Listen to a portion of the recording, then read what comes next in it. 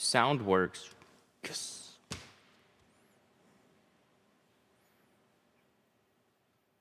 Yeah, I almost can't believe it. I clicked on things and things are just working. So we got this one. What's behind window number 1? It's a charger. Huh? I'm gonna go POV so it'll get flipped.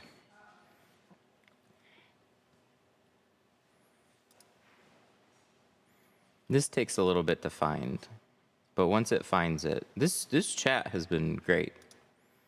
Just gotta let it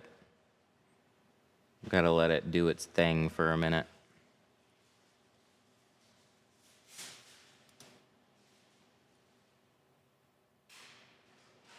Come on.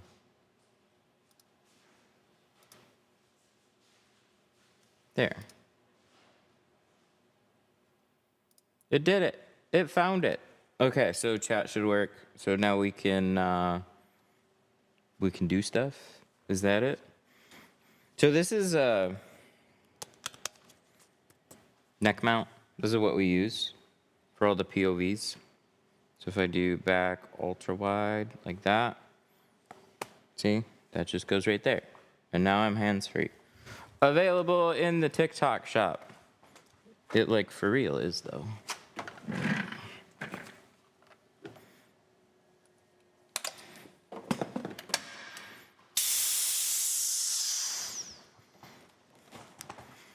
So we gotta fill up the tank. Wow. He literally shut the door for me. Go, Luke.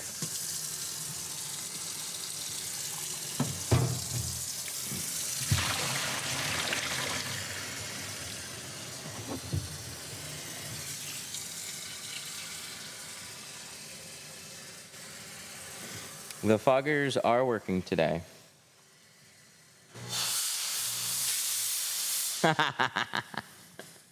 They're voice activated. That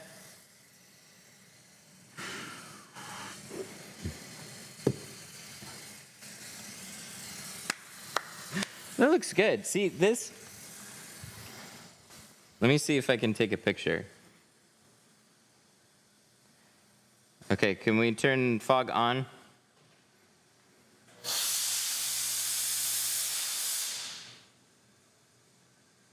Look at that. Doing burnouts in the shop. Look at that. Can I send that to the customer and say, sorry, we decided to...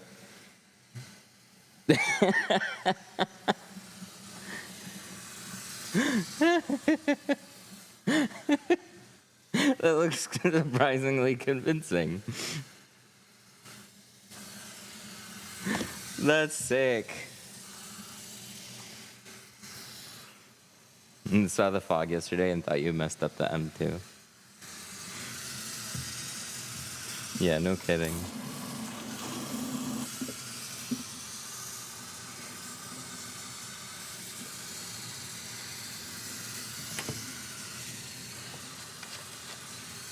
All right, so we need 3 ounces of soap here. It looks like we got a little bit in here already. 1, 2. A little bit extra never hurts. Just makes it a little extra slidey on the right windows. And if anything, I appreciate that. We're gonna close this up, lock that down, shake, shake.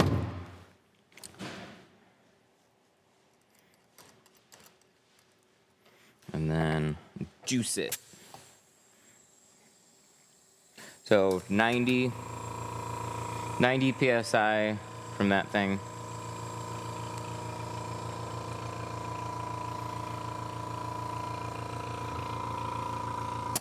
There we go.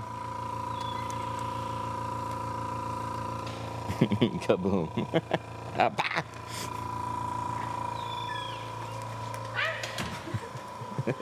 Run away.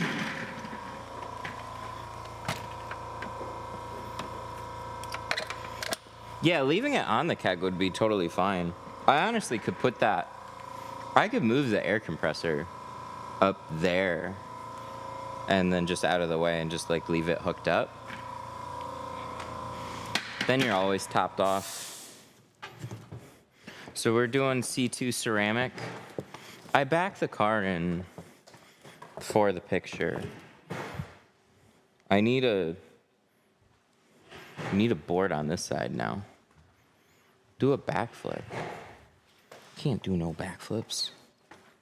All right, we need blades. So we got that pack. Oh, here it is. Stainless. Let's do that first. So these are BA50SS. These are by NT Cutter. I think these ones are the best. I like these better than Olfa. Olfas are still great. Both of them are Japanese made. Real high quality blades.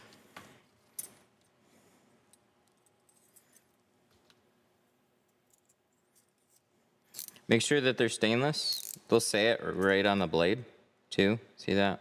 Stainless NT.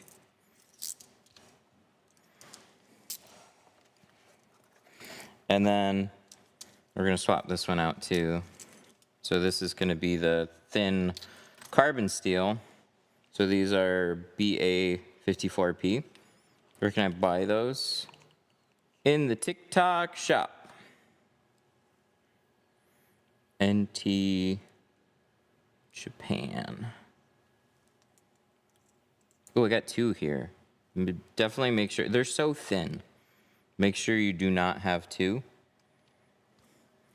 That will not cut right if you have two. And then you go through them way faster anyways. We're gonna put that in there.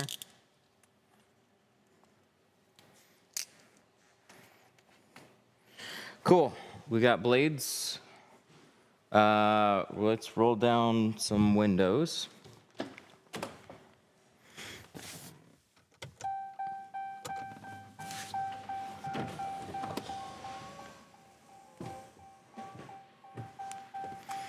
And then tape up some seals.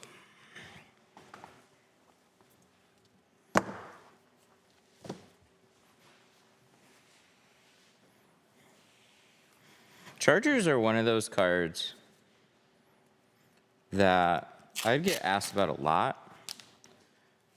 It was one of the most difficult regular cars. So it's definitely not the most difficult car, but it's kind of like, I think the Model 3s have kind of taken that spot. So these are still around, but to me, they're not as common. Like we'll see them driving around. I just don't get them like I used to. I used to get them all the time. Every week I had a couple chargers. So these also have felt seals. So taping these up are especially nice. I'm just gonna do that. Make sure that's locked down. Ding, ding, ding, ding, ding. And then roll that up. Make sure that stays in there. Let's just take it a few windows at a time. We'll do the front doors. And then repeat for the back doors. And then we'll get to the fun part, which is gonna be that back window.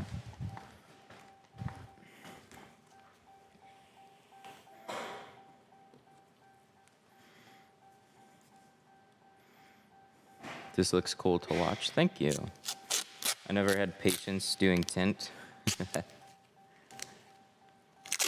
It's always funny with working at different shops because they would watch us, and then every once in a while an employee would try it, and they're just like, nah, that's not for me.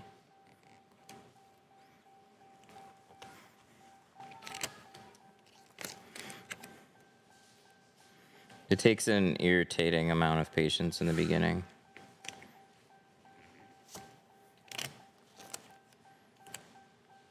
Is it a Hell Kitty? It's not a Hell Kitty, but same windows. My tools from 313 Tint are about to ship. Let's go. They have to serve some fog, I think.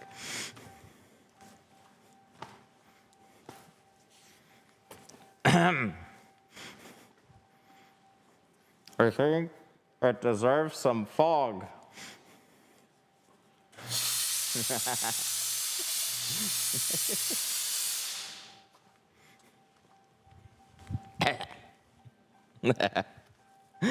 Oh, that's awesome.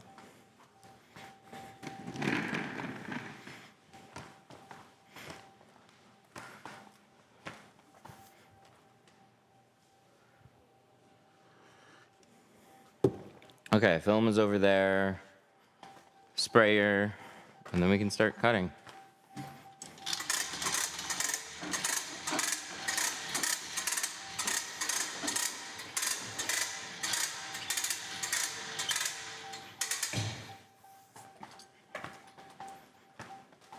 Ding, ding, ding, ding, ding, ding, ding, ding, ding, ding, ding, ding, ding, ding.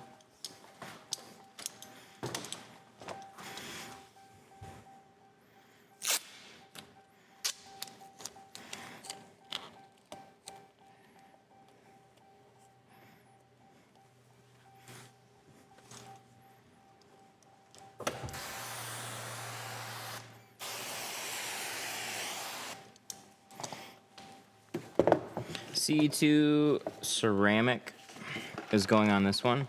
We're doing 20%, keeping it even.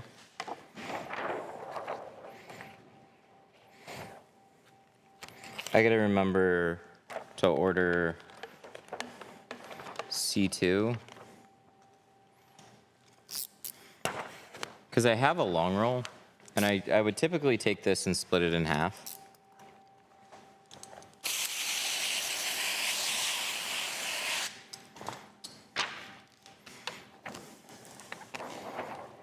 But I saw I had a short roll too, and my long roll is a little light. So rather than running out of film for a back window, I'm gonna sacrifice a little bit of door. I thought the tint goes on the inside. How? How?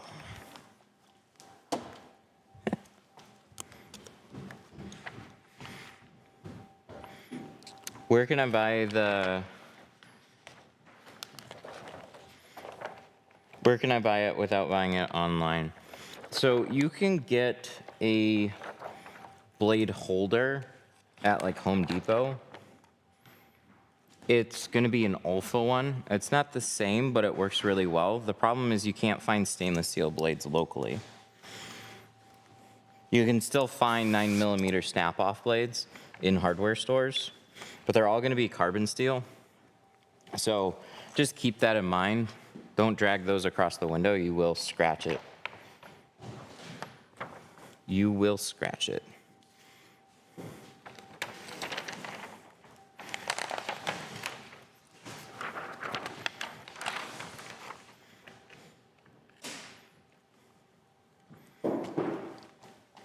And a squidgy blade.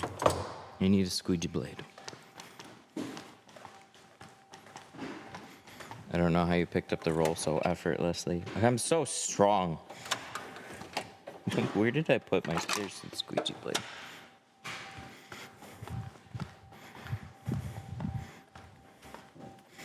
Why not use a plotter?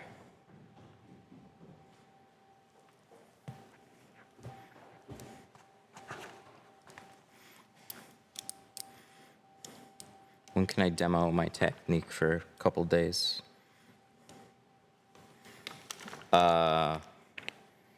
What?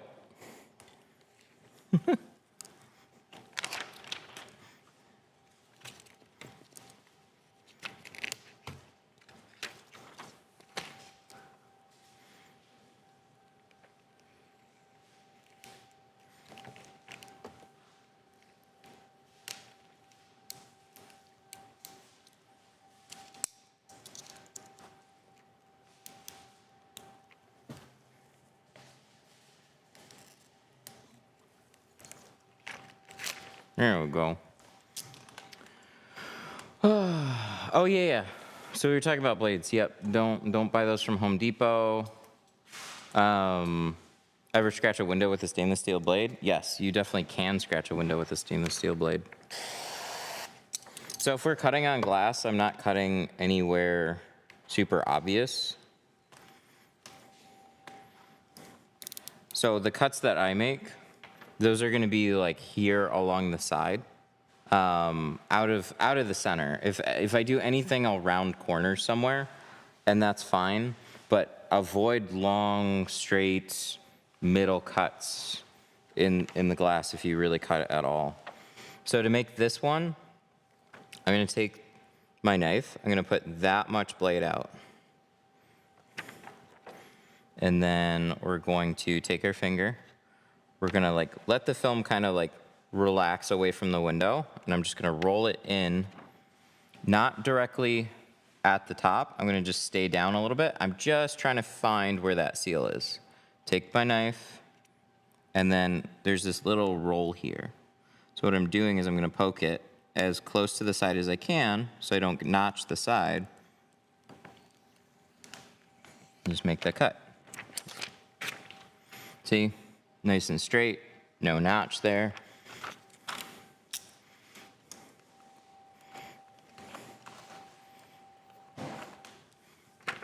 And then we'll drag this back over. So I have a little overlap on this side, little overlap on this side, and then we're gonna take this, drag it down a little bit. We don't have to go very far at all. You don't wanna go super wide, and you don't wanna drag it down very far. So I'm not dragging it all the way to the bottom of here. I've basically dragged it to the edge of this lip here. Because these seals, see how they're basically like flat here? They're lined up from the inside to the outside. So any distance I pull it down, I'm tucking it into the seal.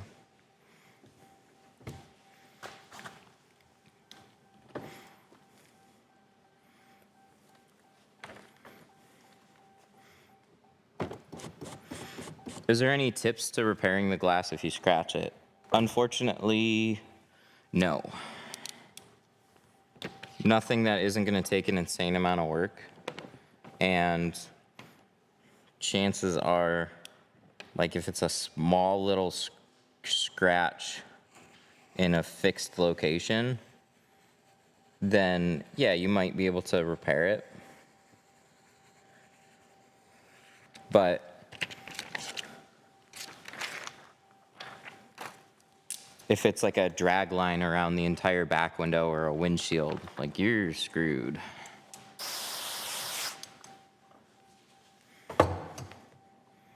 I went to aviation mechanics school, and we spent 3 weeks trying to sand a gouge out of a plexiglass window.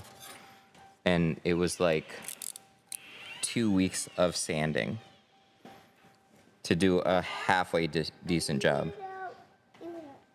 What's up? Who's that? It's a Jessie. It's a Jessie. Yeah.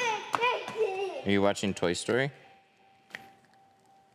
We need to glue these things on. It's groovy. There you go. Be careful, it's gonna fall off again.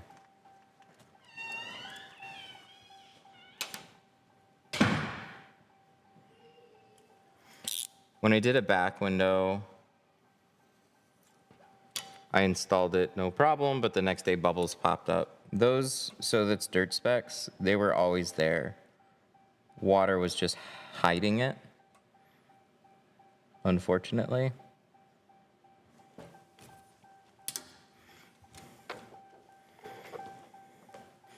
Once you get used to what to look for, you'll see that stuff far before it dries out. Did you get the cut guide? It's just a stainless ruler. We got it from like Joann's or something.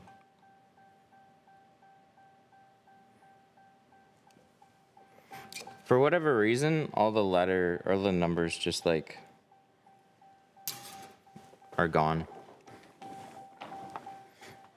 What do you use for the phone mount? Just a neck mount, like a MagSafe neck mount.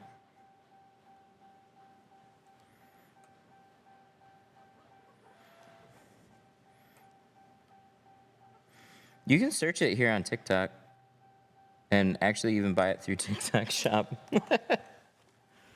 Does anybody... Oh, no, I can't even say that. Are my comments being muted? Yes. How can you do a truck rear window? That is going to be best to look up a video of it. I don't have a truck here, so it's going to be really hard to just explain it. But I find it easiest to cut, like if it's got a tonneau cover, I'll peel the tint first, and then I'll trim it on the inside. Platter's gonna be by far the easiest. And then something that's kind of in between is you can jump in the bed of the truck, shine a light through the back, and trim it out that way. But a lot of trucks have tonneau covers. So like, it's not hard to do that, but it gets really annoying. Jumping in and out of the truck, trying to adjust the light. So if you got somebody that can hold it for you. I was wondering if you could do it for me. Yeah, we can tint it. That's what we're here to do.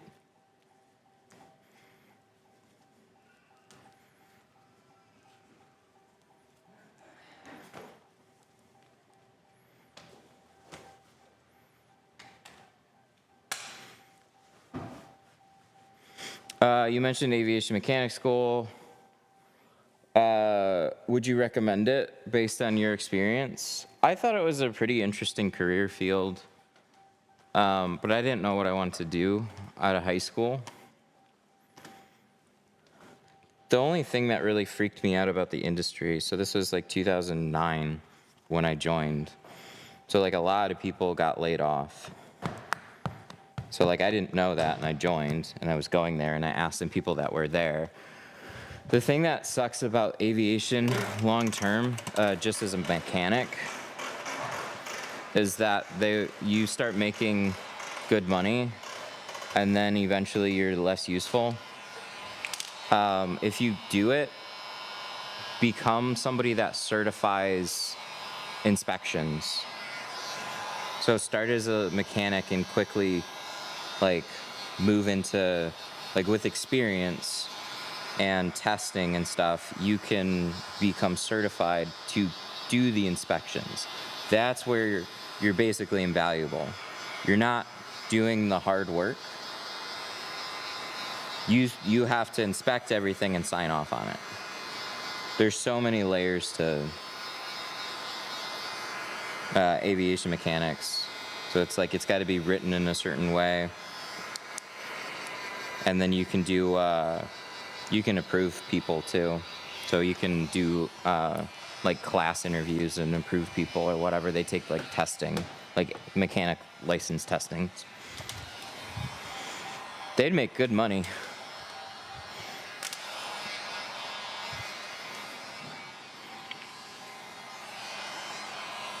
How did you get started tinting? I kind of started both, aviation mechanics school and tinting at the same time. My dad owns an auto accessories company, and that's how I got my start. I was a detailer, like it was a summer job, and it was like, hey, you want to make more money than Dairy Queen? I was like, sure. He's like, you can be a car detailer. I was like, that sounds exciting. I didn't know what detailing meant.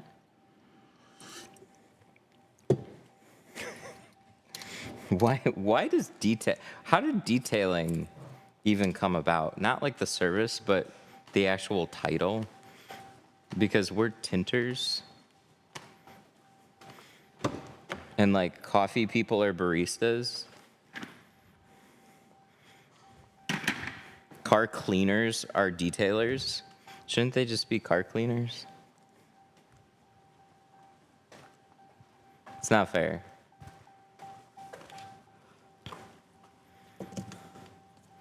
Attention to detail. So then what can we be?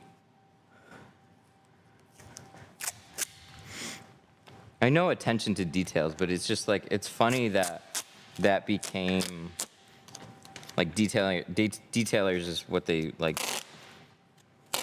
The service and everything was called.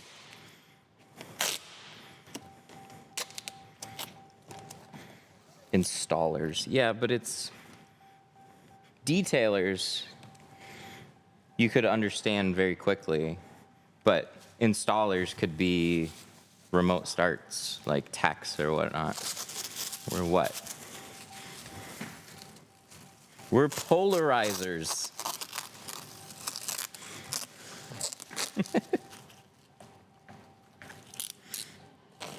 We're just tinters. That's what we are, and that's what we'll ever be.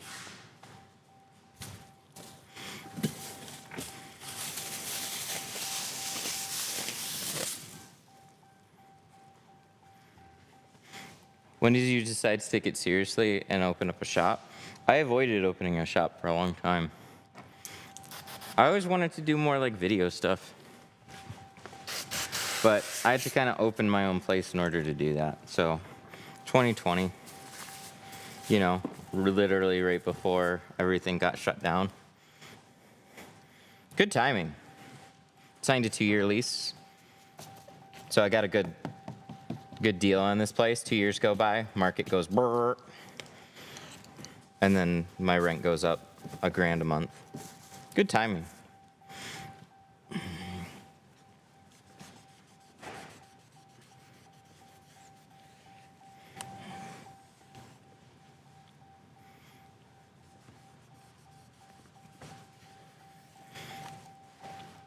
I just realized the car looks better this way, but I don't have my TV here.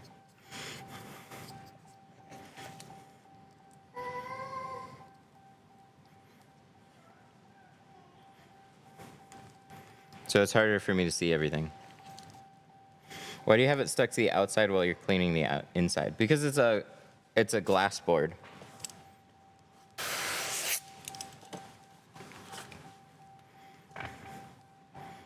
See, even fabricator sounds cool.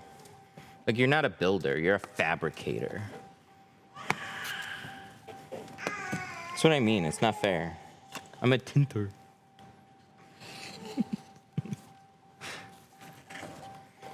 Petition a new name.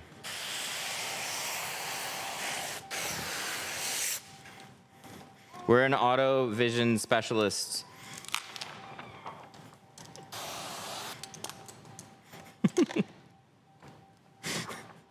I suck at this. A window tint specialist. That's basically saying tinter. It's too blah.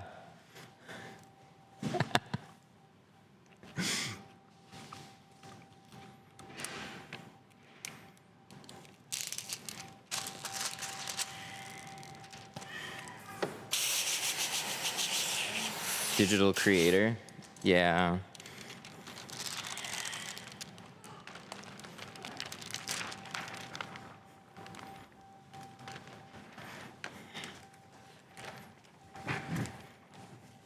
Just got some geoshield. Nice.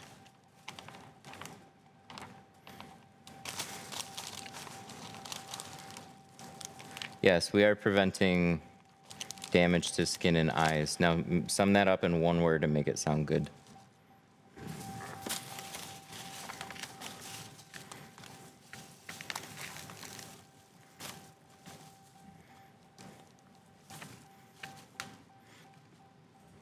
We're a dermatologist. That's a profession that doesn't work. Yes, an auto glass enhancement specialist.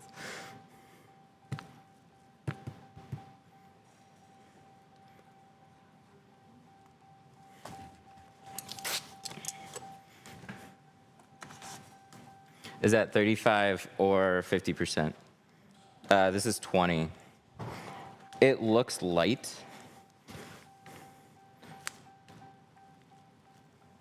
On camera. I promise it's not that light in person.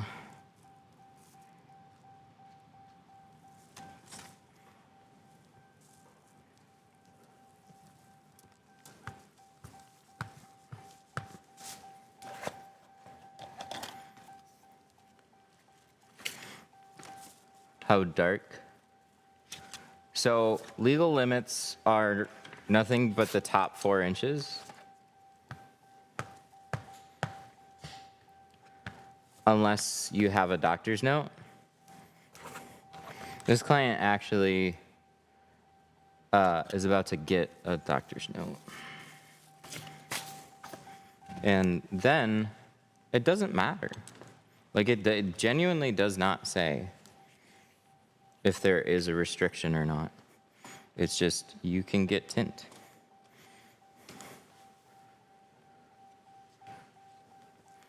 Do you sell the hybrid squeegee on your site? Yes, it's my favorite.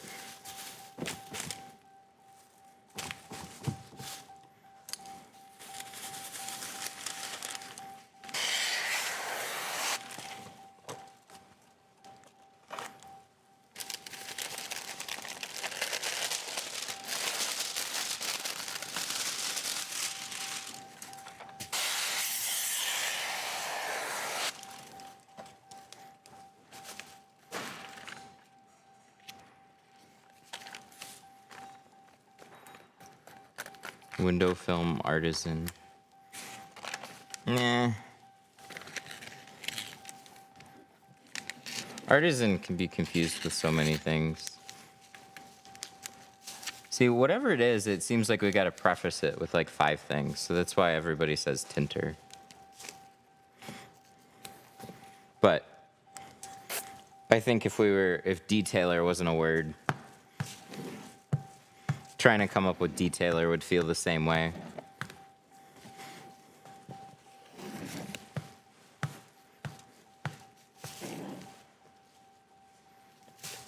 How can you prevent scratches?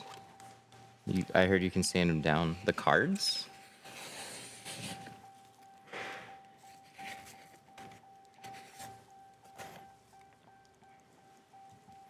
A tintologist.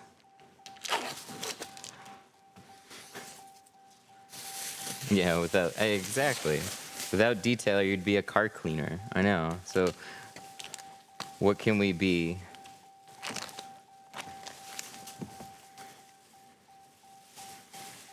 Has the water damaged the window motor? I'm sure somebody figured out a way to do it, but it's never happened for me. So, your car has holes in it. Like, see that one right there? When it rains, see how water just goes down there? So water's always getting inside here. But if you actually take the door panel off, you'll see a plastic barrier.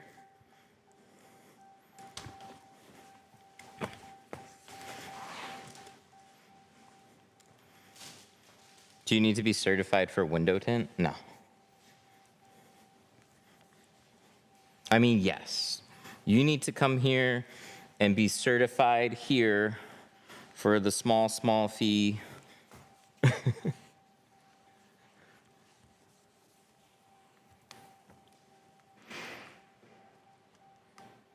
one turned out nice. I think we should do another one.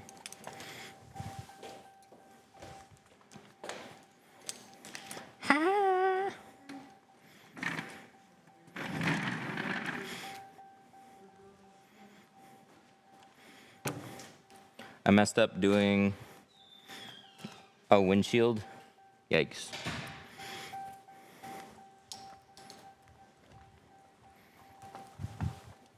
Yikes, that's no good.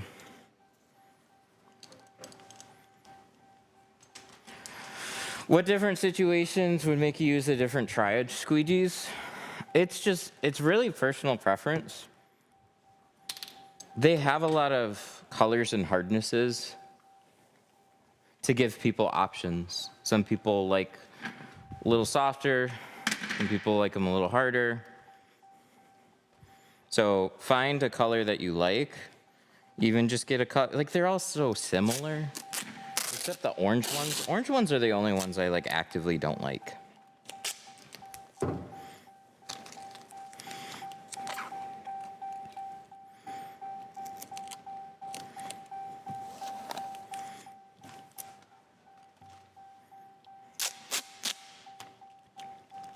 so I don't carry them. It's because they're like so much harder and different that I don't think that they're very helpful. Can you fix a 10-year-old window tint? No, I just want to replace it. Window tint is essentially just like plastic, or it's like tape almost. So it just gets dried out and brittle. So like cheap films just get really sun faded and brittle.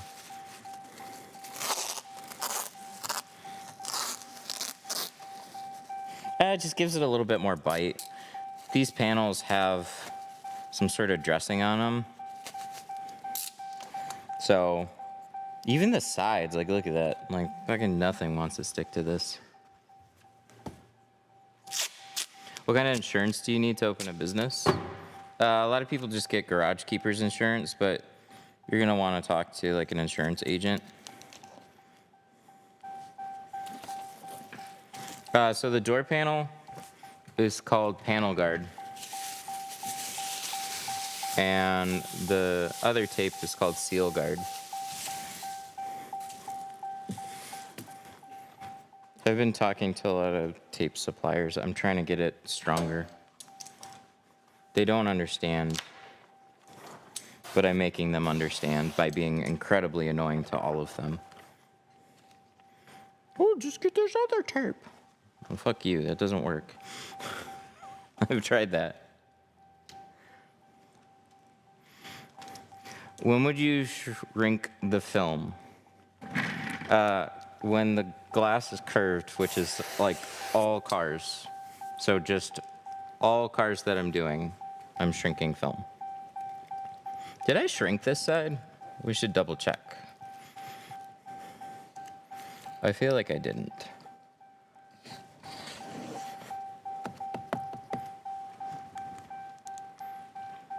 I did? Oh, cool. Yes, you did not. We'll see. What's the purpose of shrinking? So we don't have air pockets shoot up along the edges.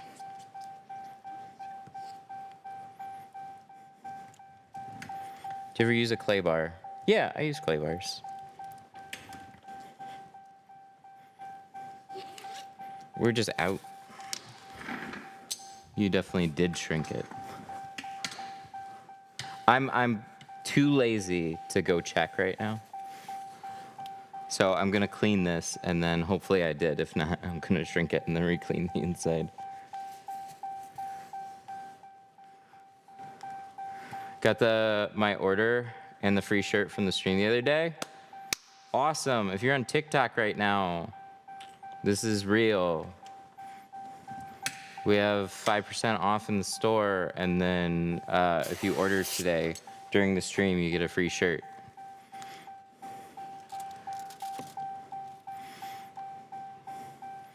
Why not one stage it first shrinking? So if I was bottom loading this, I would still shrink it personally. But I'm way more used to leaving the seals in and just two-staging it. How do you know what size? That's how we figure out what size. So they order on stream, and then you can tell us either in the notes of the order or here in chat. I ordered from the stream yesterday, but I was on YouTube. I don't know if we were doing them yesterday. What time did you order? Give us your order. If it hasn't shipped, they'll make sure you get one.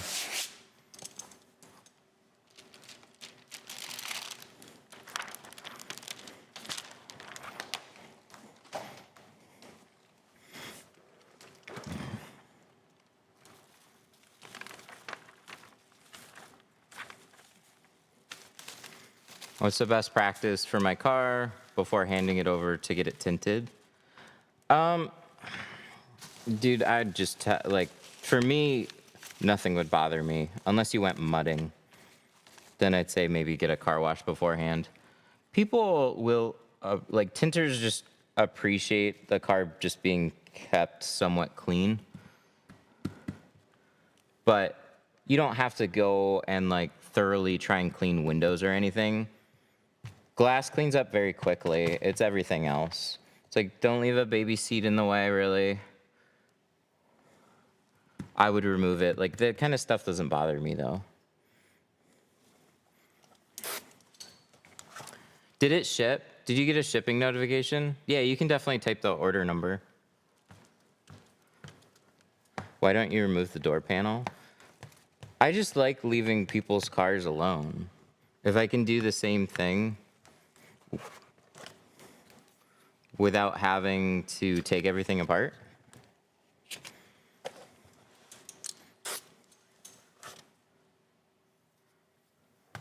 Then I much prefer to do that.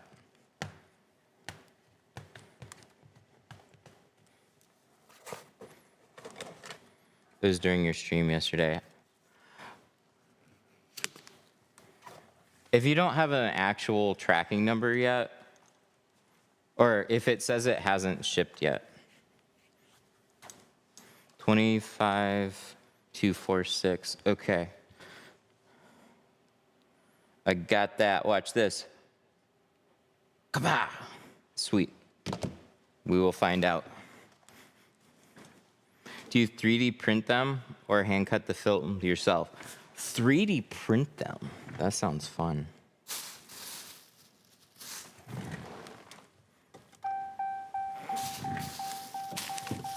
Not shipped yet? Then we'll get it. We'll get it.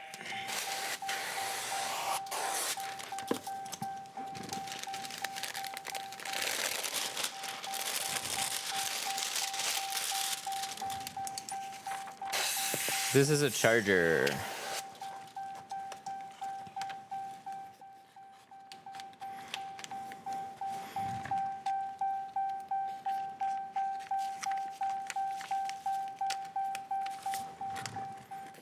Yes, I took a picture of your order number.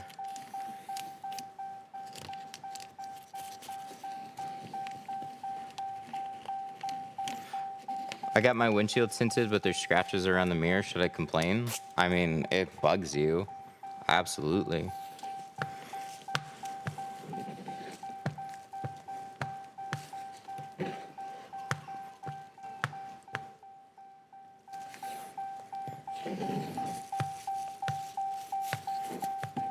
There's always those, like, your car should be returned to you without scratches. So if they're in the tint, then the tint is going to be replaced. If scratches are in the glass, well, that's very shitty, and they should replace both the tint and the glass.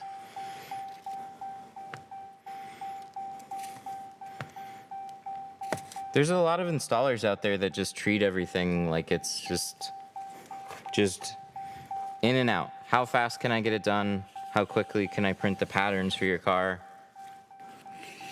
And just like churn it. And then they neglect safety steps. You can move quickly, you can tint fast, but you should always make sure you're taking care of the car.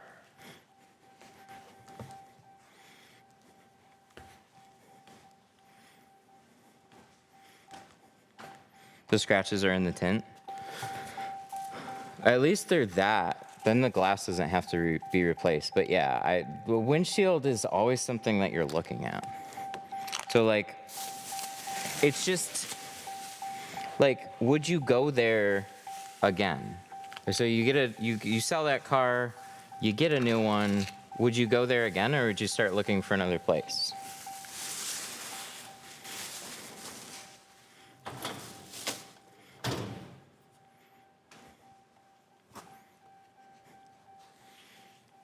Yeah, I don't get how people can be so neglectful too. It's like, I get it. There's a lot of little things to pay attention to, but that's the job that you're in.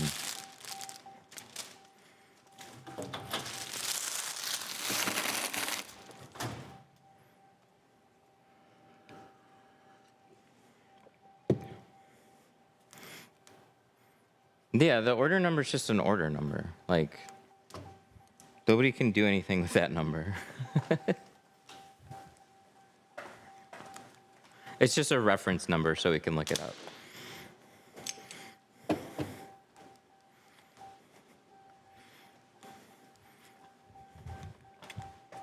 I paid $7.75 for all sides plus rear plus windshield. Nice.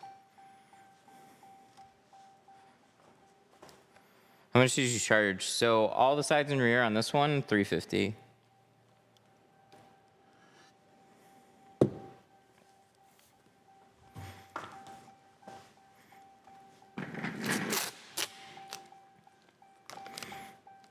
All right. Same thing.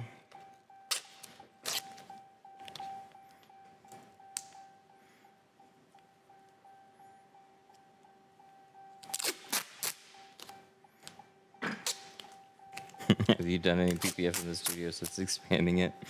No. We did that training.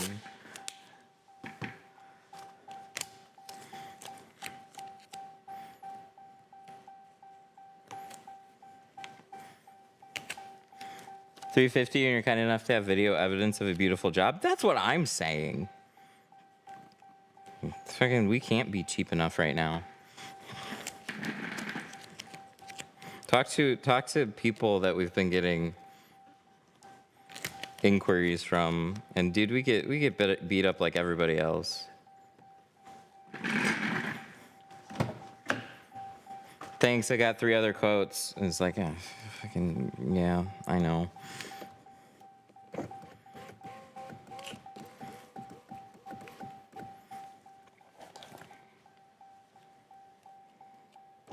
How can you read?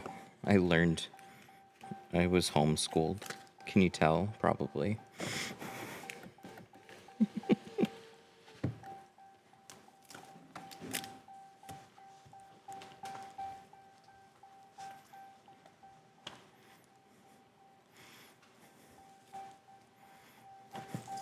Dealership I worked at.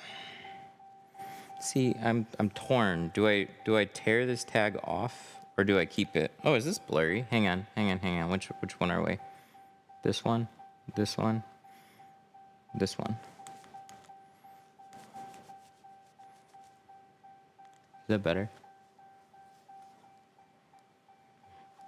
Maybe.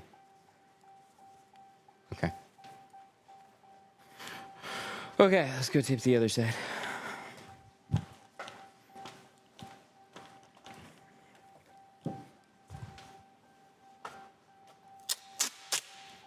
Any tips on removing tint? Steamer and some videos. Videos are going to be super helpful for you on that one.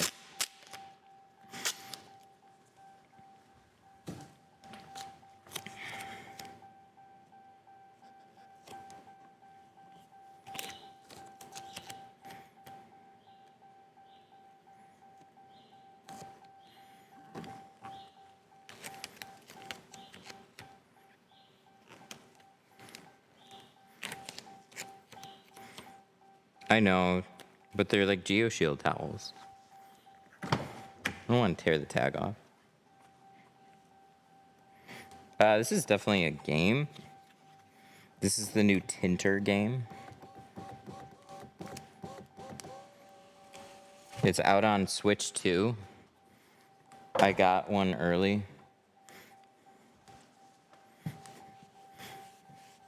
It was funny though. I don't know why they didn't really announce this one as heavily as the other titles.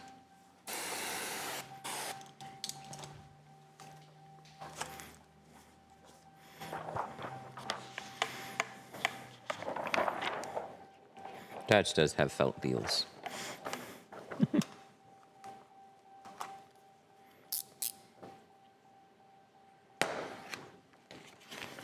Should we Sharpie this?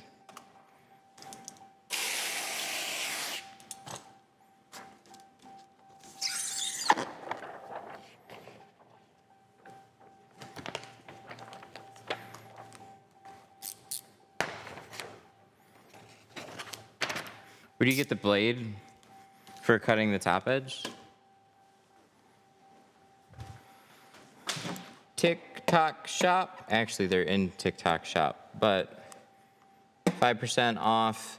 313 Tint is the discount code. You can save 5% off tools. And right now we're giving away a free t-shirt if you spend 50 bucks.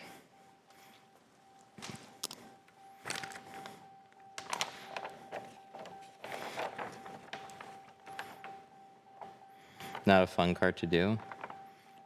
This one's normal for me. Chargers. I had so many of these. I was doing chargers every day. They're a harder normal card to do, but if you don't cut your patterns super wide and you don't tuck them in super deep, the doors are pretty straightforward. You don't have to take anything apart. And then the back window is just very curved. And then turn on the defrosters when we go to install the back window.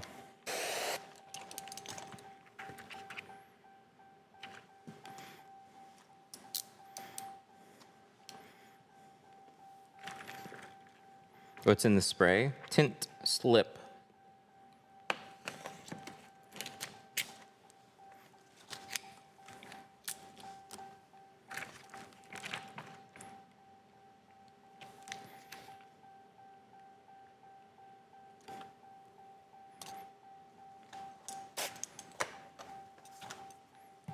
So Chargers, these cars in particular, Chargers, Challengers, Mustangs, and 300s.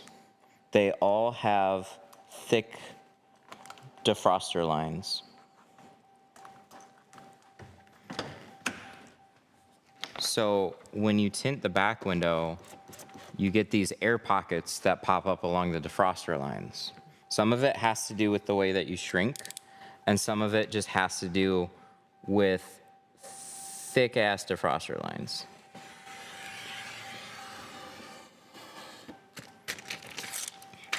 So for whatever reason, I throw this this tip to Sun Distributing because I didn't learn this one myself. I had that issue. Rick from Sun Distributing figured this one out. Turn on the defrosters a minute before you go to install it and just leave them on during your installation, and it'll fix like 99% of those. Can I work for you for free to learn? You know, I might throw this out there in the chat, but the thing is like we don't have a consistent schedule on this.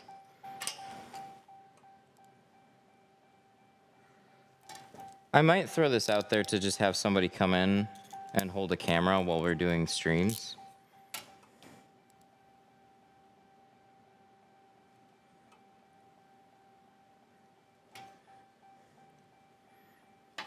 But I can't teach somebody for free.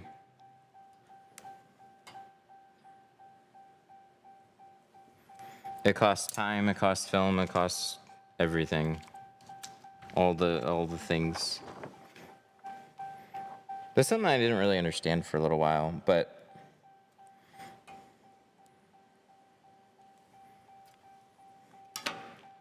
people pay for training classes, so we'd run those once a month, and we'd have like anywhere from like 3 to 10 people.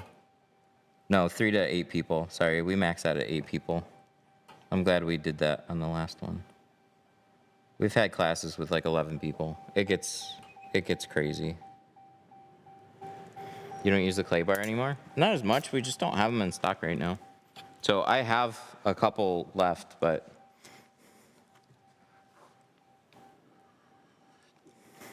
how many cars per week do you do roughly? I'm a software developer. We can work something out. I'll do, like, my schedule's been really inconsistent. Sometimes I'll have a couple cars in a day, and then sometimes I won't have anything.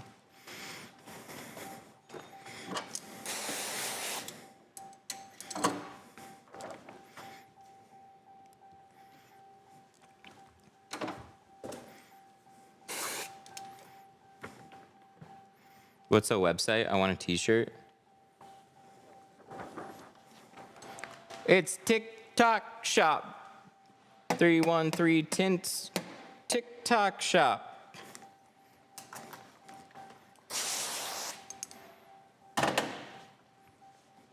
Do you do anything to prevent the car battery from draining? I tint faster.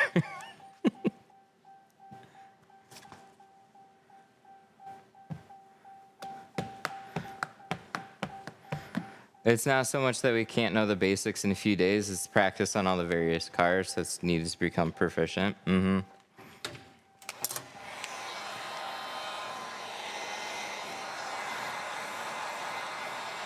I should probably have a charger on the charger.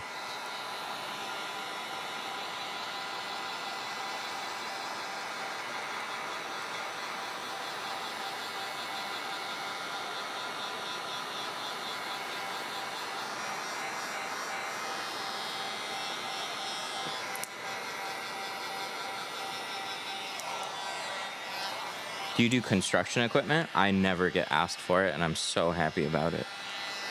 But they also wouldn't take a combine down here. Or an excavator. I'm a little too in like the suburbs to have a lot of requests for stuff like that. I think we got asked once last month. And like, hey, I've got some heavy equipment, would you come out and do it? I don't like leaving the shop. What settings do you have your heat gun? So there's two settings on this heat gun. There is bitch mode and then there's high. So just turn it on high.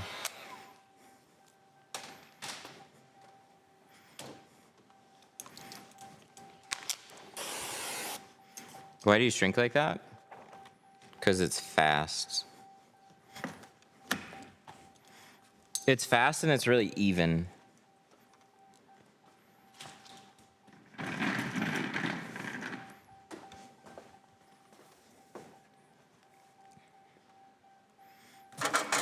I really would like a strip of tape here.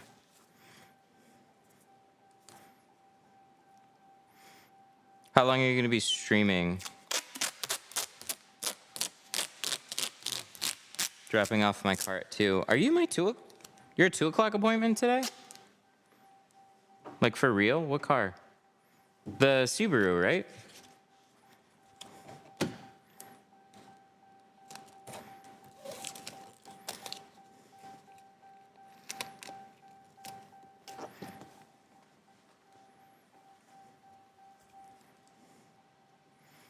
Yes, sir.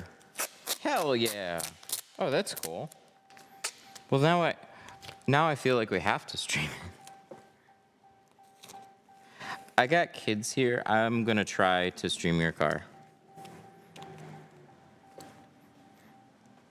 We most likely can. But we'll see. I'm going to try. What time is it? Like, look at this. What the fuck? This plastic, man. This is the death of me when it comes to, like... It's one thing to have, like, a panel dressing on it, too. Which... I can guarantee you it does. But... Holy... Nothing likes to stick to door panels. It just doesn't. What's the shirt look like? Oh, that's a good question. I should get one. It's our Detroit Tint Studio shirts that are right here. I don't want to take one out, but this is what they look like. They're sweet.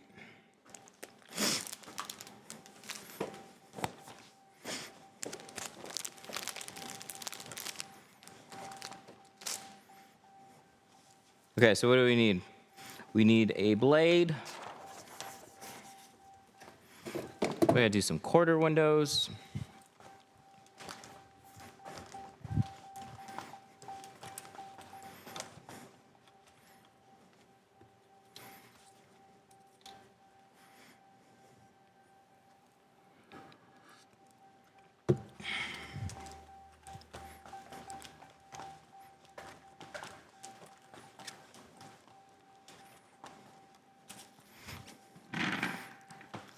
Tiny job, $200. Tape supplies to do tint job, $400. Yes.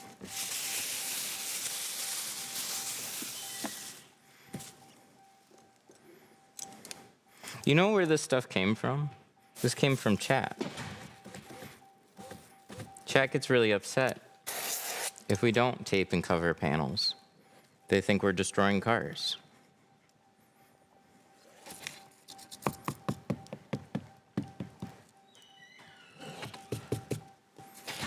It's way too extra. It is extra. That's the whole point of it.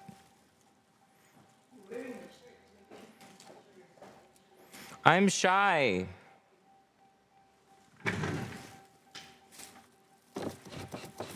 I wanted to have one to just like hang, but then that one's in a package, so I didn't. Should I take it out and hang it up?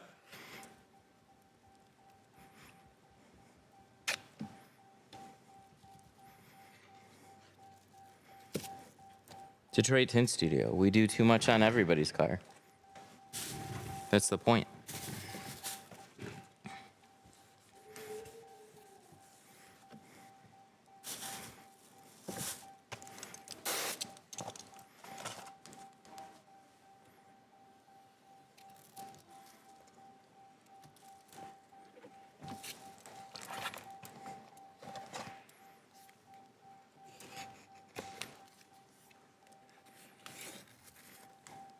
What kind of sprayer do you have on the keg? Like this one? This is a T-Jet brass sprayer with like a swivel.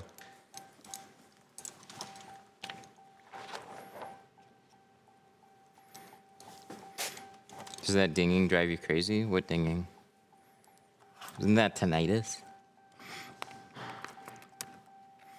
Maybe you have tinnitus.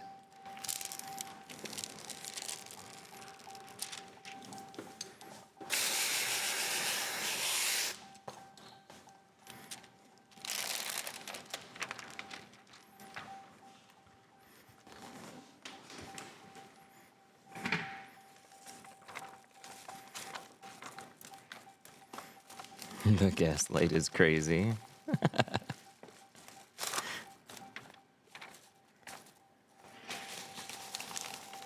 This, I think, is one of the hardest parts. Right here. Sometimes that goes in really easily on this seal, and sometimes it just doesn't. This side is a little extra tight here.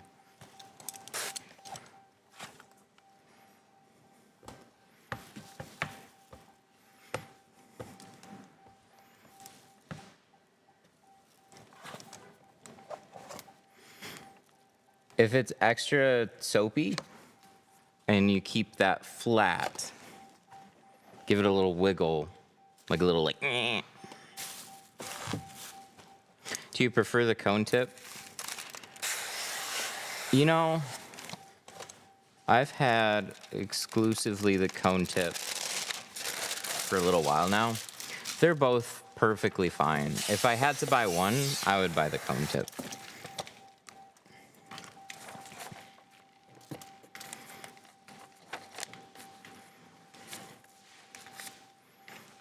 Some people prefer the fan. I just like the flexibility of being able to like fire hose this thing.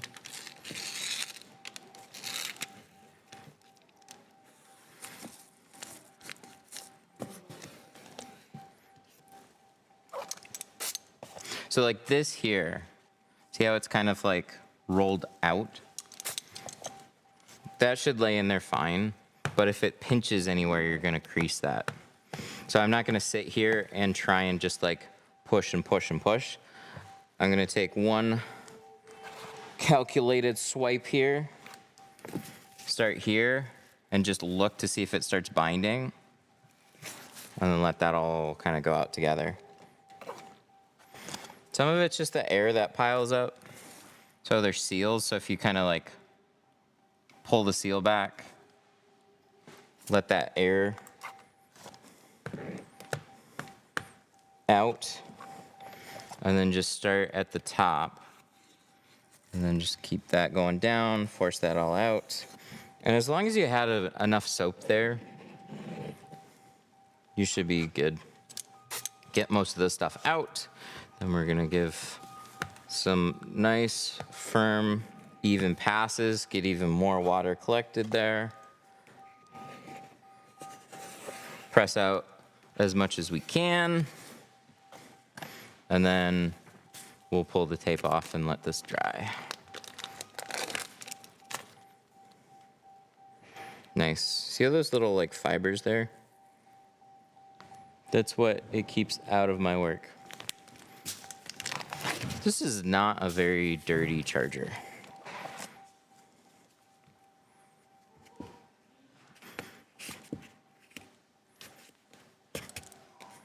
Push that seal back in. I have a problem with my 68-inch Titan 3. The start and step cuts aren't aligned. That I don't have a good answer for you. Something's just not tracking right.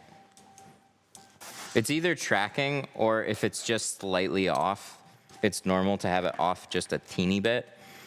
Do you have continuous cut or is it cut on pull?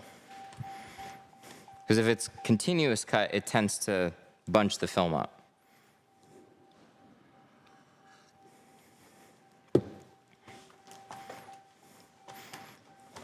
Cut on pull? Okay. Yeah, that's what I would keep it at. Yeah, unfortunately, I don't have a good answer for you. Plotters are finicky.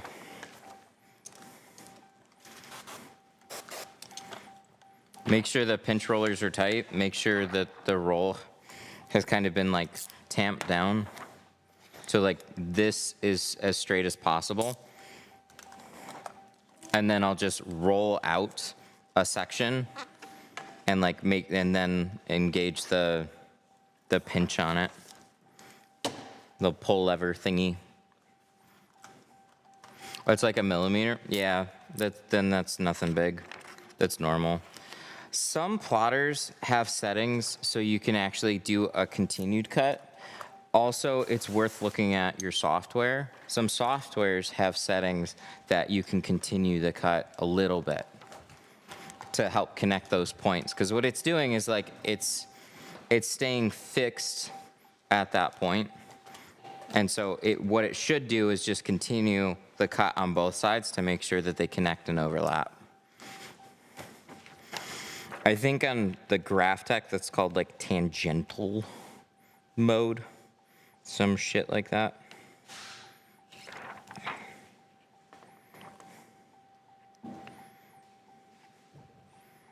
If I cut it this way, I just gotta remember. Sometimes I like cutting along the bottom seal instead of this. This rubber is really sensitive and easy to chop up a little bit.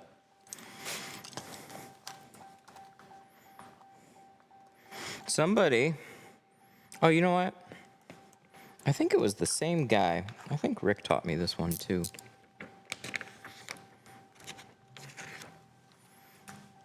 So on chargers, it's really easy to cut these wrong. So you have this little border, but your inside here is offset. So I've got like a 1/4 inch gap in between where the seal ends and where this is.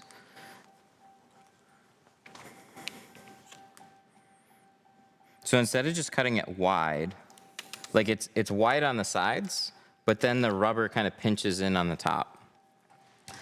One cool trick that I learned is you can just leave it here. You make this cut, you make that cut, and then you can take your knife and just trim right around the rubber here. You don't have to shine a light through. You just follow that all the way around. And it's already sized perfectly where it'll slot in there. No guesswork. So all we have to do is make our little trims here.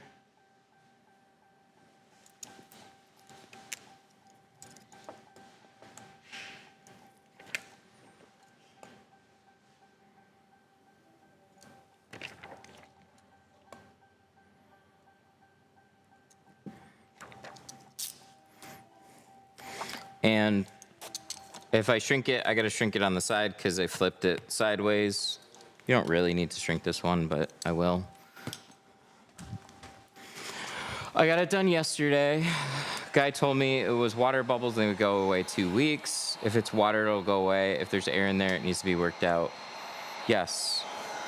If you just got your window tint and you're panicking the next day, that's normal. A lot of people see this is where too many people talk in generic terms. You have water pockets and then you have air bubbles. Air bubbles don't go away. Air bubbles are bright white.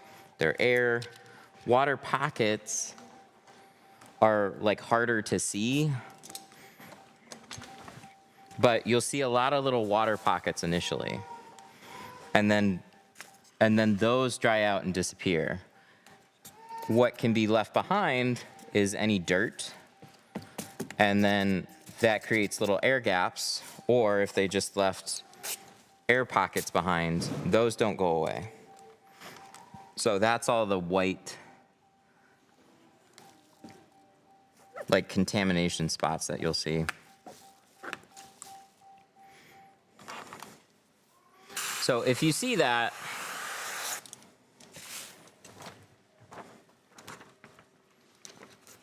that's not good. Can you put a tiny hole in the tint? If it's a really big one, you could, but you're gonna see where you cut the tint.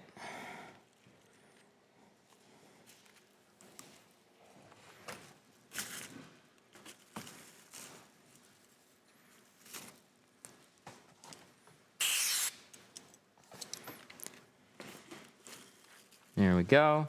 See that drops into the seal here? It's just catching right there. There we go. Put that up. And look, that fits in there perfectly. It shifts over and everything is covered. So if I make this cut the same width all the way around, it'll often bump up against the rubber up here. And so then you have to choose, like, do I leave a gap here? Do I cover that? Just cut it exact, and then you're great. What's that? Who's this? It's Jessie. It's Jessie. Tell Jessie to keep her hat on. There you go.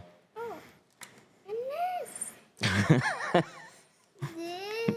Yeah, like this. Like she's got it in the movie. A Jessie. If you're gonna do it, it's gotta be done. It's gotta be done right.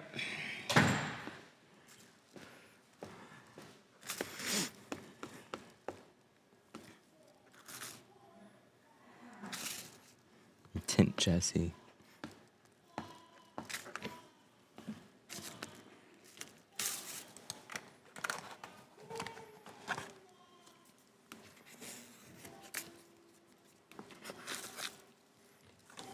Tint Jessie. You know, if we had vinyl, if I was a vinyl rapper, I would do a lot more stuff like that. I'm about to get your kit with all the tools. Nice.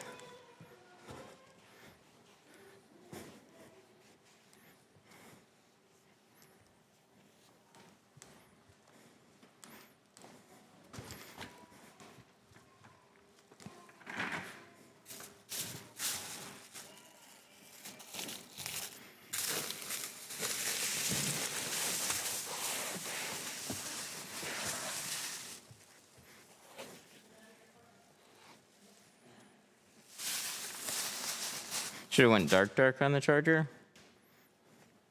Yeah, but they didn't want, like, when they came in to pick shades, they specifically said, like, yeah, I just don't want to black it out. So we're not going to do that. They're breaking this charger stereotype.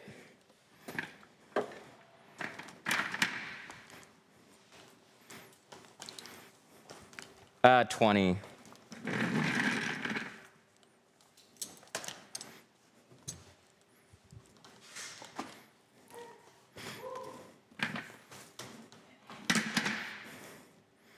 Otherwise, if they were talking about 5%, I would have talked them into 2.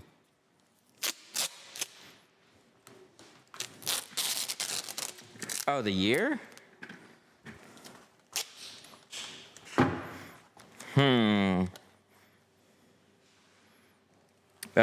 Close. It's 19.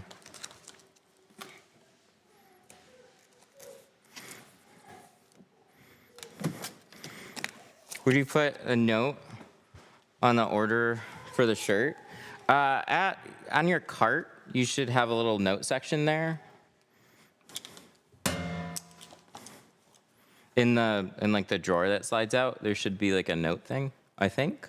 If not, just give us your order number here and what shirt size that you want.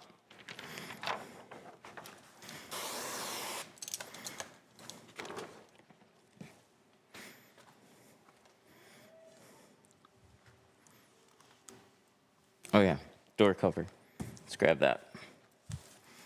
I have a 22 all blacked out. Nice. Did you get 2% on your 22?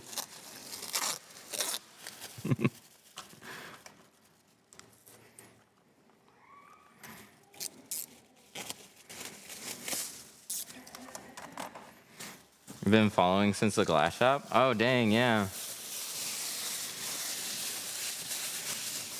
Crazy how time goes, man. It's so weird. 5%. More. Go darker. Oh, that's funny.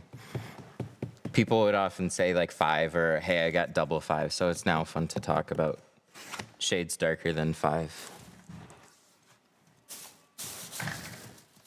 Oh, car shut off. Is this ceramic? It is. This is GeoShield C2.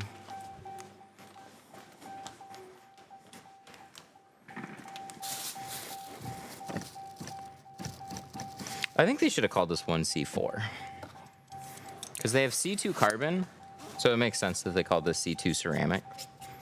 But they could have just called it C4.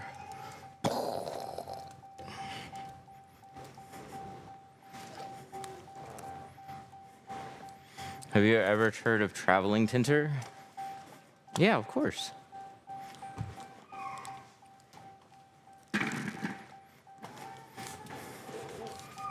What do you think of Expel? I think Expel is a great marketing company. And they have some really cool programs for their dealers. And they have done an amazing job at marketing. A little too restrictive for my liking, but like, I get it.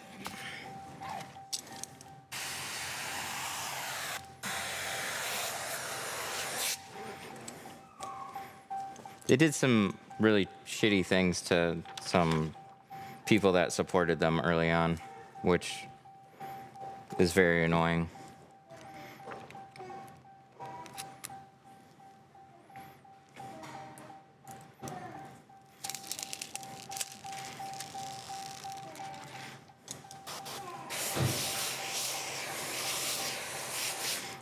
Are you contracted with a tinting supplier, or do you get your tint online? So we sell all GeoShield films through our site.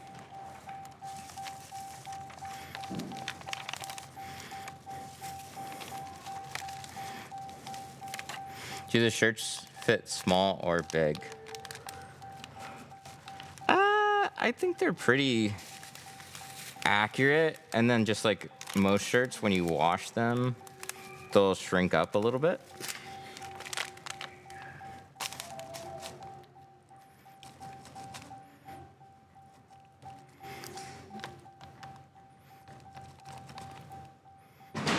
They're Bella Canvas, I think. I'll double check on that. They're really like they're nice shirts. We didn't get the cheapest fucking Gildan shirts, because I wear them, and I didn't want a shitty shirt. And it's actually not that expensive to just get a slightly nicer shirt.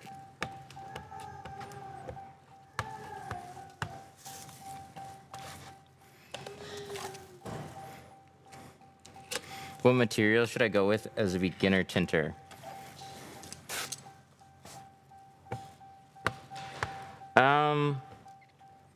So when you're practicing, save as much money as you can on film, but don't buy like a cheap carbon film to try and shrink with. One that I recommend a lot is on Amazon. It's called T-View. It's just it's similar thickness to the films that we use, and it shrinks like a lot of films should.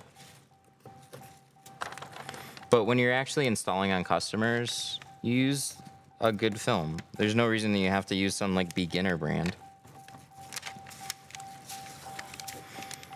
You can buy Geo, you can get half rolls, so you can offer good products, but you don't have to necessarily sink a ton of money into your inventory.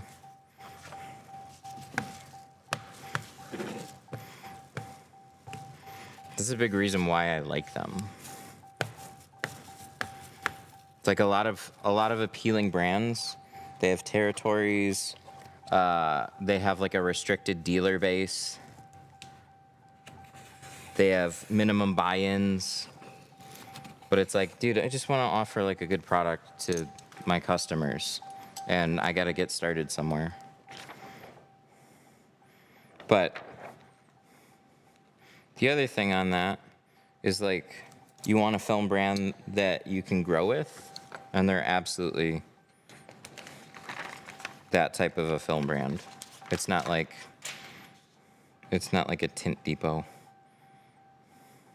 which I like Tint Depot, but I don't like their branding. Have you ever heard of ProTech? Yeah, I think they have a 1%. That's the only way I heard of them. I know nothing about them. How did you calibrate your air compressor?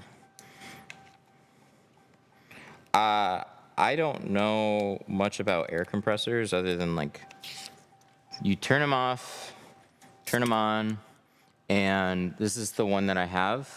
Just a little quiet one. That's why I got it. But that little red knob up there is a regulator. So I can turn that, and then it'll just spit out whatever it's set to, and it won't overfill.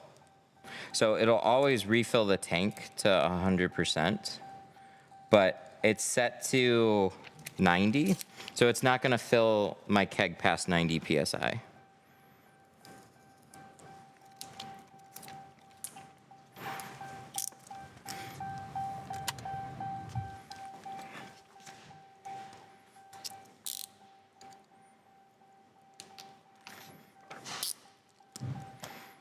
I have dark tinted windows and it's hard to drive at night. How can I remove it? Look up how to remove window tint. There's a lot of really good videos, but you're gonna wanna use some type of a steamer. A cheap and easy glue remover. Use this on the back windows. Do not use this on the doors. That's the trash can. This one. If I had to get something today, I would go buy this stuff. LA is totally awesome. You can find it in dollar stores. You can find it at Home Depot. But it'll turn the glue into snot. So just use that on the back window. And then use soapy water and 1-inch razor blades. Use these types of razor blades to scrape it off, any glue off of the doors. But you use a steamer, and a steamer's gonna soften up the film and the glue and do a pretty good job of removing that. Sometimes it'll take all the glue off and you don't have to use an adhesive remover. That's what we hope. But if you leave a bunch of glue behind, then you have to scrape it. Just put in my order. Nice. What's the order number? And what shirt size?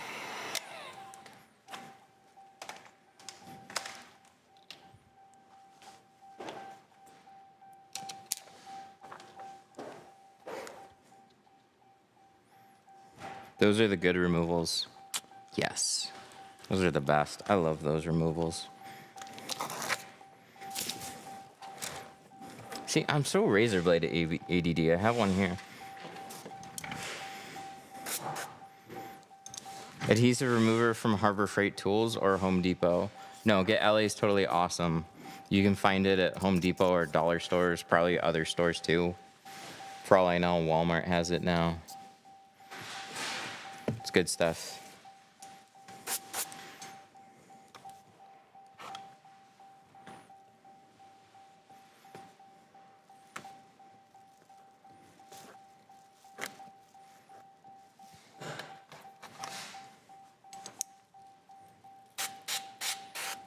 Yeah, LA's totally awesome. How are you reading the comment section? I listen to a lot of comments.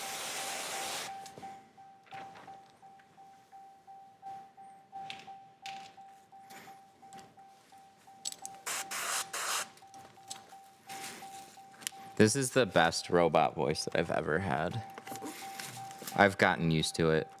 It was so different listening to like a actual human type voice. This voice is so much nicer.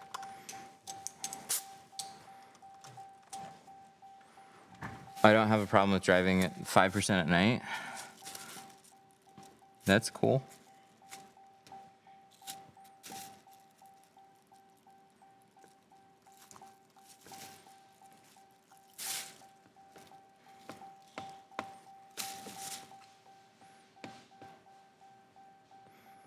That's what it needs to do next. It needs to do live translations next.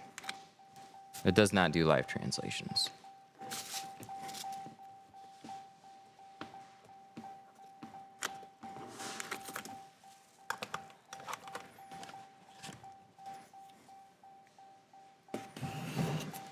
Have you ever had somebody try and put 5% on the windshield? Oh, yeah. I didn't get asked much.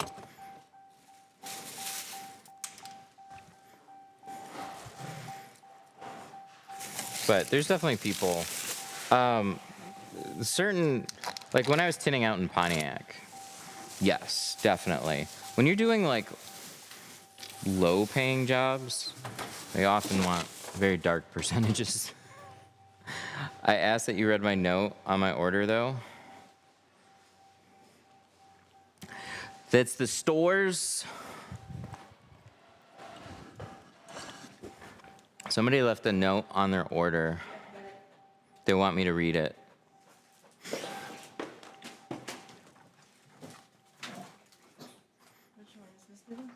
I don't know.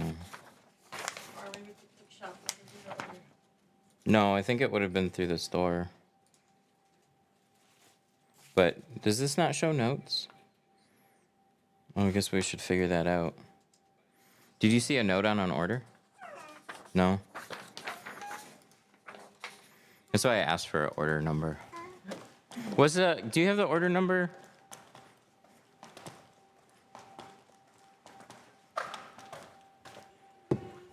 Tinted Visions.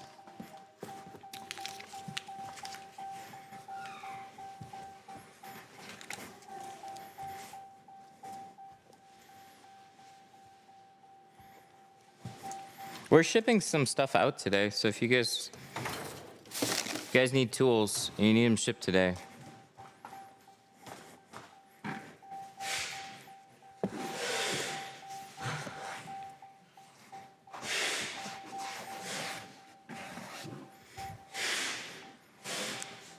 All right, now the fun window.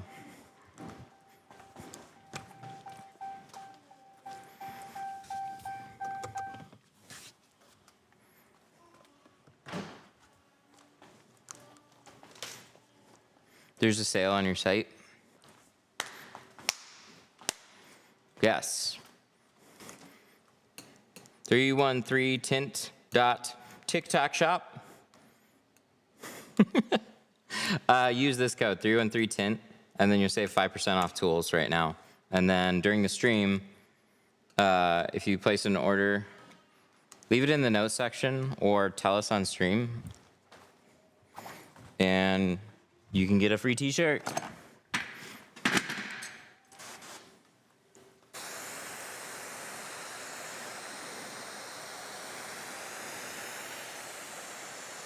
Okay, let's zoom in a little bit. What's the shirt? It's this Detroit Tint Studio shirt. I'm wearing it. It's this one. Just open it? Okay, I'll take it out of the package. See, they do such a nice job putting these like away. It is a Bella Canvas shirt. See, I told you it was a nice one. These are nice. They're softer. And then these are a DTF. So this isn't like a vinyl stick-on. It's not quite a DTG because I don't like the DTGs. They fade too fast. But they look sick. And this is like soft enough. It's stretchy.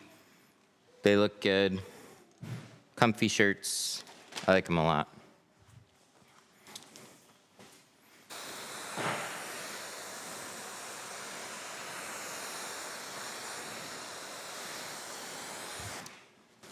And we even apply all the transfers here. So then that made actually doing shirts economical for everybody. So we can give some away for free. We can sell them in the store for like 20 bucks. It's nice. Okay, I had a squeegee. Or I probably had everything, and then I walked away from it because that's what I do. Did I put it over here like a smart idiot? Libman squeegees. Libman squeegees and scrub pads. Dude, I never lose anything faster than those.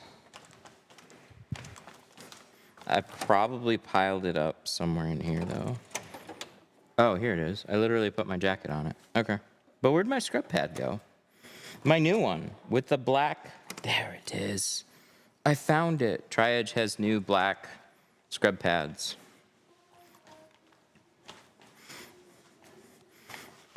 This is me.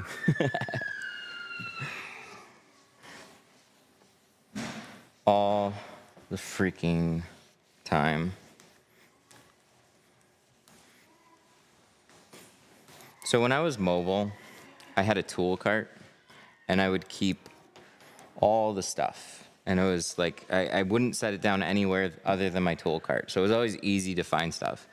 But now that I have a shop, I can put stuff around anywhere.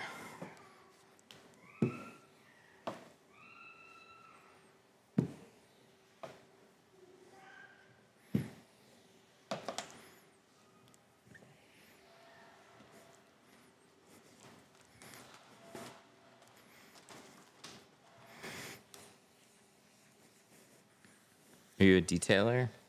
I'm a tinter. I'm a tinter. Oh, on TikTok shop? 2XL shirt, Matt. Thank you, sir. You helped me learn tinting. And you guys in the 313 Facebook group, and so I appreciate you all. Aw, I appreciate that a lot. Thank you. TikTok shop message. That's super nice. Oh, I like that. Sorry, I didn't want to put too much like info on stream. Very cool.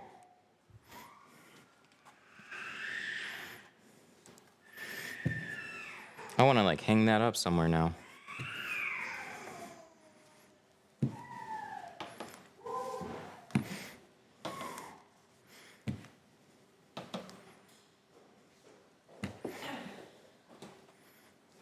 I almost want to keep like whatever notes and then be able to like hang them up over there or something.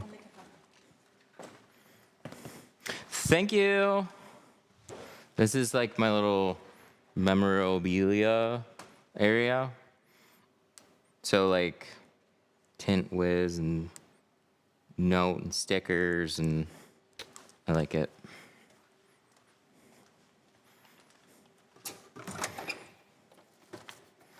How do you avoid peanuts? Good question. This is the perfect car for that. All right, where's the step stool? I'm gonna turn the defrosters on. I used to put this video out a couple times a year, but now I hardly get these anymore. But I miss seeing all like the 300s and Chargers, because I used to make this video all the time. But just turn on the defrosters before you tint them.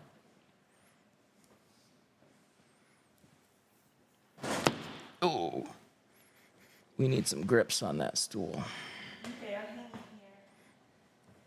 here. Oh yeah?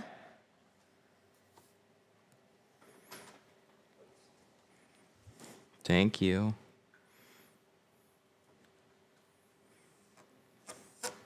Make sure he gets a shirt. And then you should do some fog. More fog. Let me move this over there. I should have a couple of these on each side.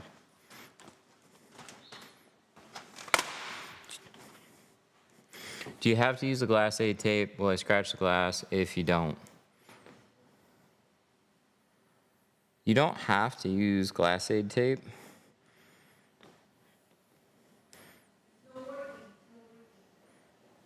It's not working. Okay, let's see what's going on here real quick. Oh yeah, switch to scene 2.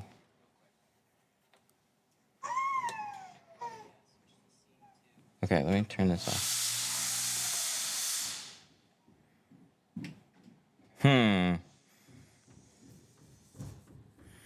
Yeah, I gotta figure this out. I'm not sure. There's too many things. So like, sometimes it'll switch to scene 2, so I don't know how to switch it. This is scene 2, this is scene 1. So if this says SN2, just push this button first. Really? I gotta play around with that. I gotta remember how that works. Hey, girl. Hey. Oh, are you spitting stuff up a little bit? That's fine, I'll do it. Okay.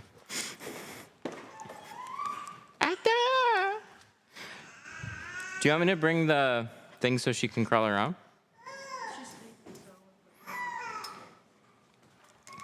She wants to tint.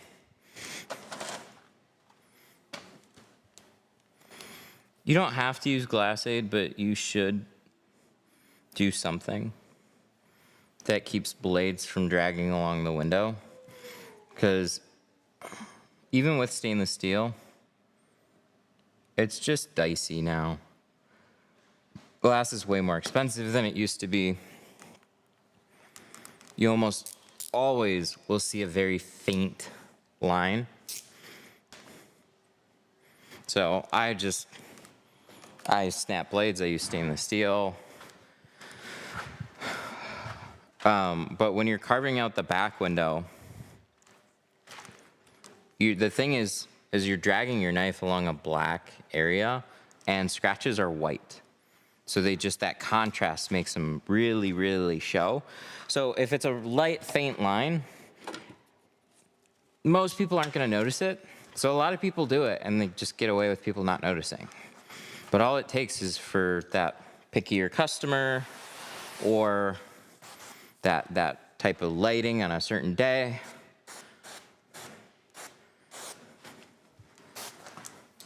Just place an order. Nice. Was it on TikTok Shop? And we need your shirt size.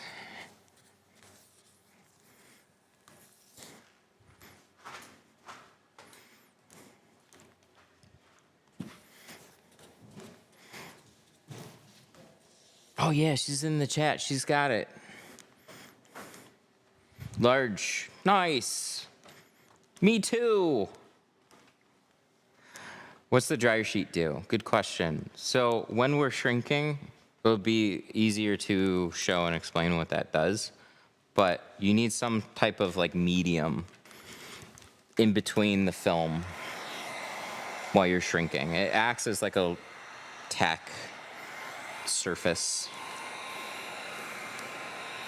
It doesn't have anything to do with static.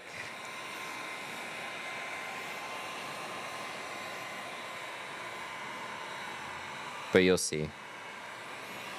So this is something I should have done earlier.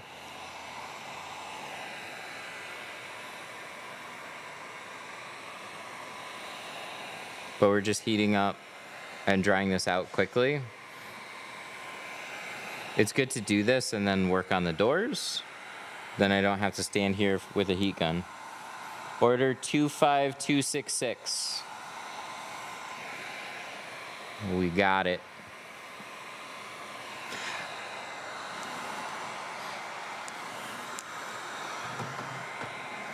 And there's somebody's order. I took his picture.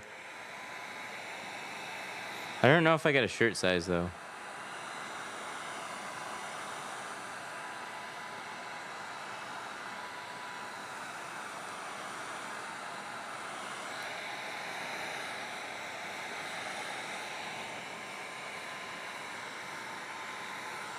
Yeah, absolutely. Thank you for the order.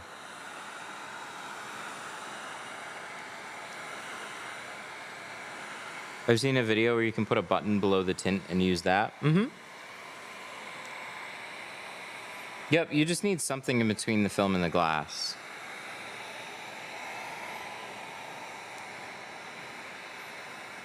I'm a little too like blade ADD, and I don't like, so the button, you kind of have to start and force yourself to go in a continuous line all the way around. I start cutting here, and then I jump over here, and then kind of like trail up. I do what's most comfortable.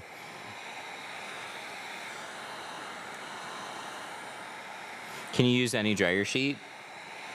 No. I use Snuggle dryer sheets. There's other ones that do work. It's just there's also ones that don't work very well.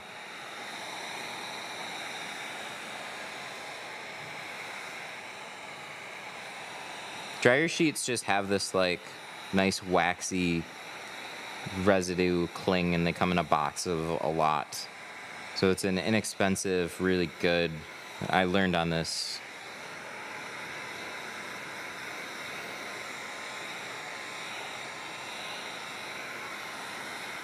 The dry shrink prep baggies are really good too.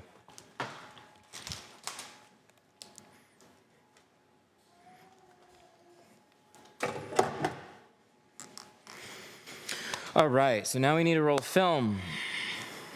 There's our film. C2 20%.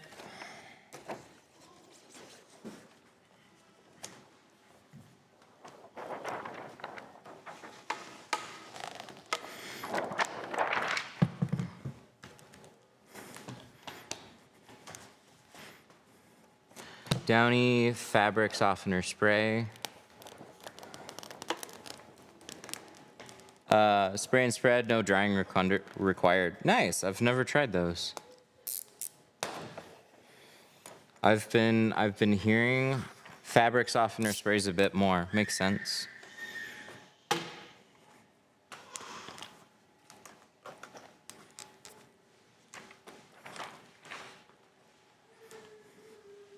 What's the Unger Ergotech flat glass channel?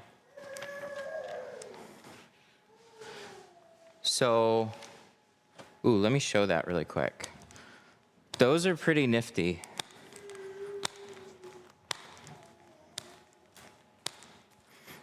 So channel squeegees, we got it somewhere in here. Give me a second, there they are. So this is what a typical channel squeegee is. It goes in either this handle, or it can go in this handle. So this one's already set up with it. This is just a spring release. This is what a channel squeegee is. It's just a rubber squeegee. You can replace it in the channel. What's nice is there's also these. So these are the same types of squeegee blades that are in like your side swipers. And they have these aluminum channels that you can stuff them into. And then you take this handle, open it up, slot it in, and now you have a flat glass squeegee with a very inexpensive replaceable blade. These 8-inch blades are what most people buy and use. These are like $20 and up. The flat outs are like $30 a blade. This is like, I don't know, $5 or $6 a blade. Like it's cheap. It's much, much cheaper. It's still, like you have to press it in here pretty well to make sure you get it, but I like the blue one the best. And usually like the shorter size is pretty nice, but the whole system's interchangeable.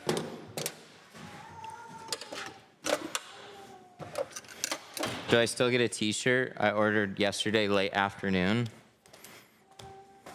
I don't know, that's up for the store manager to decide. Somebody ordered late afternoon and they're here right now. Can they still get a t-shirt? I mean, what order number? What's your order number and t-shirt size? I'll see what I can do.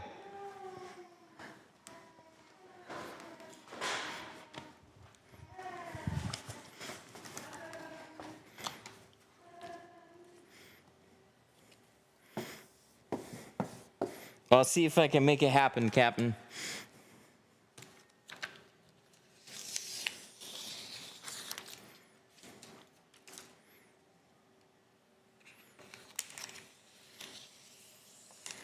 No, what is it? What's the requirements for a t-shirt? Just place an order like 50 and over. And I don't know. We're just like giving them away to people that are here. But let us know either in the notes or here. It's better here on stream because then we make sure we can get it.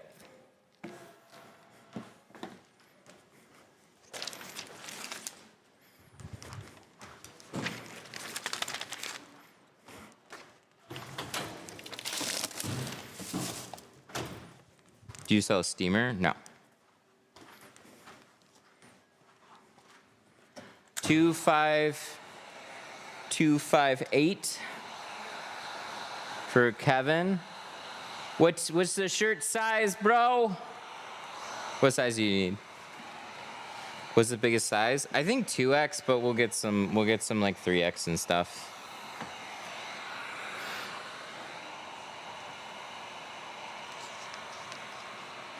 Double J shadow tinting needs a large.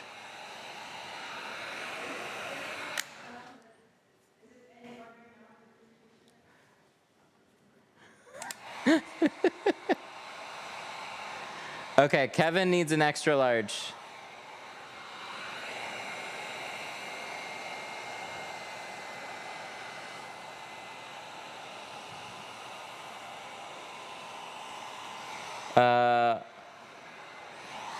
And Daniel ordered from about 30 minutes ago. Daniel, what's your order number and shirt size? Oh, you got him? Yeah. For who?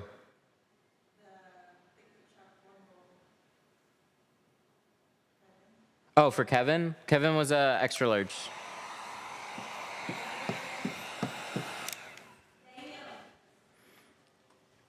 Daniel, what shirt size? Sam D. Oh, God, everybody's now getting order numbers and shirt sizes. Keep this in mind, too. If we miss somebody and we were supposed to get somebody something during the stream because it's getting a little confusing right now between, like, platforms and delays and stuff, shoot us an email, reply to your order number with your, like, t-shirt size and whatnot, and we'll get you one. Don't worry. If it doesn't show up in the order, we'll take care of it.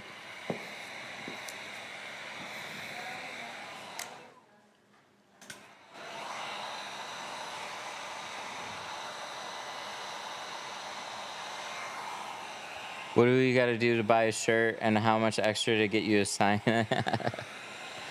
I got to just put a little pack for you and send it out. I think early next week we can get you something.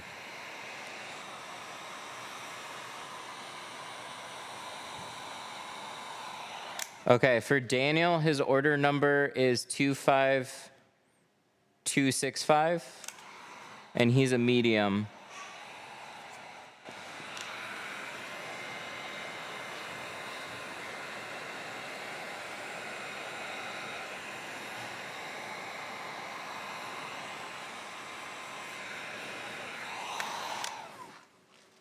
Let me take a picture of that.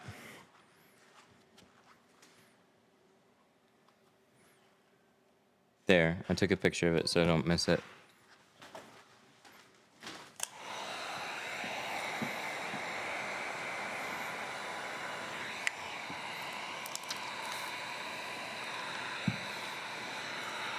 I want to start a tint shop, but I'm pretty young. My biggest worry is finding customers. That's definitely one of the hardest things.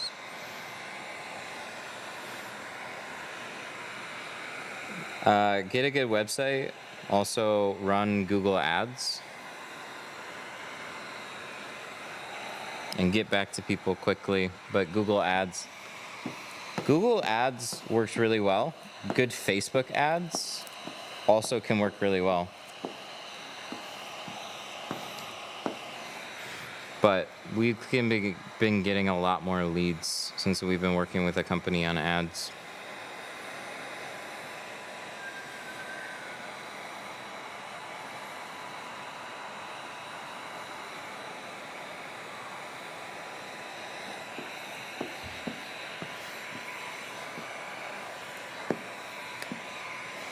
Chargers. All right. So we have been ignoring the most important part of this car. That is going to be shrinking this back window. The rules are the same as any other back window. Take your time with your heat. Try and evenly distribute that heat amongst these fingers.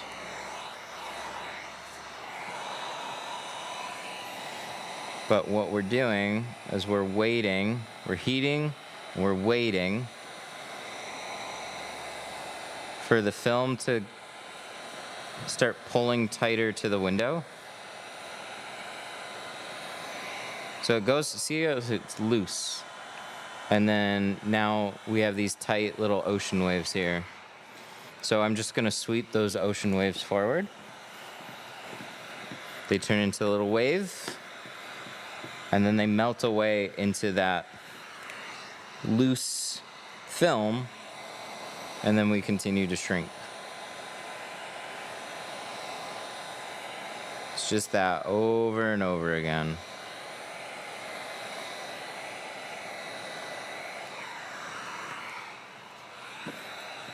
And you'll notice when you get to the top corners, this wave wants to come out this way. You push it in the direction it would go if it's a little ocean wave. So that wants to go out the side, flatten that side back out. Look at that, it's gone. Is the windshield wet while you're shrinking? No. So we put a dryer sheet down, we let that completely dry, and the reason we like that dryer sheet there is it allows the film to float. So it's not sticking unless I tack it down to the window. As soon as I apply pressure, it grabs onto that dryer sheet. And so we can play with that a couple ways. We use it to anchor the film down as we're shrinking. So we shrink a section and then we smooth it forward, and we're stretching the film out to fit the shape of the window. So if I loosen this back up, see, it's just kind of floating above it. But what I can do is now stick it back down and sweep this air out and just stretch it back out over the window. That's all the dryer sheet does. Yes, we're molding it to fit. Why on the outside? Because it'd be impossible to do this on the inside. I'll see if I can give you guys a little better angle this time. Look at how tall I am.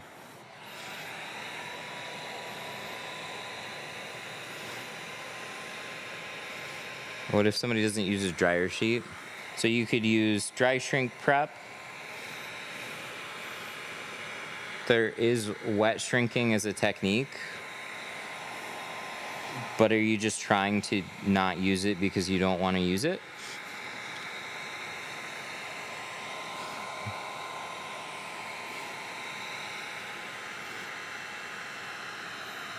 Are you trying to be rebellious? See those little waves?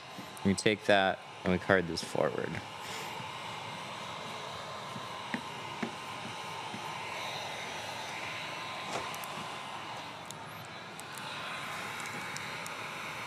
I'm just looking for different methods. Always try and focus on one method.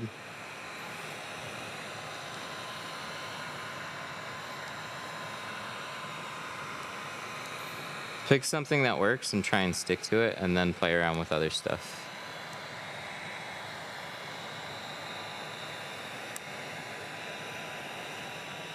Window tinting is just challenging to learn.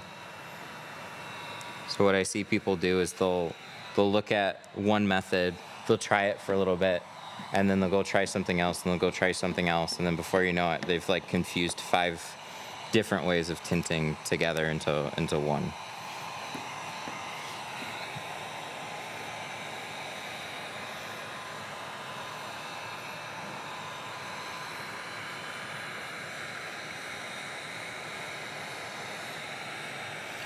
So down towards the edges here, I'm still, like my heat gun's probably about a card's length away, and I'm just taking my time with the heat. I'm not holding it in one spot for very long. I'm giving it a good blast of heat, and I'm just kind of keeping that going. But it's taking time. So I have some spots that are close, and those waves are starting to form here, but it's not like it's really pulled very much. It's still loose. So I'm going to continue to heat it. And that's what a lot of new people miss, is they will shrink the film some, and then they will card it down and get it to kind of look flat, but it really should be shrunk a little bit farther. But that's going to happen more towards your edges. Here to here, it doesn't take as much heat, but once you get to the very edges, it's going to take the most amount of heat.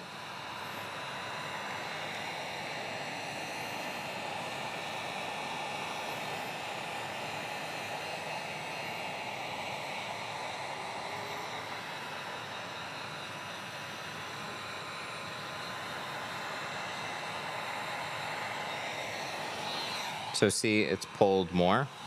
It's a lot closer. We just really have this edge here that's lifted a bit. We're just taking some heat. And now we push all this flat. Just stretch it out. A little bit here at the very bottom. What tint percent do you have on your car? 35 on the front doors, 20 on the rear, and 50 on the windshield.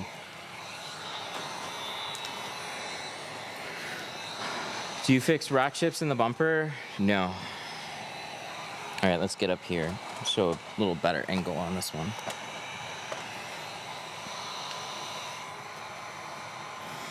So, most of my curve is going to be right here in this top corner. Biggest finger is up there. See all this loose film? We need to melt this down and shrink it. And so when we apply heat,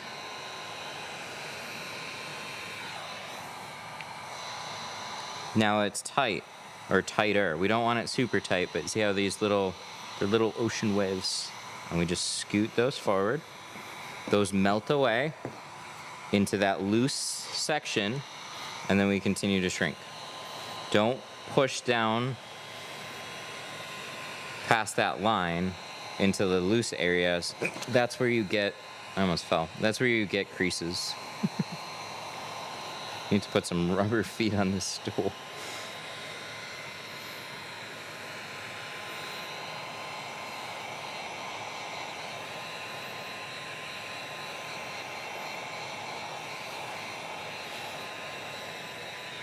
So as soon as those, see how they're now pulling this way? It goes from this to this. Don't shrink it farther than that. Is that a rubber card? No, this is a really nice pros card by Tri-Edge. It has a double suede buffer on it, so it's got a really nice cushiony bumper on it. Super nice cards. They have a bunch of different colors and varieties. I like this the best for shrinking.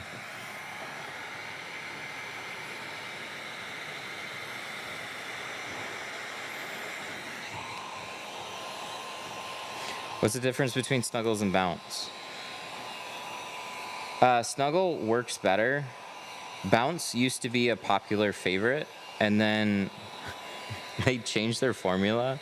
I only know that from other tinters seeing like news articles about it.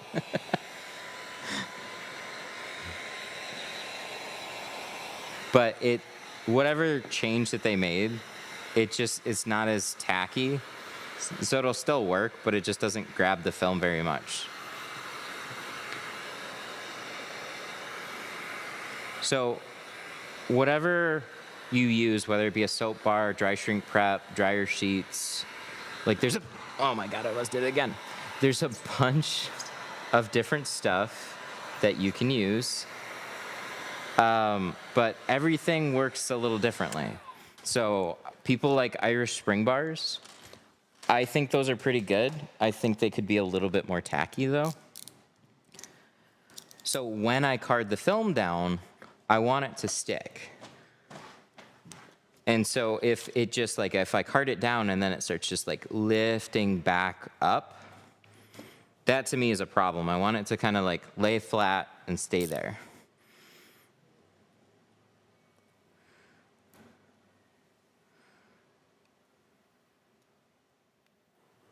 What did you think about the Sharpie and the plotter?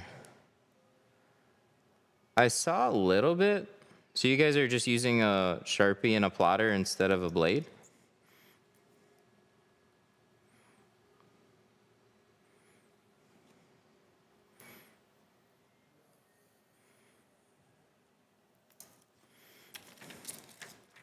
Is that what's going on? What kind of film you most use from GeoShield? C2 ceramic is our most popular now. And no surprises there. We've placed it as our best value option. Absolutely. I have to think about it. I get the idea there. Why not just draw the patterns right on the car though, if you're already using a Sharpie?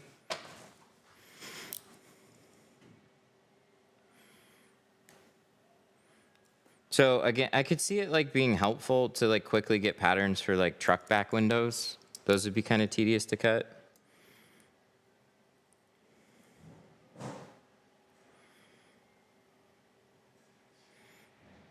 But is it like what problem are you solving? Are you having a problem with your plotter cutting?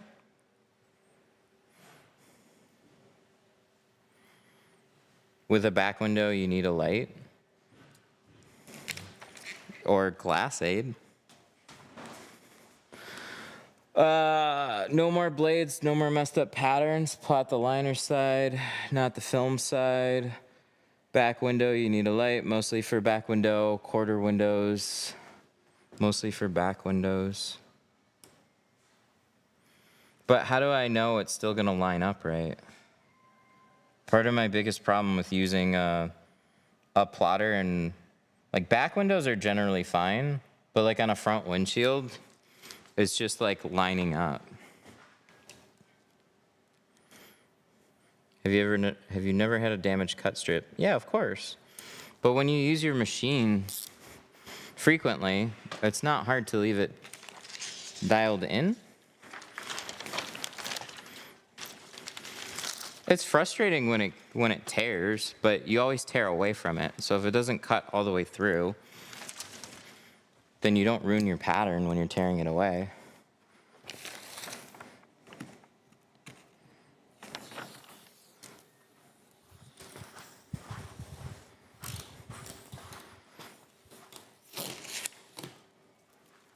I have to think about it a little bit more. So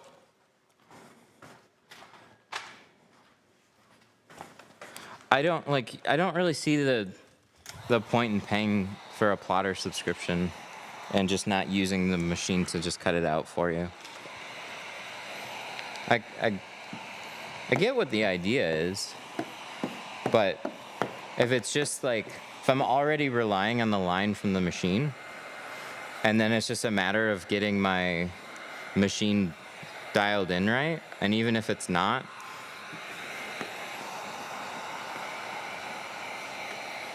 but if you tear away, you're not going to ruin your pattern, is what I'm saying. So like if you're weeding it, you're always tearing outside the line. You're never dragging into it.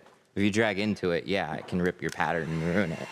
But if you're dragging outside, then it'll just always rip away from your cut, and it's not going to ruin the film. And then you just take a knife and you just trim it up a little bit.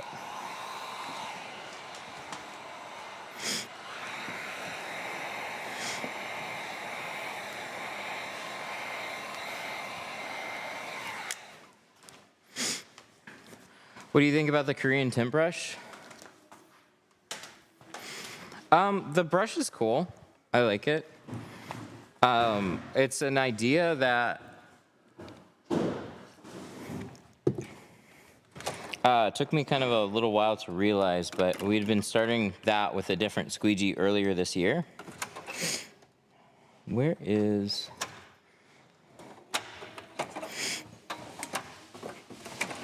this one? So, brush is cool. The idea is just evenly distributing your film out before you like hard press it down.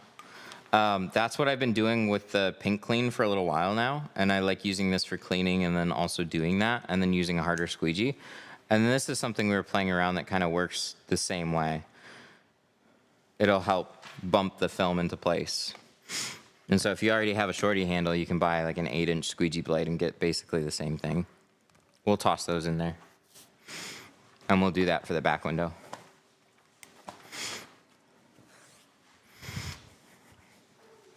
What about when the plotter...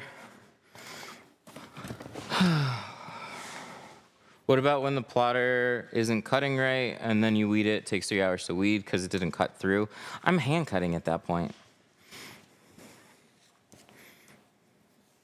But I mean, I just don't use the machines as much. But I get that. Like you can, it can help with if you have an issue with your machine. But you should spend some time in getting your machine dialed in right if you're going to use it that much. I'm not saying it's invalid.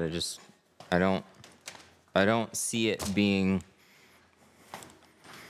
I don't really see it saving a lot of time. It's just kind of like a different way to do the same thing, which is fine. Like people have preferences on it.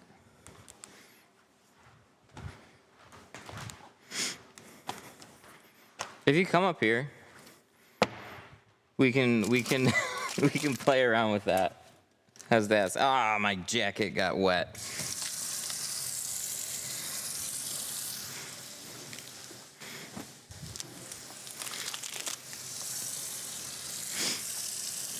My point was my machine wasn't cutting right. Oh, so it's like if you want to use it as like a Band-Aid fix. So if you have a day and the day's not going well, your machine all of a sudden is giving you shit. I get that. Then throw a Sharpie in there and you can still get some patterns and limp through the day. And it doesn't really cost you anything. See see, that's cool. Have to print this again. Select and then this one. Yeah.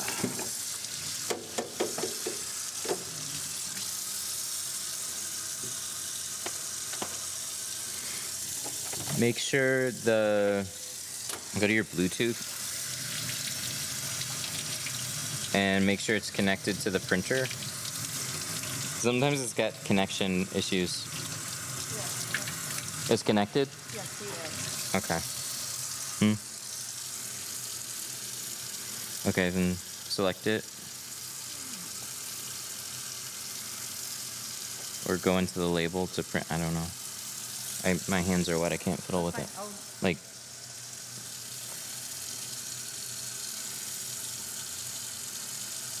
There. yeah. There you go.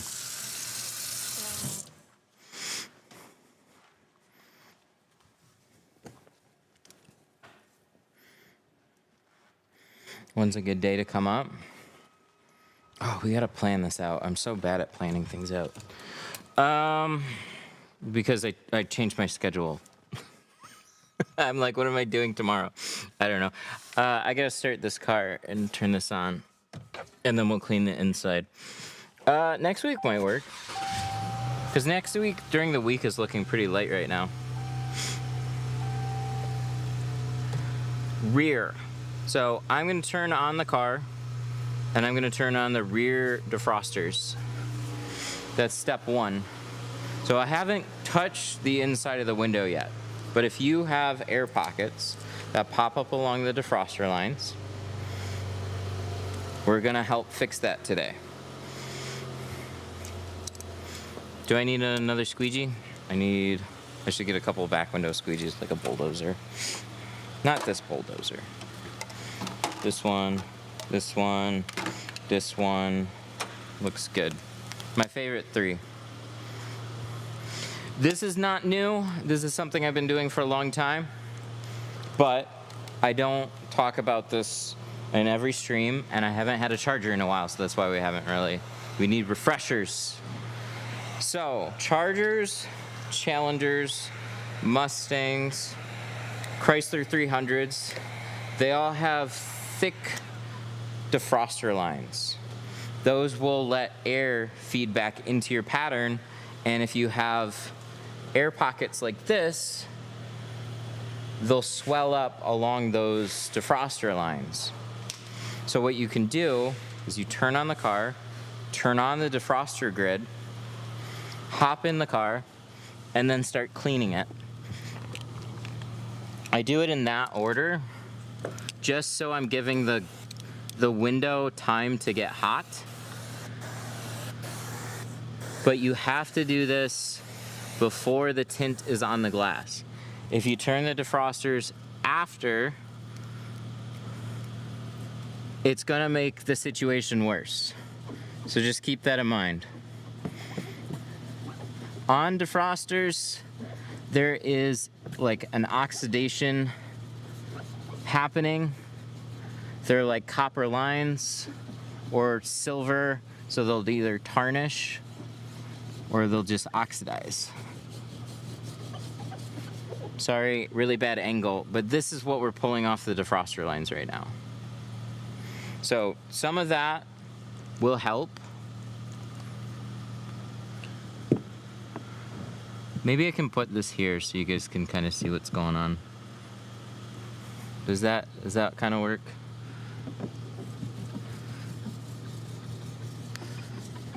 Clay bars.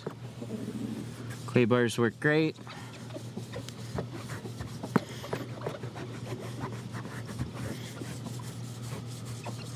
But honestly, just turning on the defroster lines is gonna help a lot.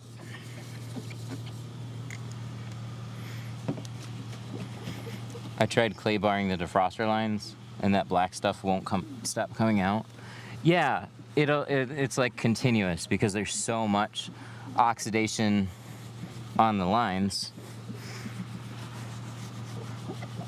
that you can pretty much rub these for a long time.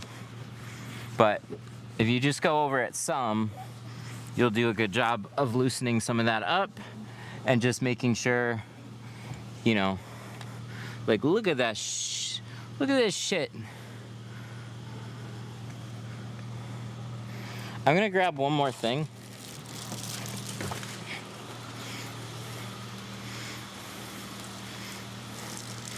Do you think steel wool on defrosters? I don't like steel wool. Steel wool leaves bits behind.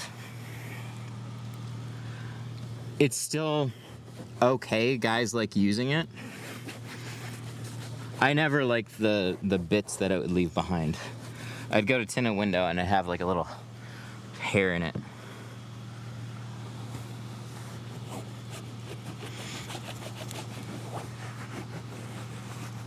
The only issue that I've had with the defrosters on is that you have to speed up. Yes. You have to get your pattern in place fairly quickly because the glass is now warm. But that's the trade-off. It's a quick fix. It's so you can just keep on tinting. I used to get these cars all the time. So I'd have 3 on the books in a day. And so I had to tint them fast anyways. Otherwise, you gotta knock the defroster lines down or shrink more evenly.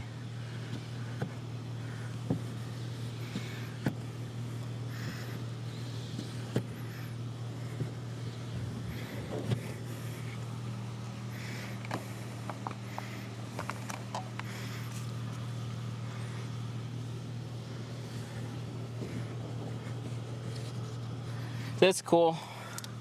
If the steel wool works well for you, I used to do removals with it. I'd clean the glass a bunch. I'd somehow still get one. This shit drove me crazy. So I just personally try and avoid anything that sheds little bits.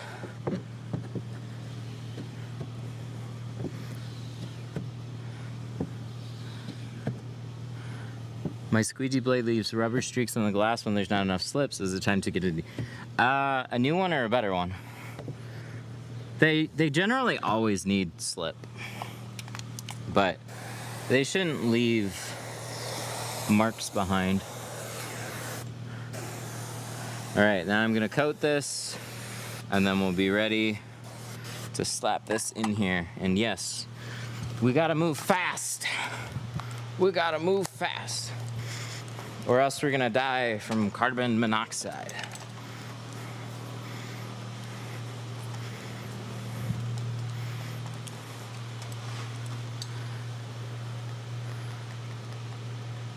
So I'm gonna grab this corner.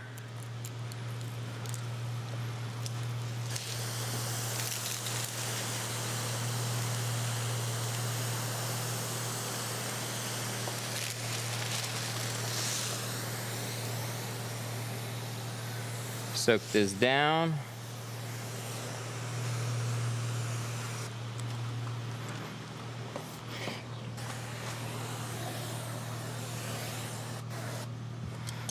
Coat the inside again, just to make sure we got a nice layer on it.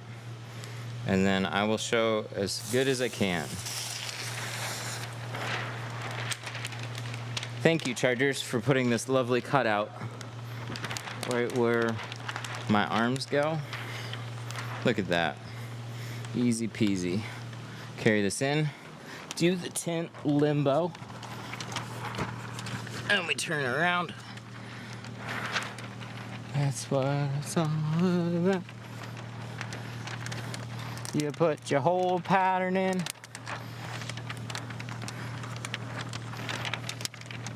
You slide it down the glass.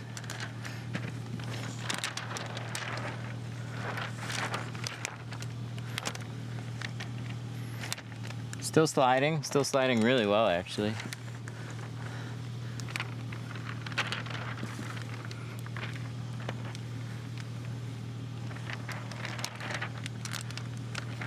Pizza man.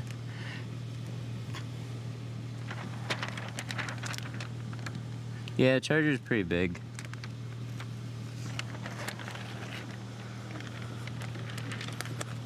Frankensteins are so like second nature. They're so easy. It's just limboing around stuff that's more annoying.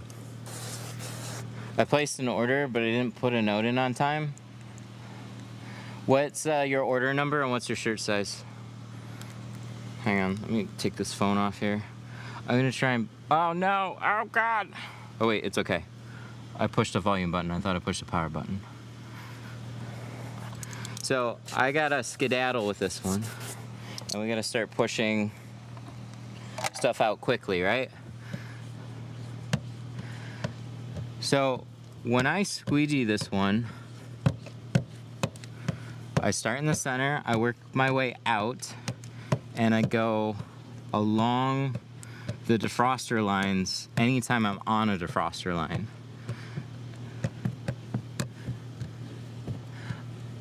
I can use the tint brush, see? I'm so used to using this small one, but with the tint brush,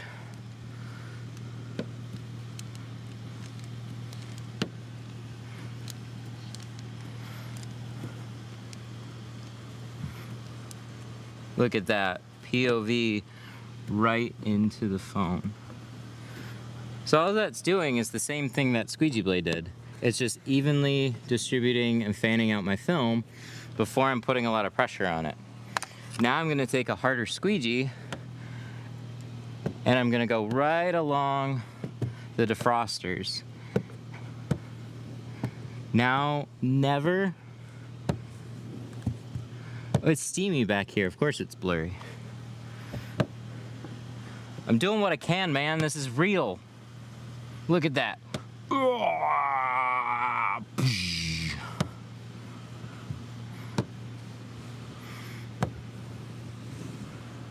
Frosters are on. It's toasty.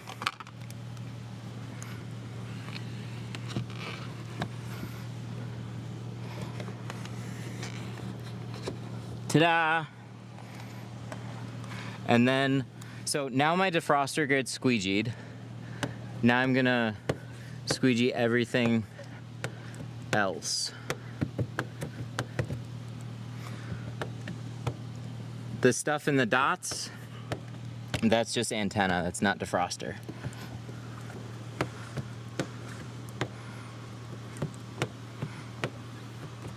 I did clay bar these ones, yes. Clay bars just help. And now we're gonna squeegee out the outside. Yes. Defrosters on, carbon monoxide strong.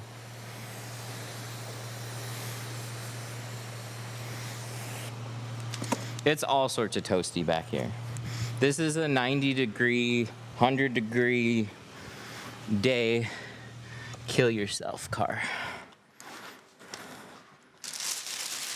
When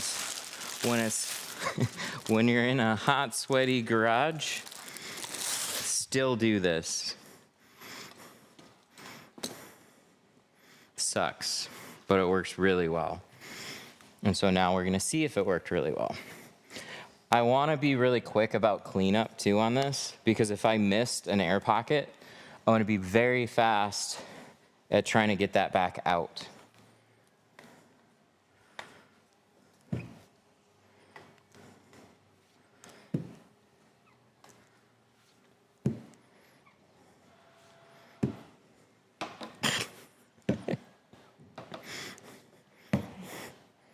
You guys know I'm like full of sarcasm, right?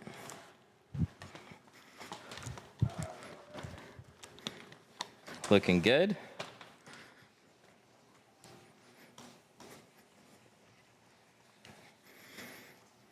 So yeah, if I just applied the tint and then turned on the defrosters after it's already on the window, even if I haven't squeegeed it yet, it screws it up.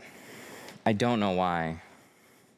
So defrosters on before you turn the car on. Got air pocket right there. If you got an air pocket and it's already sort of dried, sometimes if you catch it really quick, so we're looking for things right away. And so it's starting to grab the defrosters, but you usually have a little leeway where you can lightly pull it off the window, re-wet it, squeegee it back down, and you should be okay. If it starts to pull glue off though, then you're screwed. So I got an air pocket in like what I would say is a really dumb spot right here. This is where I use tint brush. No, I'm kidding. I'm not gonna blame it on that. So I'm gonna peel back the film, but we're not on a defroster line here, so I'm even less worried about it. Just rather than taking my squeegee and pushing this, this is a good example actually. Before I do this, this is a good where. There we go. See that? And you see the little trail around it? That's almost like a little air patch. If I just push that out, it's likely gonna leave a little smear, an air smear of some type. So I'm gonna pull the film back. I'm gonna wet this section.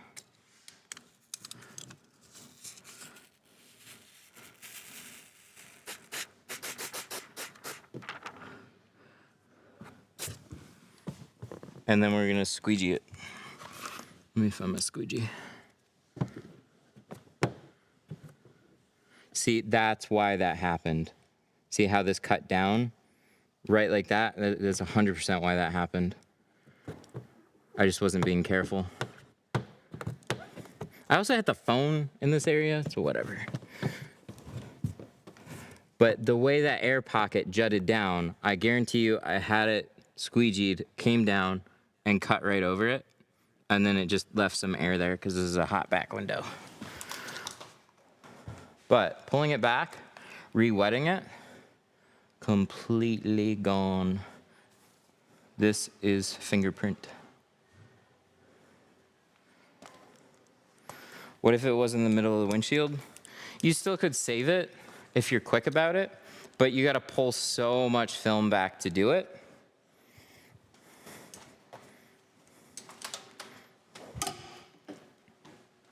But that's why like the tint brush is kind of a thing, is to help evenly distribute everything.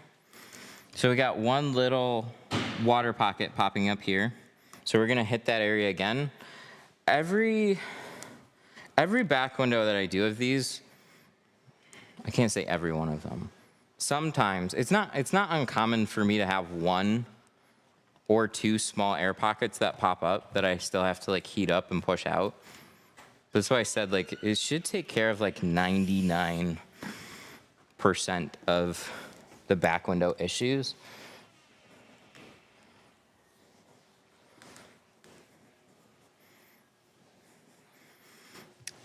If there was a spot that pops up on a defroster line, you could poke a hole along the defroster line, heat it up, and press it out. I've done that before. But if I just have an air pocket that's sitting in between a defroster line is what I was thinking, then I won't do it that way.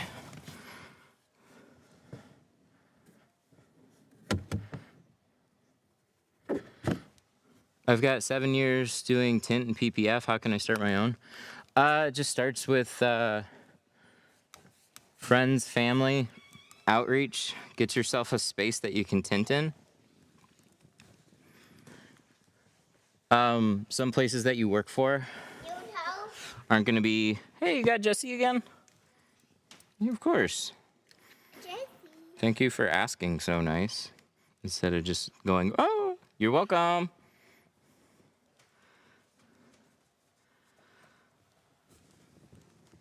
But yeah, it just starts with literally getting started. So what do you need to tint? You need a space. You need clients.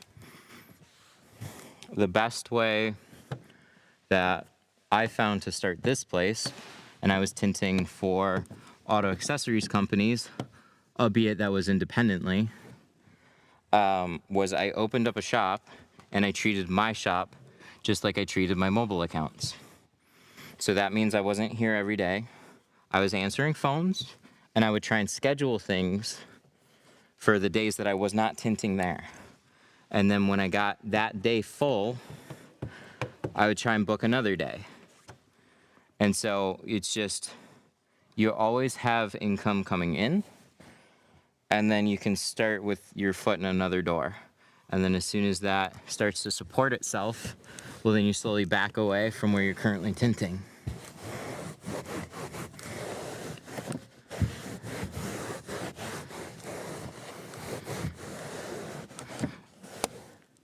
I don't think it's super smart to just like go all in, but that's where some shops have come from. They just go all in. They take that leap. I'm always 1 foot in one door, 1 foot in another door.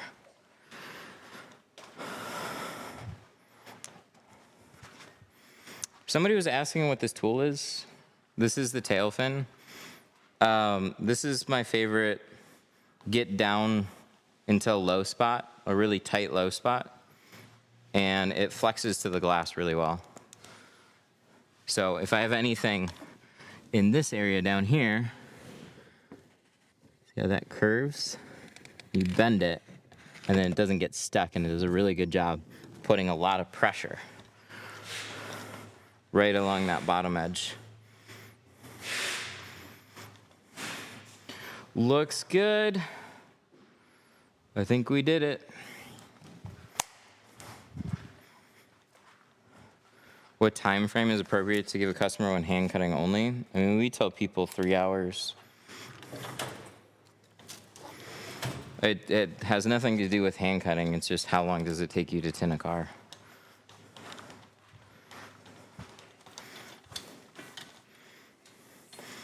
And then give yourself room to make mistakes. So if it takes you 3 hours, tell them 3.5 or 4 hours. You have time to discuss shades, options, a little leeway for them to, you know, make decisions, not feel so rushed. And then if you go a little over, it's generally not a big deal. You just don't want to go over by like a handful of hours and have them waiting there going like, what the fuck is this guy's problem? Because then they're concerned about issues. 2012 Impala with the deck lid for the speaker.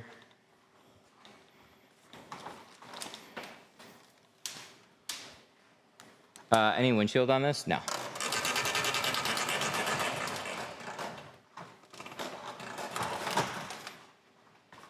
No windshield. Just the sides and the rear. And then I've got a, what time is it? Yep. I have a Subaru that should be here very, very shortly. Actually, that might be it. What are your thoughts on the magnet light? Magnet light's cool. We think offensively expensive. Ah, it is here. Okay. Hang on. I will be right there. Let's see, front camera. Let's switch it over here. Where can I put you guys? I can put you here for right now. I got a client, I gotta check in.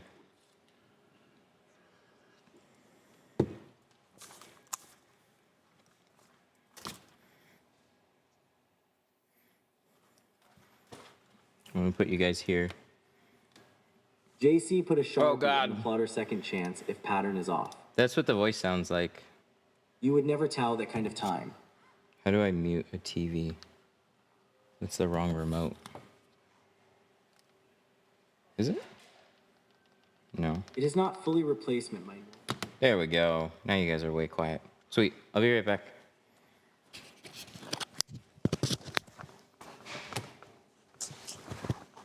Am I good? Yes, I'm good.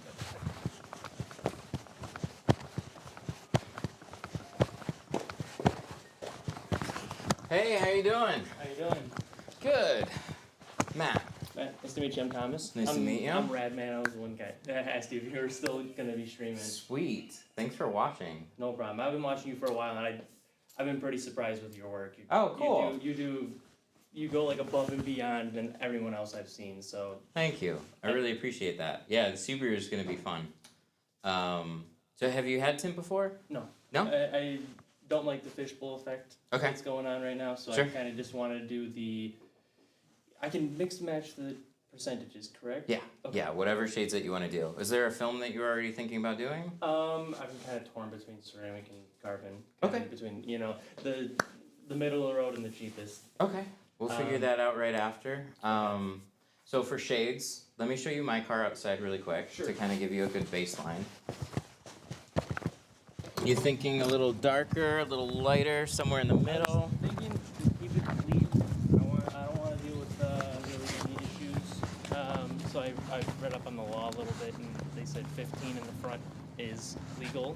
Not the front windshield, but Not in Michigan. no. So I don't know. Or 35, sorry.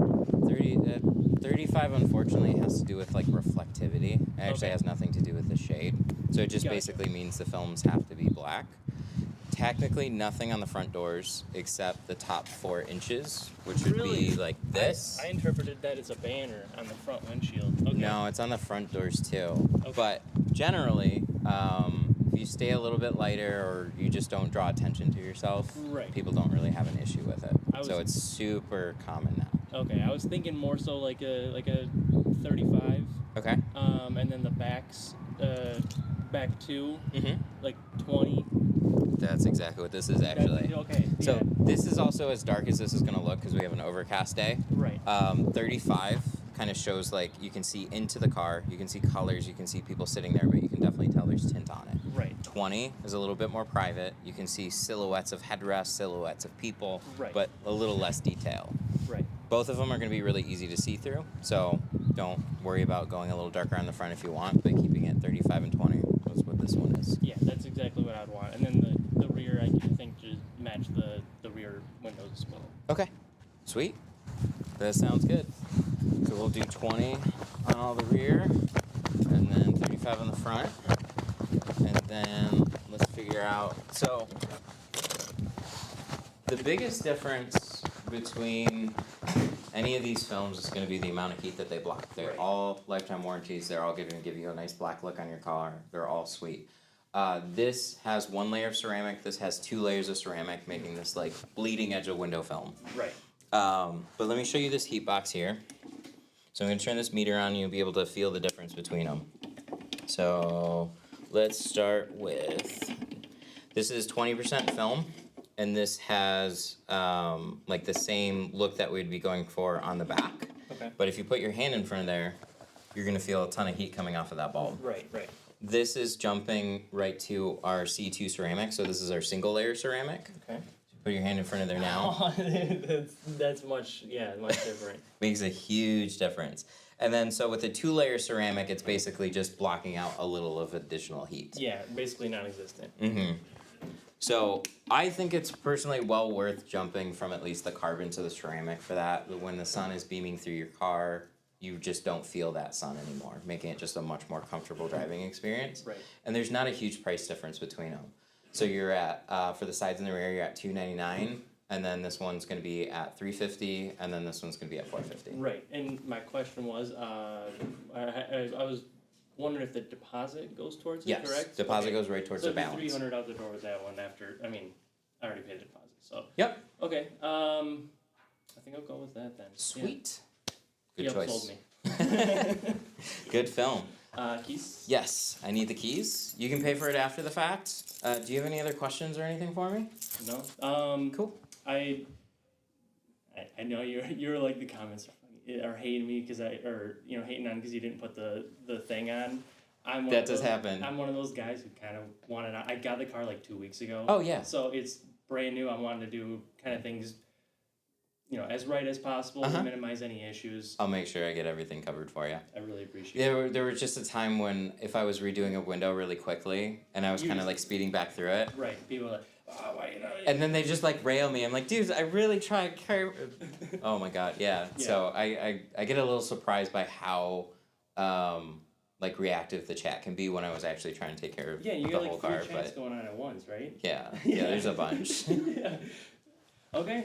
Well, Alright. I'll pay for it now if you want me to. You can pay after the fact. Okay. Totally fine. So Okay. give me about 3 hours with it. We'll have it all wrapped up for you. I'll be chilling here. Okay. Sounds good. If you Thank need you. a bathroom, you can cut through at any time. It's in the back corner over there.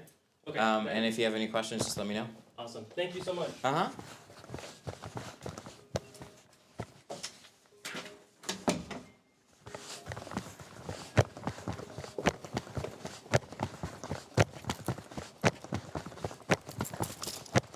right. So let's wrap up this one really quick.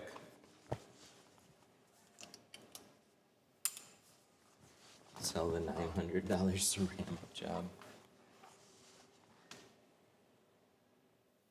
There we go.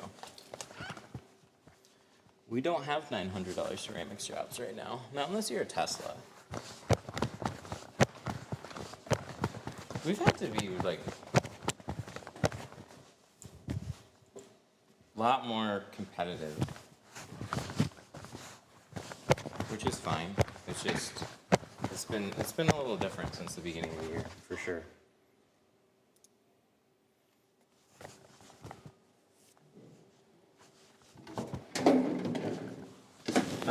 If there's,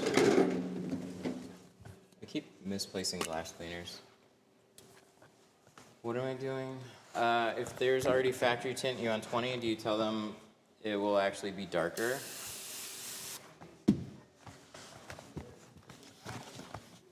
So if you're doing 20% on the rear and you want it to match, 5 on the front and put 20 over the rear.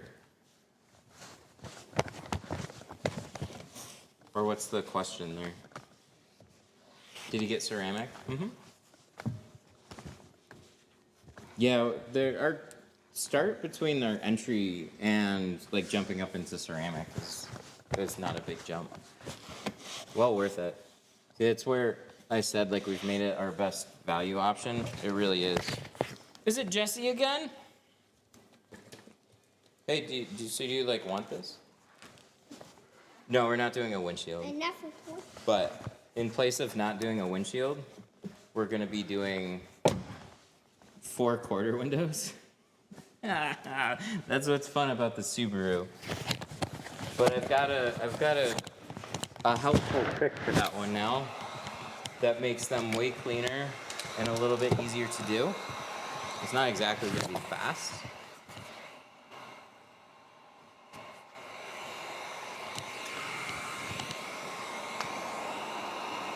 And I might cut them out on the plotter still.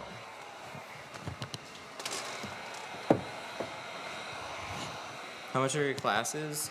Check them out. There's a lot of info on the website about them.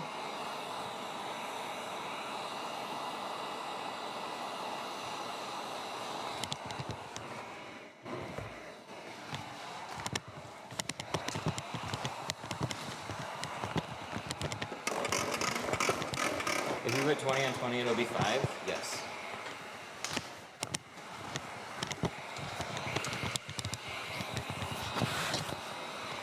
You shrink Chevy truck rear windows.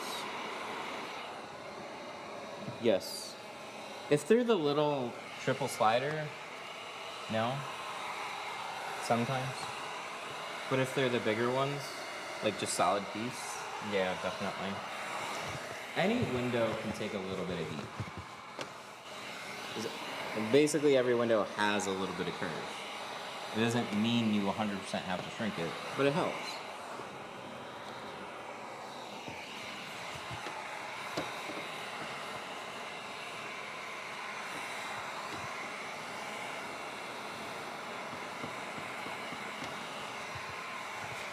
Take those shade calculations with a grain of salt, though. Whoa, that's not Jesse. What's that? Is that Ruffles? Did you bring them to me to eat? Yeah. Do I like dad taxes? Can I have one? Yeah. Pretty good.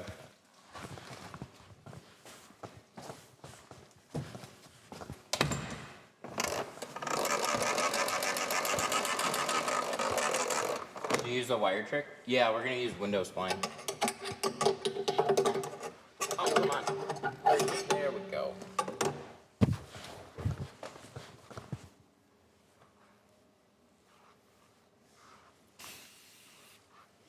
The wire trick is really good. It works. Window spline is also really good, and you don't have to leave.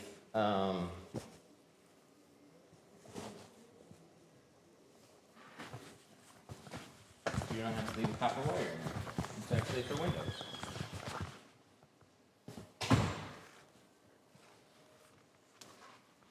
How much would you ask for to get paid to train for tinting? So we run classes.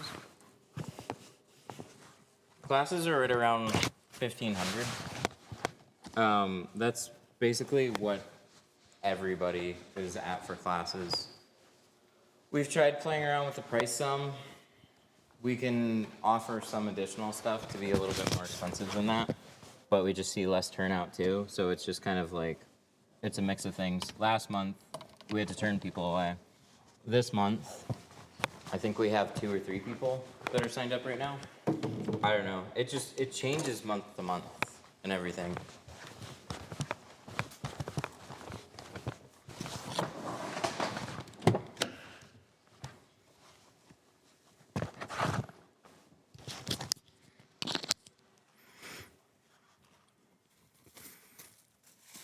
Does Geo Pro Classic have a red hue? What? No. I've never seen it look red. If anything, it skewed a little blue for a little bit. It was generally a little bit warmer.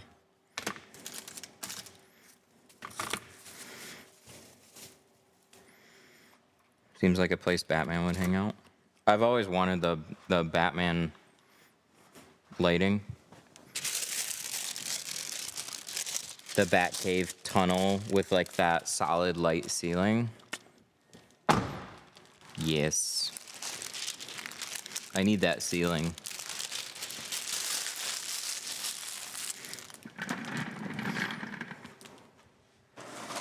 $45 an hour. The guy down the road wanted $110 an hour to train me. Yeah, I just don't know what you would charge per hour, really. It's always hard for me to figure that out. And then are you doing like full time? He's just there with you all the time? Have you tried training tinters for companies? Yeah, so like if somebody asks like a company about training, then we have a few that'll recommend us, but we don't have any like actual worked out deals in that department.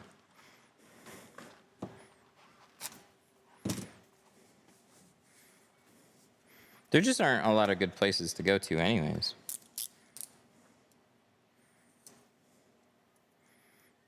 Where did you get those towels? We actually have them on the site. We source them directly now.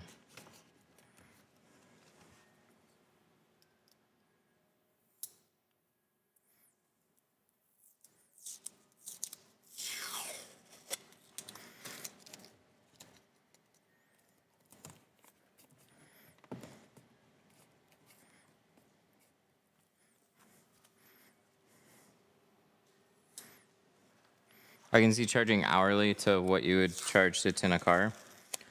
I mean, it's definitely possible. It just becomes really expensive for somebody.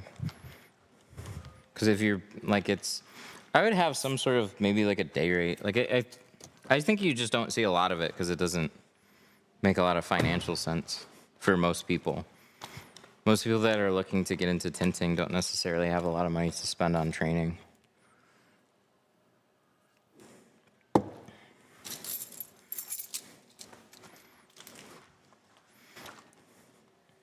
All right, so this one's all done.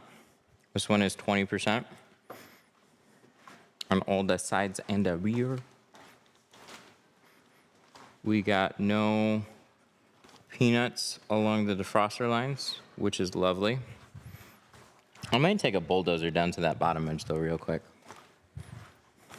Let me do that. Just real quick. We got this thing too. What tool is he gonna get?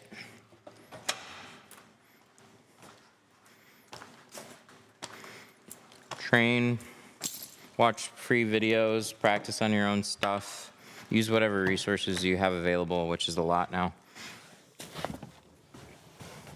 Ask questions, get involved.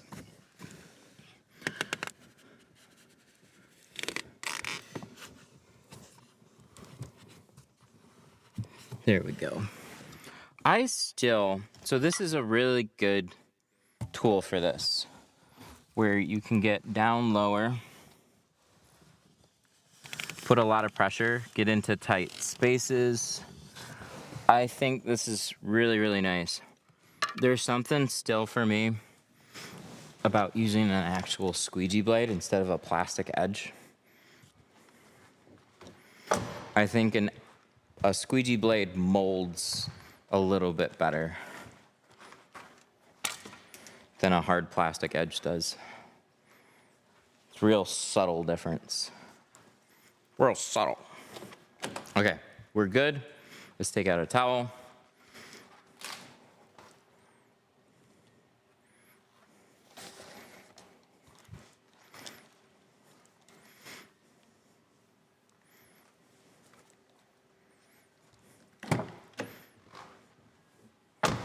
Hang on. What am I missing?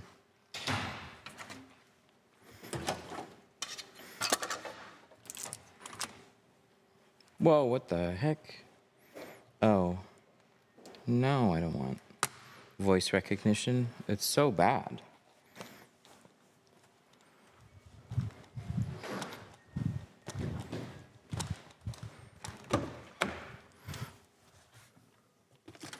Oh God, I did that thing. See, I got too many things going on.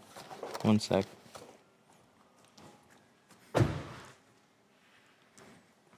That's why. See, I knew. I knew it. We found the keys.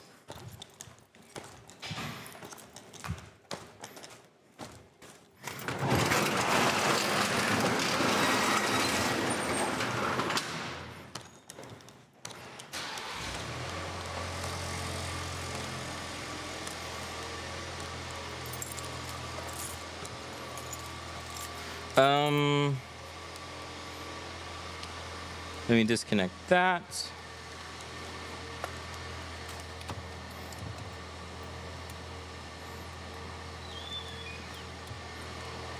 Are you gonna take him home? No? Drop off some packages?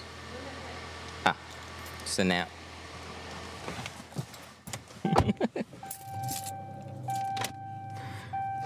Let's go.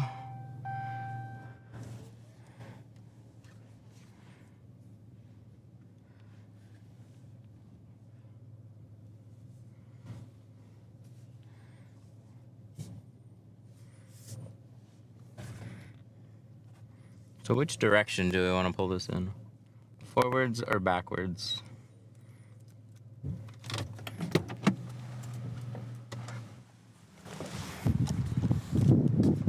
Give it a quick check outside.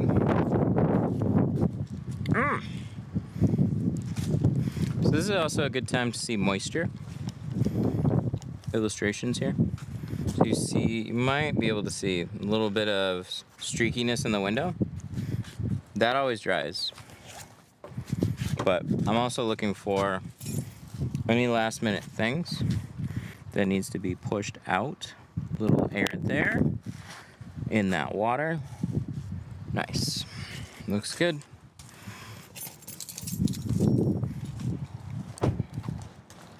This is my next one.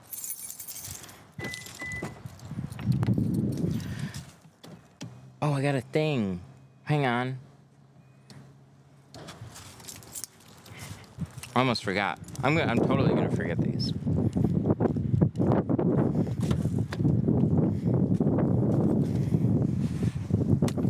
Look at that magic.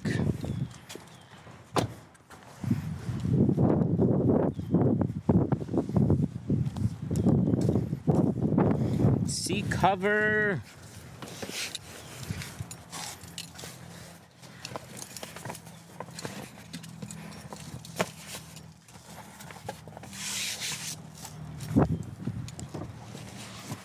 Look at that.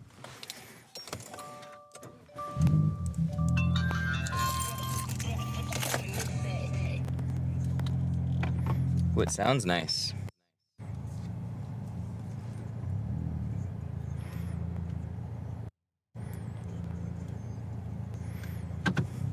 I'm mad I didn't take a picture of that one.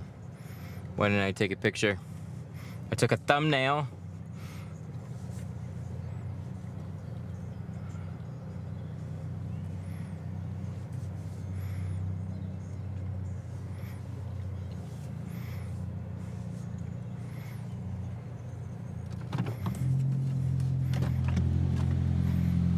Does it smell like vape? No. It smells good.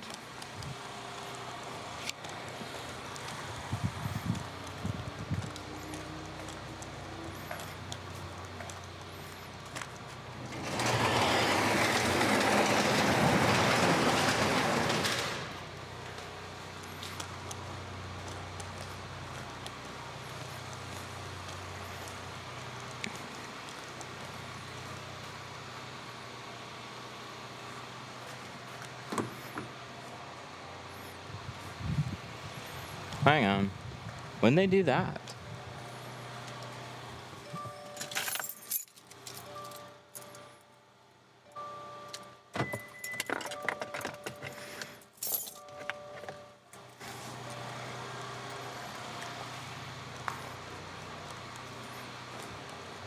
I'm volunteering to be your chat security. Okay, you can be chat security with no actual like restrictive powers. You just yell at people like, "Hey!" Somebody got any advice for this one? This is the first time I've seen this.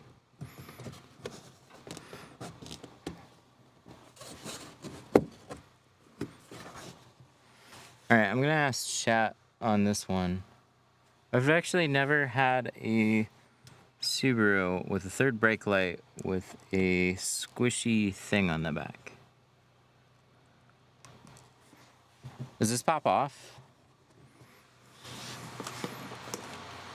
Otherwise, I'm gonna work on this, and then I'm gonna look up some info on it.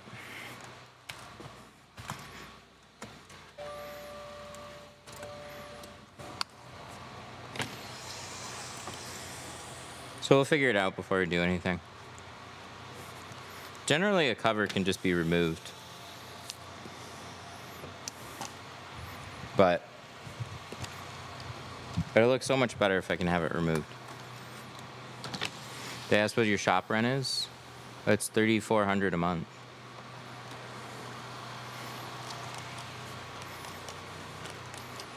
It's an interesting question. Are you bottom loading? No.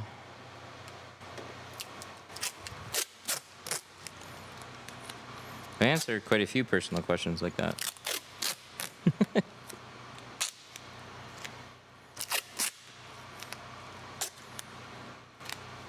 What's your favorite car you've ever worked on? A Malibu. Like, actually. I got one next Saturday. I'm already looking forward to it.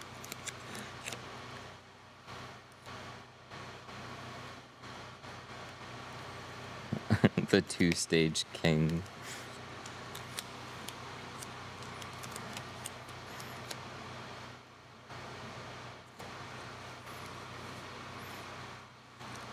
Is rude to ask? Is rude to ask how much you pay in rent? Why? When you're trying to like, hey, what's a space like that run? I think it's not an offensive question. What's the code for a discount? 313 tint.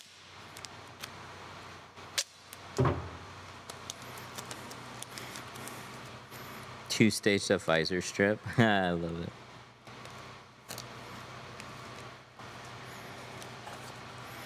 Malibu is easy.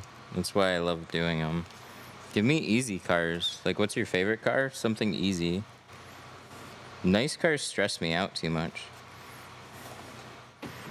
Like that BMW, that was not a very hard car to do.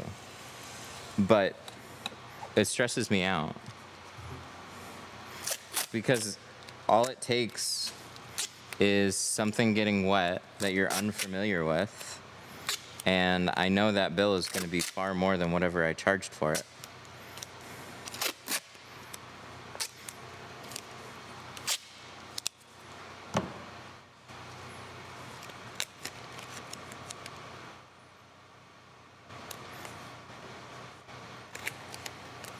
2011 Malibu. Yeah, those are real easy. Those are awesome. Flat back window, seals pop out of the sides. What happened to those days? What happened to the days of the 2010 Fusions? We used to have herds of Impalas that would come in. So many Impalas every day.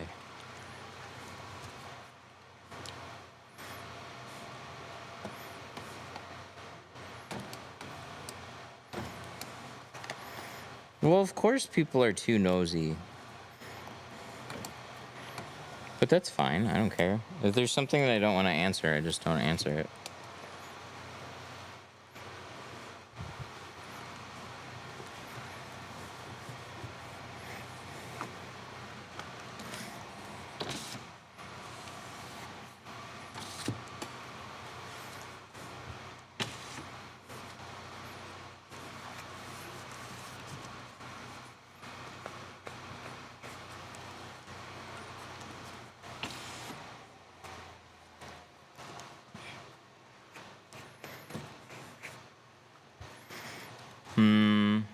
Thoughts on picking up and dropping off customers' cars? Make sure your insurance has a plan for that, and then go nuts.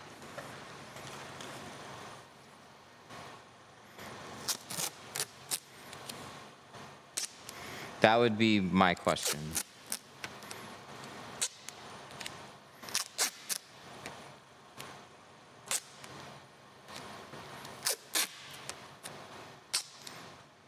I looked it up, talked to an insurance agent.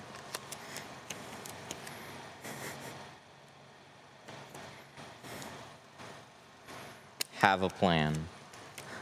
Because also, think of it this way. Hey, this guy came to tint my car. He wrecked it. Do you think he's just gonna go like, well, my insurance is gonna cover it? Dude, he's gonna be so mad. Do you think his rates are gonna stay the same? Are you gonna pay his deductible? Like, all that stuff.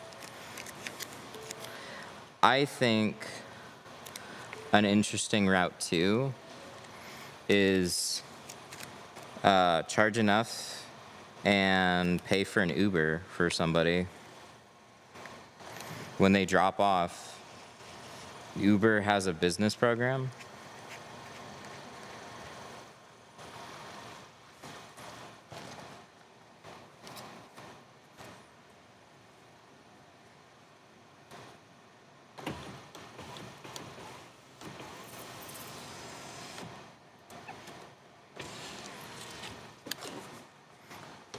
I was listening to the comment. You got flustered with me a while back because I said I tint a new body Honda Accord in an hour and a half. Me? Like, I got flustered with you, or somebody in chat did? Dude, I'm on the same train there. I got that machine and I got Lumar software. Yeah, absolutely.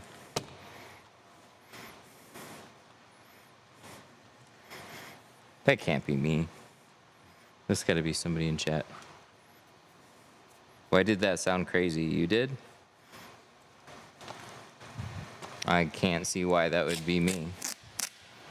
There must have been a misunderstanding. An hour and a half is a totally normal time frame. It's a good one.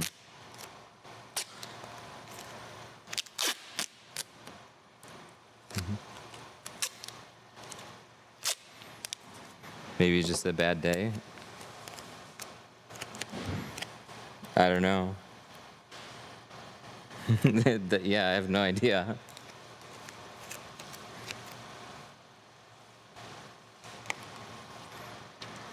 There's a lot of chat comments that come through, so I don't know.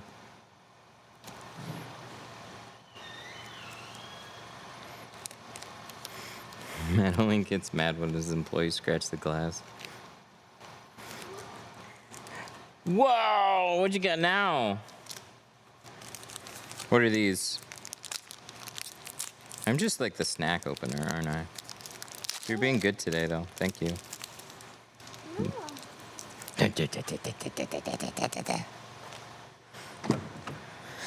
Yeah, so damage to cars for just being unsafe is something that should not happen ever. Accidents happen, but just literally being unsafe and doing stuff that, like, dude, we don't tint that way. Because that's exactly why we don't tint that way. Literally. Oh god, I'm getting too triggered even thinking about it.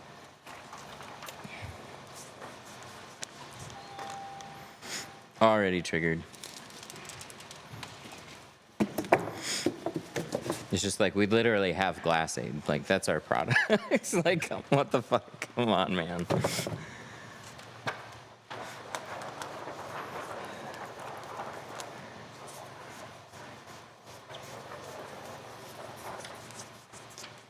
Plotter talk used to be trigger. Plotter talk still is trigger when people people go off on it too much. Like it's an almighty savior to window tint.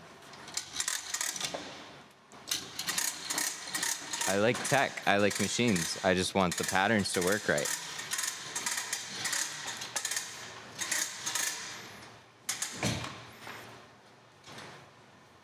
Is it obligatory to shrink the film? Well, otherwise, the film does not lay flat on the glass. It's definitely important. Do you like the Costco microfiber towels? I like them a lot less. I think there's better towels. I don't think well, there's definitely better towels. There's ones that aren't, like we have a 10 pack for like $12, which is really competitive. I know they've got like a 30 pack for like $15. So I don't think you can really beat that value on just like sheer microfibers. You can also look at like the rag company and get bulk cases. So like the microfiber game has changed a lot. Like you can get really good towels for a lot less money now. When like even Walmart, we went to Walmart to find like bad towels and they were actually all like really plushy and decent. It was kind of shocking when the Walmart ones used to be really bad.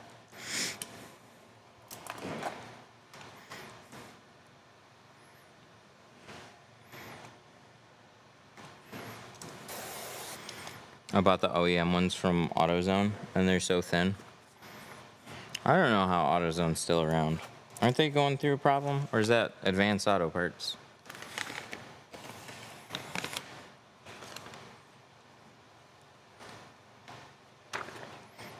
But the Costco ones leave a ton of fibers behind. So I think the value is definitely there. Oh, shit. Oh, I didn't remember late. Come on, guys. This goes on the back. I might not have remembered too late. Hang on. Let me see. Let me see. Let me see. Oh, we saved. This goes on the back. 20 on the back, 35 on the front. We saved.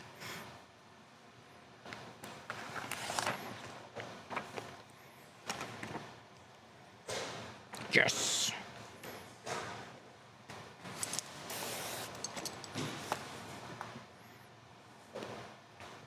I go into default 20% mode, but it's 35 on the front, 20 on the rear.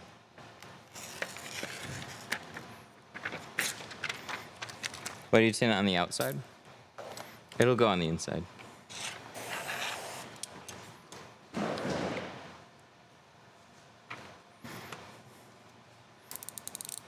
AutoZone isn't what it once was. What was it?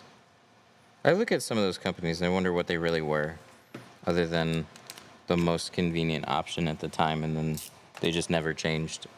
And then other people took care of their business for them. A zone for auto.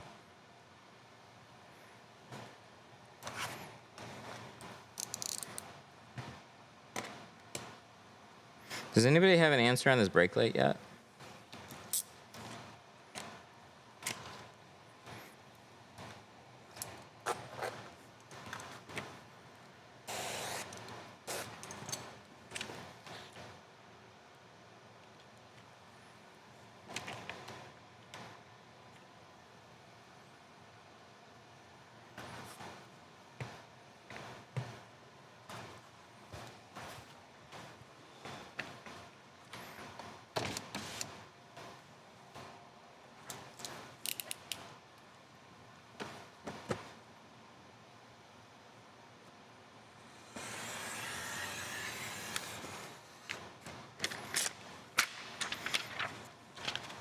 Walmart Platinum Series, blue and gray ones, 320 GSM, 50 for 24 bucks. Ooh, that's a really good deal.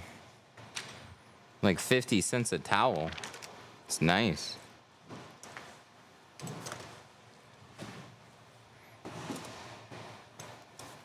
What year Subaru?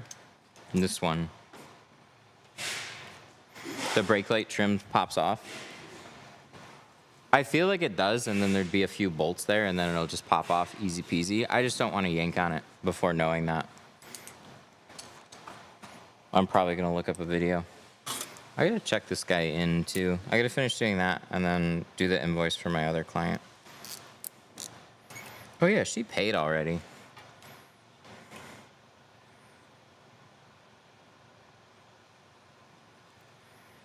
That helps out. That actually helps out more than I think. I should ask for payments ahead of time. I'm so used to saying just pay after the fact. But then I'm like trying to wrap up the car. And I make a mistake. And then I scramble and I'm like, the invoice.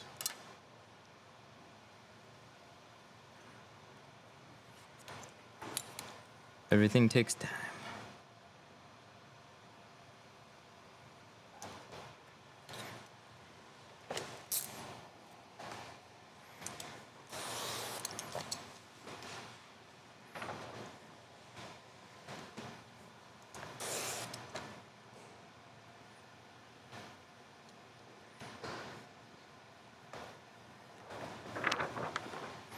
It's all right, we'll figure it out.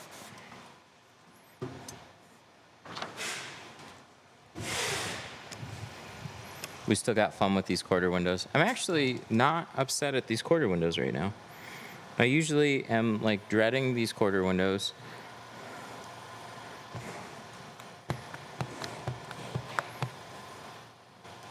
These ones are even more easy. No, that is. This one's even more easy. I got space in here. It's a little crowded down there. Front one, same thing. Dude, this one's just different. I just must not get... I must not get very many, I think this is the first one exactly like this that I can ever remember getting. It's the same type of setup. Look at this guy. Here. There you go. Away. Away in your cave.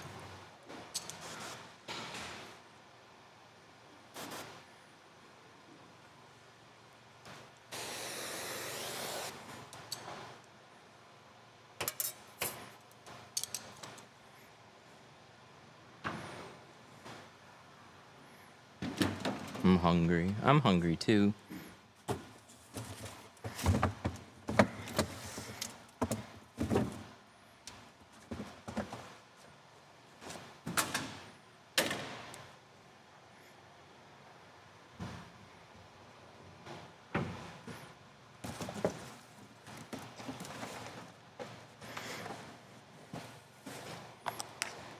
What tint?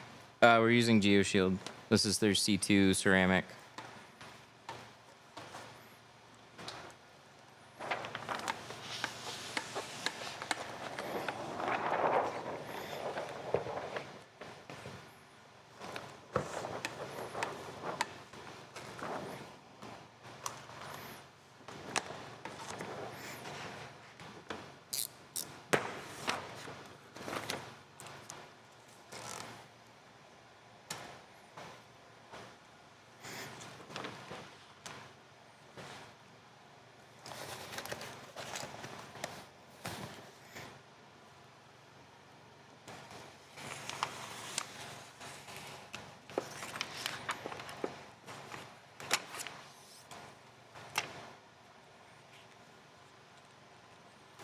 They just gave that last shop some upgrade. Nice.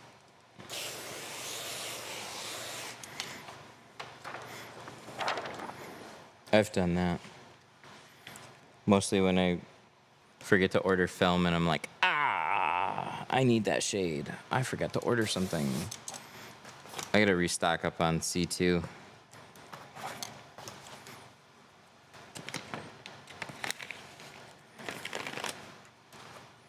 What do you think about XPEL window film? A Dutch seller is a friend of mine, keeps asking me to use it, but I always have trouble shrinking it on difficult pack windows. I've never heard any, I wouldn't think there'd be any shrinking issues with it.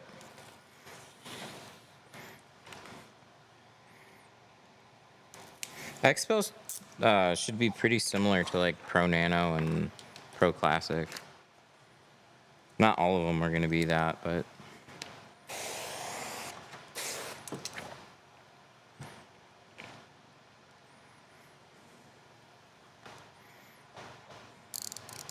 some guys leave a little border on the edge.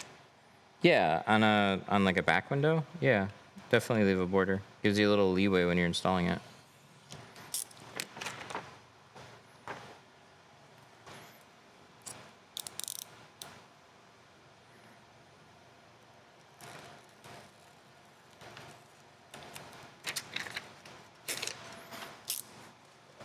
They came in for carbon, felt the ceramic wanted it, so I went even higher.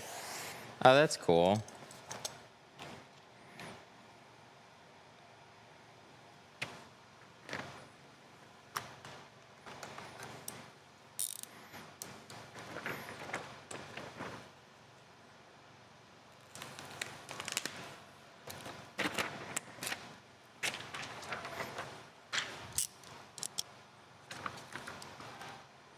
How often do you get people wanting darker shades versus lighter?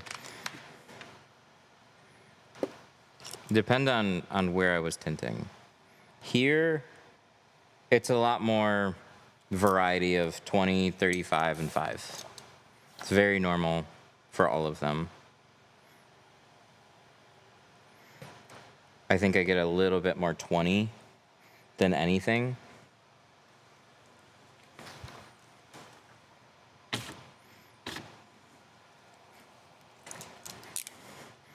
But when I was tinting out in like Dearborn, a lot more 5 over there.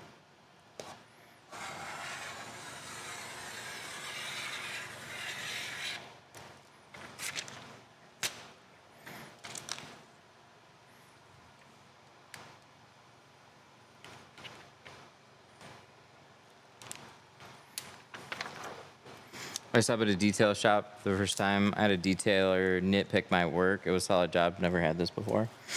Yeah, because he's a detailer. They're not all dicks, but...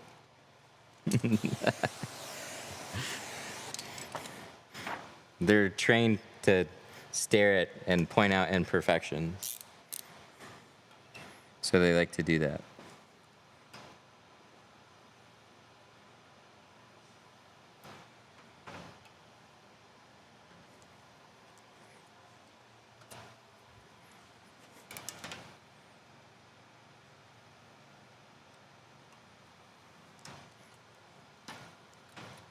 That'd be super annoying.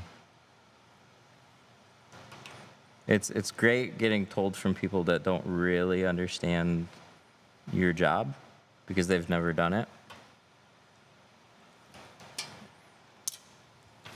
You can always make it look better, and so with detailing, it can kind of be achieved with just like doing the thing more. But they really should try to tint.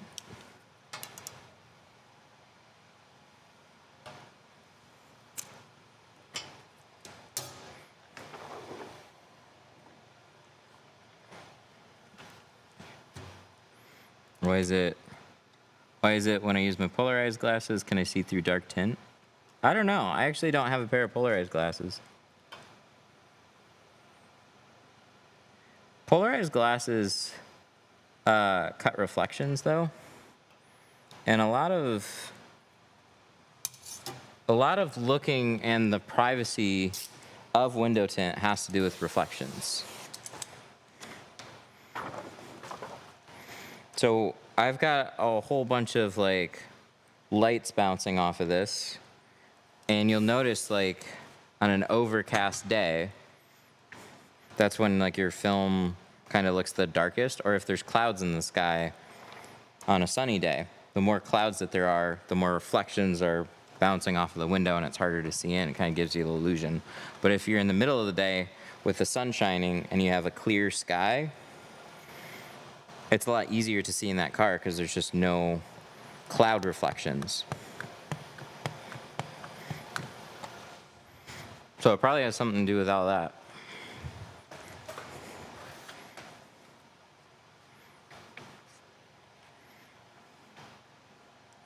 I should go buy a pair of polarized glasses though, but I don't have, my glasses are like transitions. So if I wear polarized sunglasses, then I can't really see well. I'd have to get prescriptions.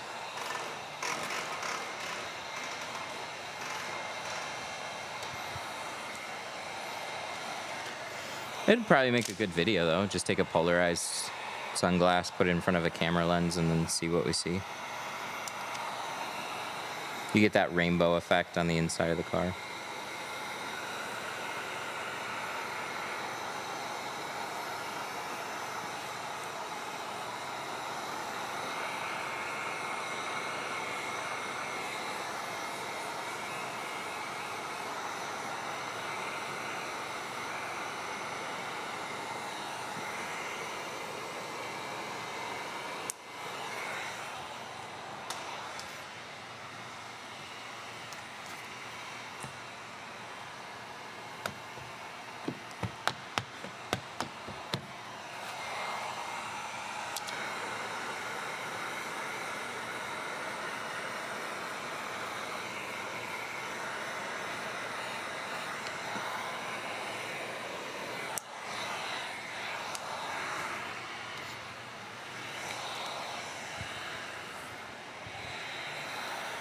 I learned a lot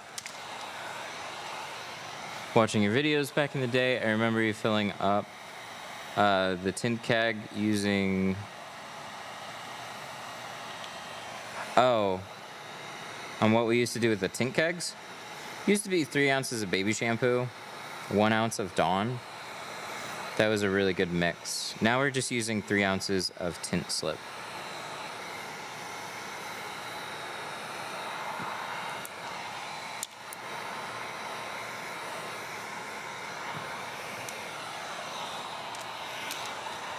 My iPhone lenses are polarized, so you can for sure tell.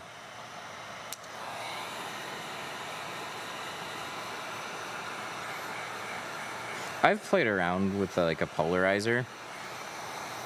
You always have to turn it. But I like the effect that you get. You just have to set up your shots a little bit more. How you doing? All right, cool.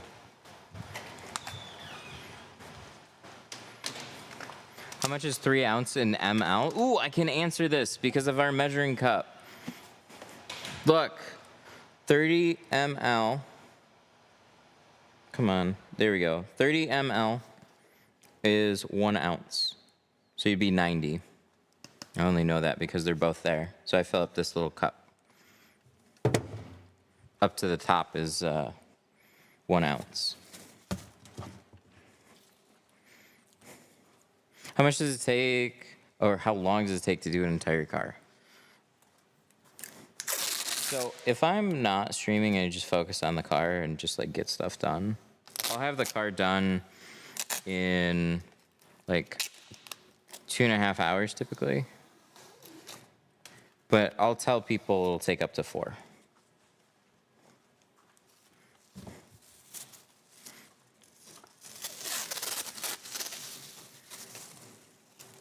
Just because we might stream.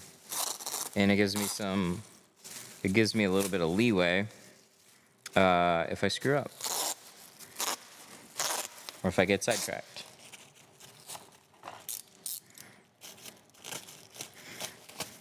Or if they have 4 quarter windows that are all A little pain in the butt to do. Oh, Subaru, you.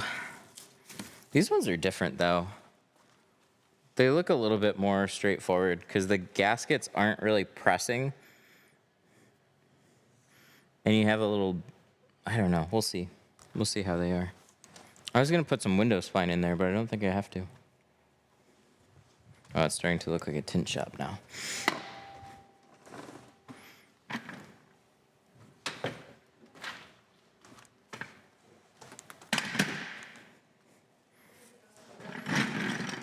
Huh?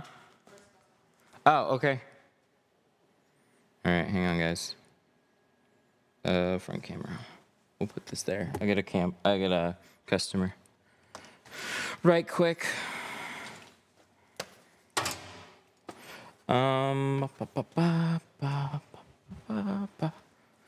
What do I need? What do I need?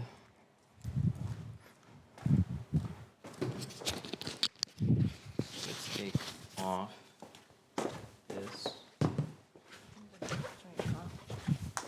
No, they got it. I'm still streaming.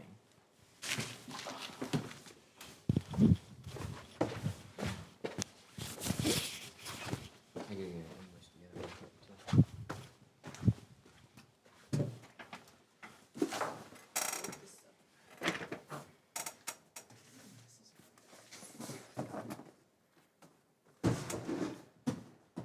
USPS is what, 3:30? Yeah. Okay.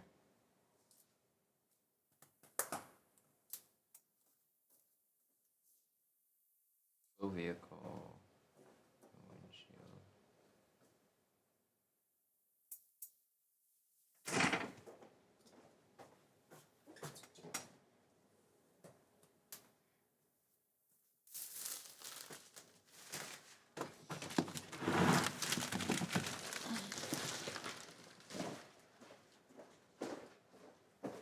Oh, I did type it up. Oh, I'm so smart.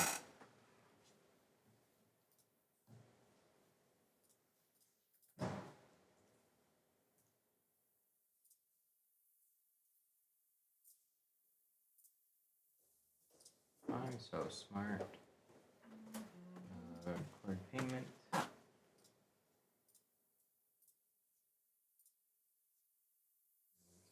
can download and print.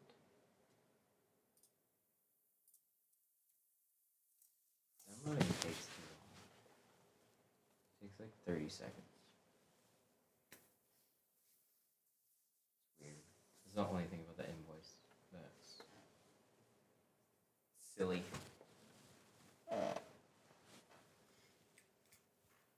There it goes.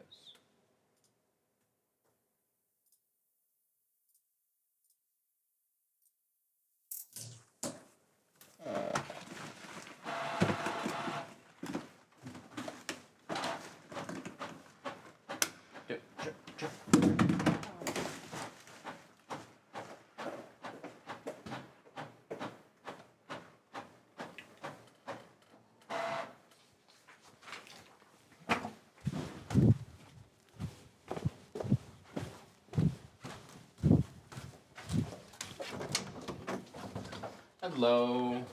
Sorry I got sidetracked. No, you're totally fine. Don't worry Here's about your invoice Thank you, thank you.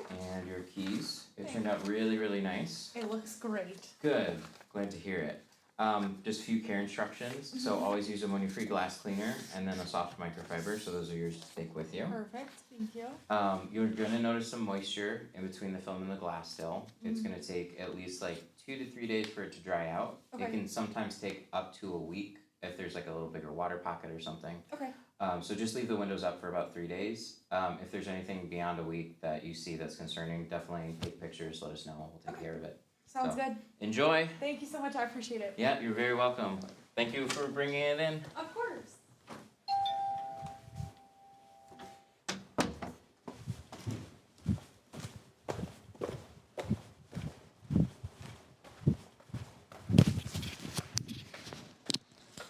It's the little things. It's forgetting the little things. I forgot to let her know that it was done. Forgot to let her know that it's done. And then, oh yeah, we need our neck mount.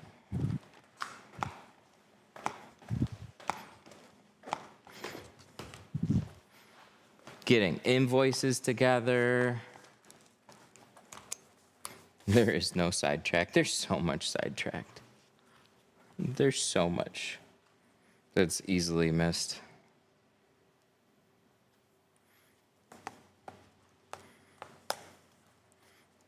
There's a spider on the window. Eek!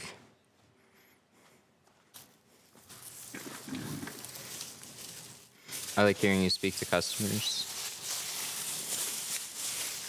That's really helpful. Cool. Yeah, I've always I don't like I don't want to just like go up there with a camera and then put them on live stream. I've never wanted to do that. But yeah, I can leave the mic on.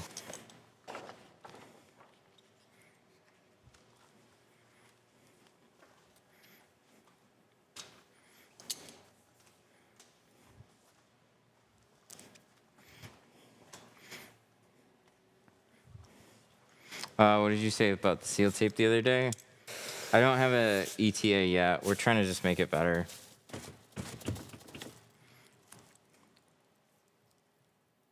What did you, tested out the new carbon yet? What carbon?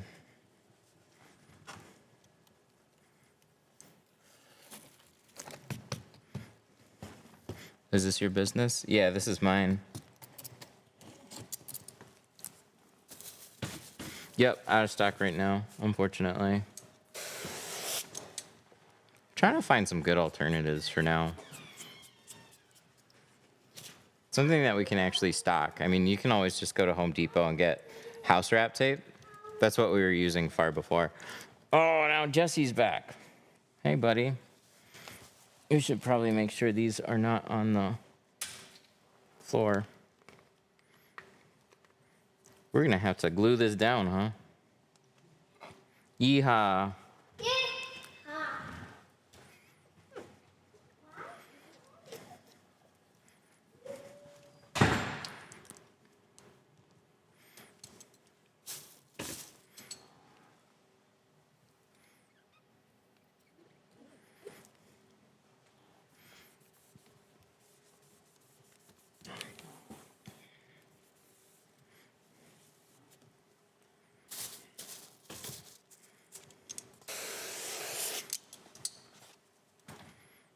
GeoShield C2 carbon they're testing. What? They have a new one?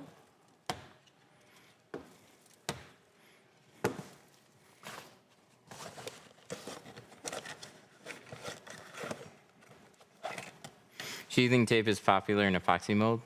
Yeah.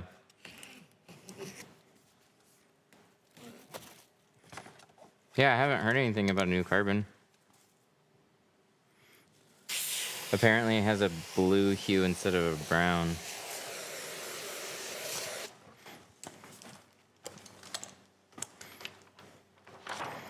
What?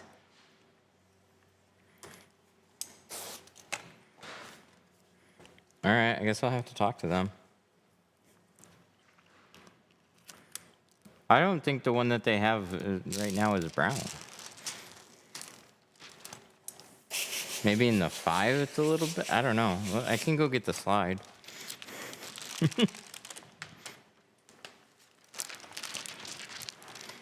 The thing about their C2 line is it's a lot more neutral. I don't really like hearing like, hey, we're doing this one that's more blue instead of brown though, because that's weird. Because like, okay, just if you're not going to make it more neutral, why even bother? I don't think it should have a strong color one way or another. I need to have a conversation about just like film color tones and like the science behind like why everybody seems to have somewhat of a color tone.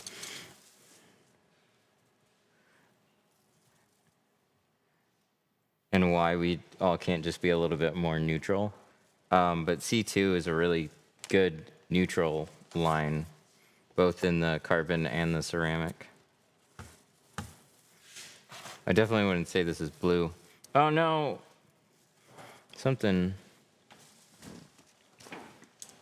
Hang on, guys. We're getting a little too carried away. Battery life. Battery life is a thing. So I'm pretty sure my phone just died. But let's find out. So it should be back up in a minute or two. Intermission.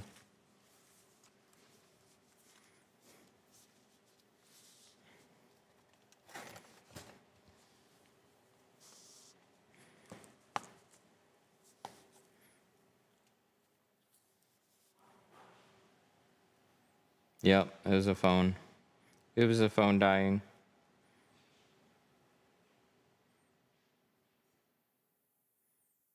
It's back on. There we go.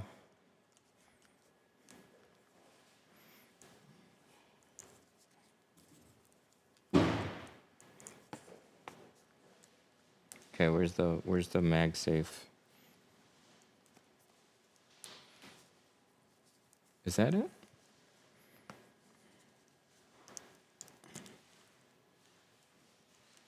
Cool. Should be good.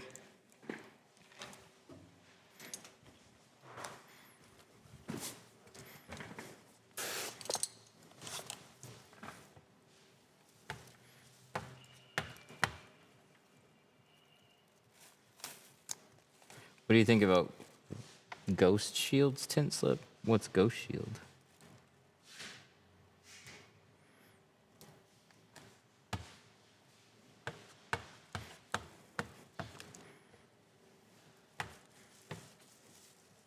Oh, GeoShield. Duh.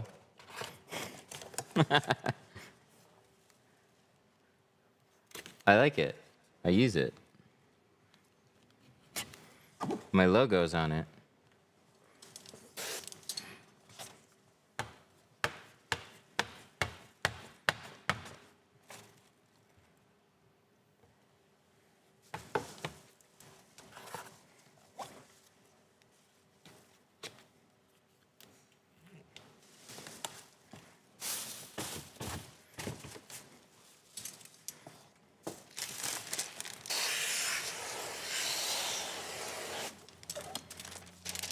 What type of towels?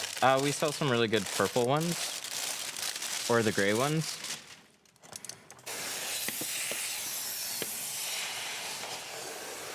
Costco's got a really good value pack. They leave fibers behind though. I use the yellow ones for a long time.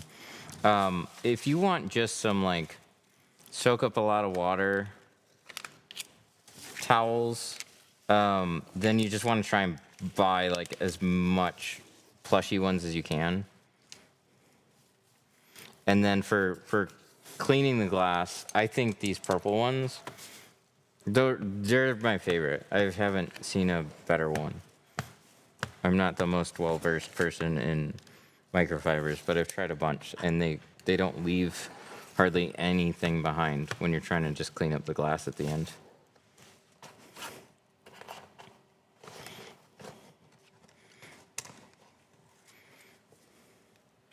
Is it possible to tint outside? It's definitely possible. You're just fighting against a lot. So most people ask that aren't tinters.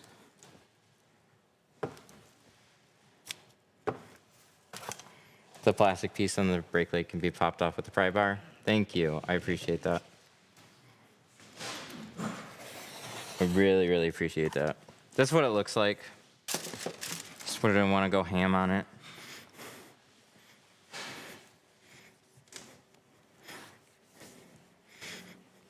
But yeah, see, these ones are so nice. They just don't leave fibers behind.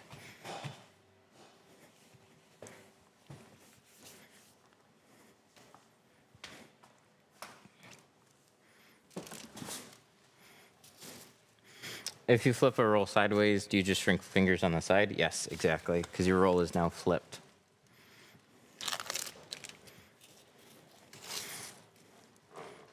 That turned nice.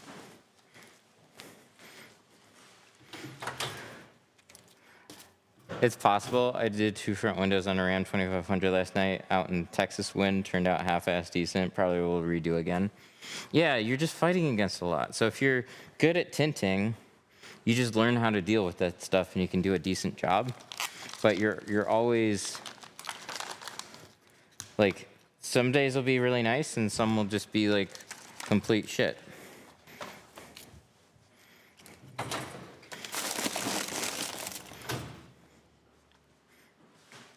All right. Let's hop over to this rear door and then we'll come back and do the quarter. Okay. That would be nice. Bring back some food. Drive through. I said bring back some food. Drive through. Anything?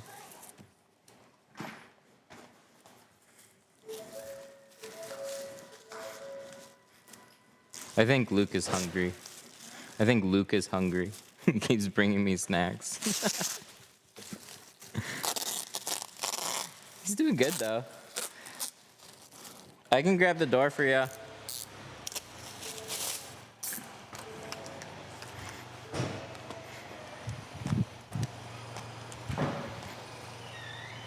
Hey, buddy. It's okay. It's okay. Mama's leaving. I'm not leaving.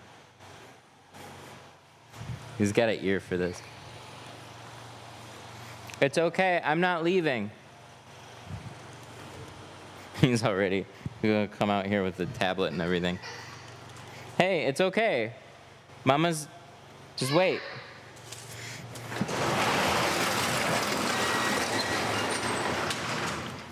It's okay. All right, come here.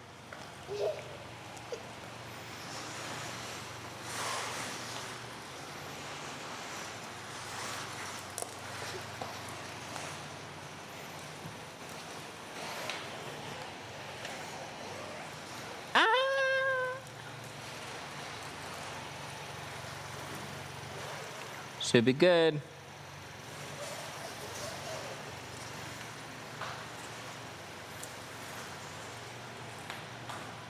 There goes your orders, guys. Off to be shipped.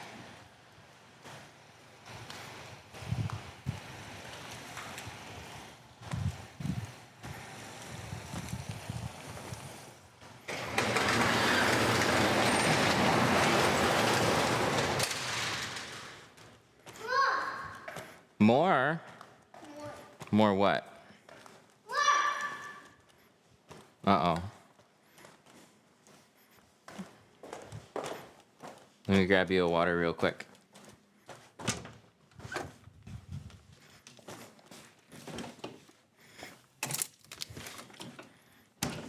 We're gonna have to restock that. Ah!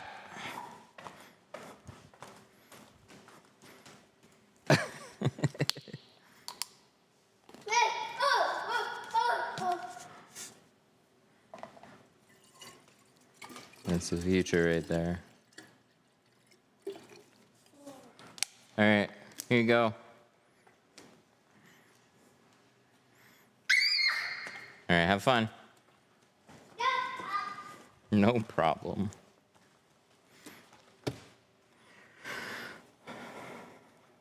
Is that ceramic? Yes, we're doing ceramic on this one. If you're new to tinting and have an AutoZone near you, I'd recommend their ceramic with a metal layer as well. Not expensive, decent quality. Ceramic and metal? That's so metal.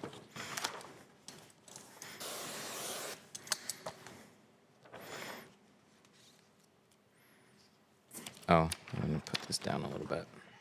Let's do that. Puzzle piece. Unable to verify. Come on, TikTok. Ta-da.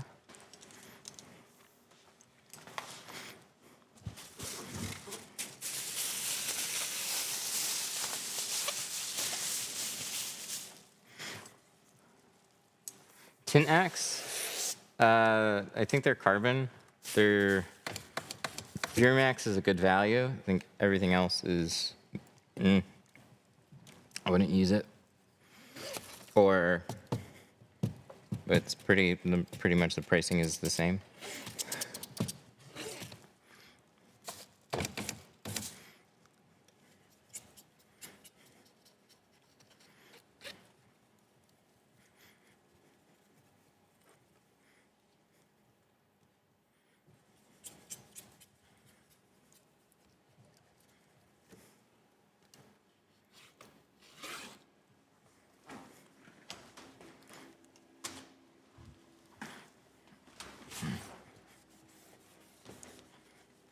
These are the gray towels, by the way. So gray, these purple ones, they're a little thinner, but I like these better for cleaning after everything's tinted, but I'll still do them, I'll still use them either way.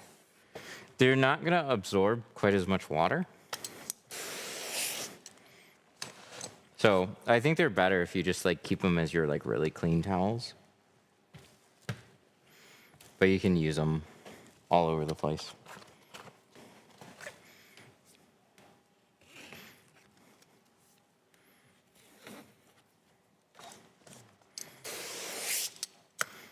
What percent gives a clear view inside but a dark view on the outside? You're gonna be looking for 20 or 15.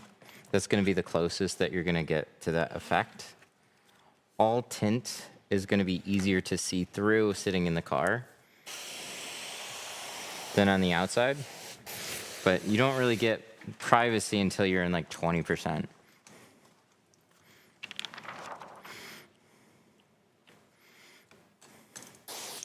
What are your thoughts on Amazon/Temu tools? There's definitely some good ones. And mixed in that is a bunch of junky ones. They will copy US made ones, and the materials will be completely different. But unsuspecting tinters will have no idea.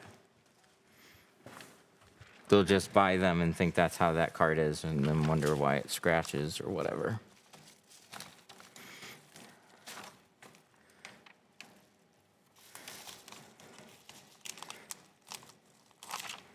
So, a lot of, we have a few kits with legitimately all good stuff. There's a lot of kits that sell you what I would call filler tools.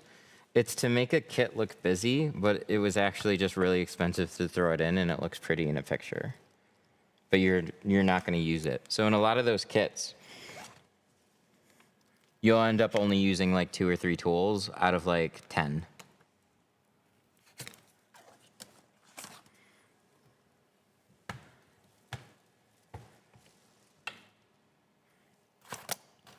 Shanks, you'll see shanks in a lot of it.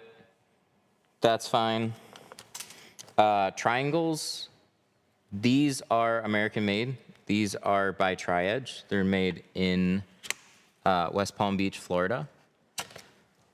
Well worth spending the money on these.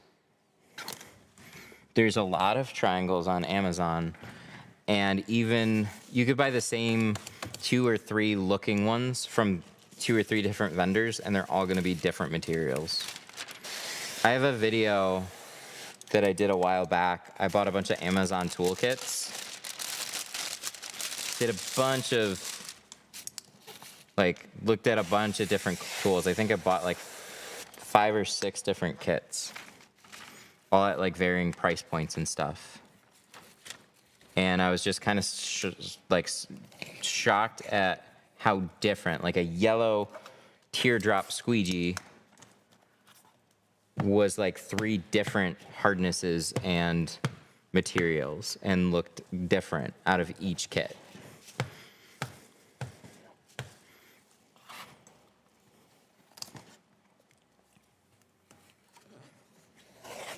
But I'll go through some of the tools and I can tell you like where they come from and a little bit about them.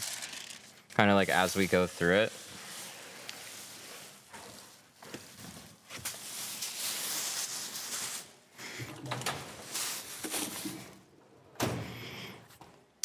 Main handle squeegee. This is by Fusion. This is made in the US. Hybrid squeegee blade. This is also made by Fusion, made in the US. This knife, this is NT cutter. This is a Japanese made knife and Japanese blades. This is a chintzy plastic knife. Works really well. You can find this in a bunch of different colors. What makes it special is the blade that we put in it. This is a very sharp, thin NT blade. Love a cheap plastic holder. Makes it easy to cut a top edge if it's got the right knife in it though. The blade's what makes all the difference in that one.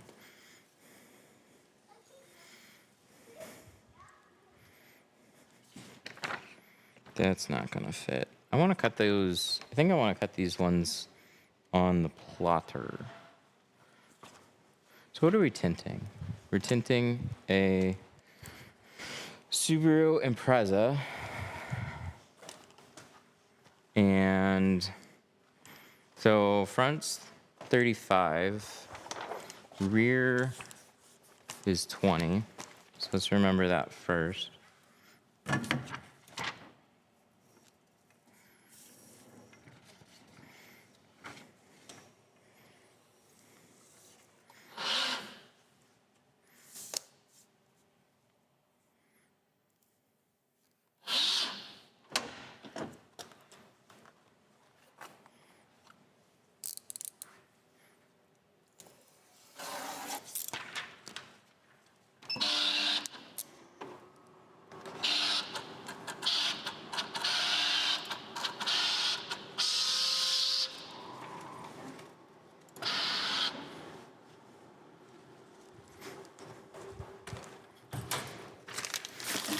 Ooh, I just remembered. I gotta go grab I think my phone's over here. Oh, just kidding. It's in my other pocket.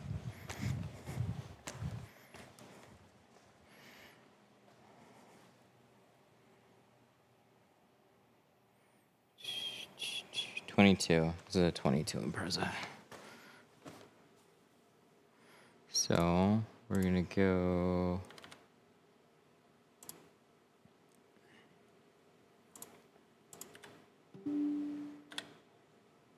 Subaru Impreza sedan.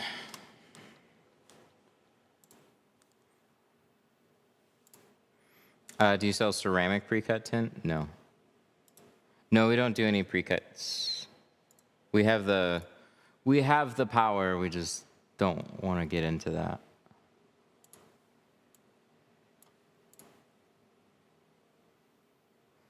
If I was a lot more confident in all the patterns all the time,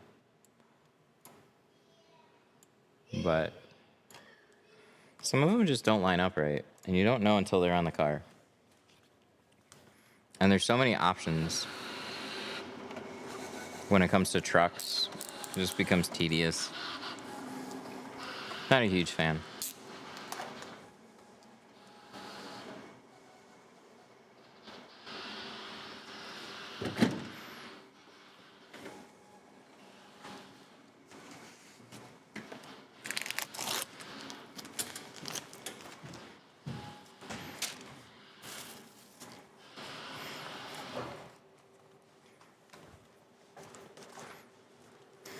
Yep, the machine cuts out the patterns.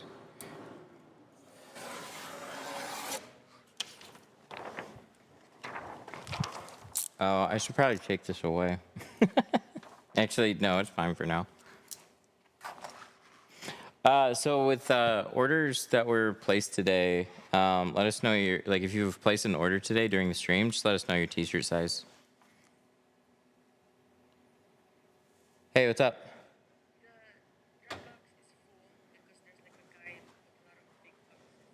Okay.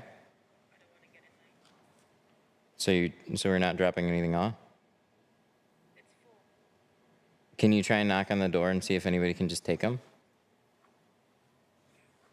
All right, thanks.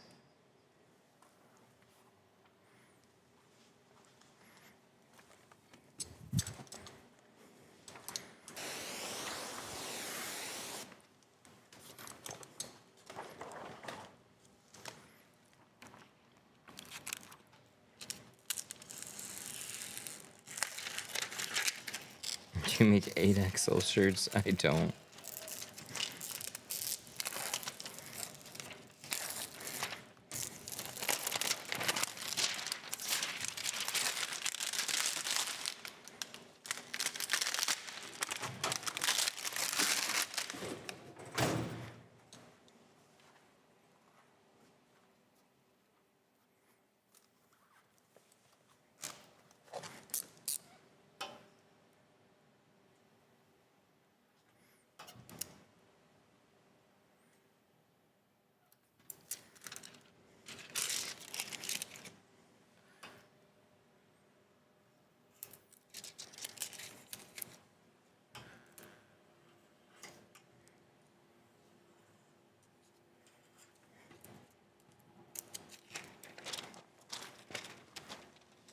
All right, this one is for this side. So we're gonna trim this out. I'm gonna make a super soapy bottle for this too.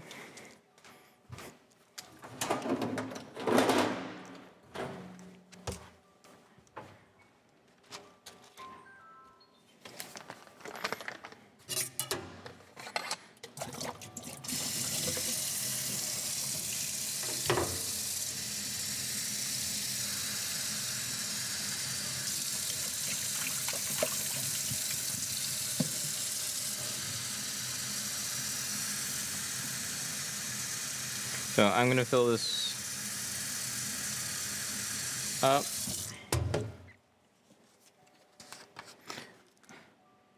And then we're gonna do about like 1/3 ounce in here.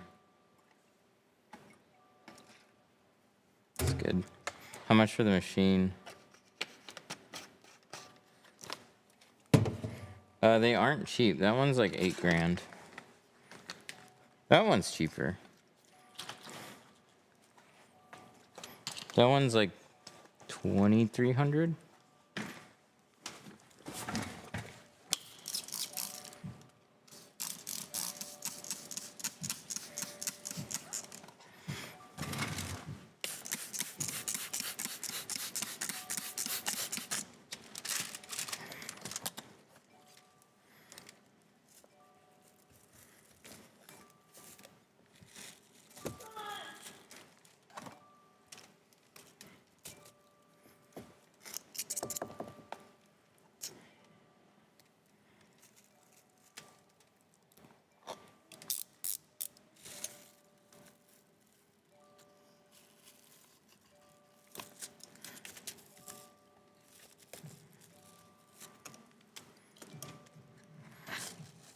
Are the tiny windows easy to do? No, they're more tricky.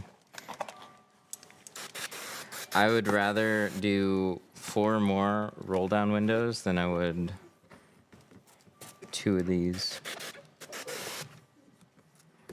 It's really tough to keep clean. You just have a lot of stuff working against you. Dirt collects. I mean, you can't clean these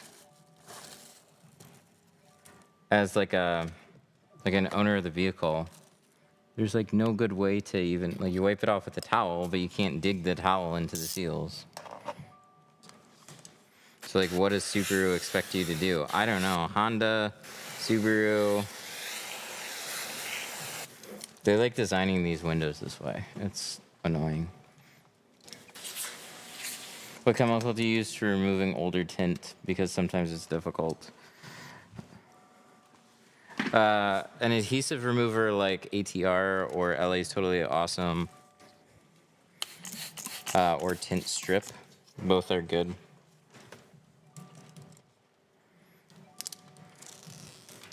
You're going to be live on Tuesday and Wednesday. That's an oddly specific streaming date question. I don't know. If we have opportunities, then we usually do.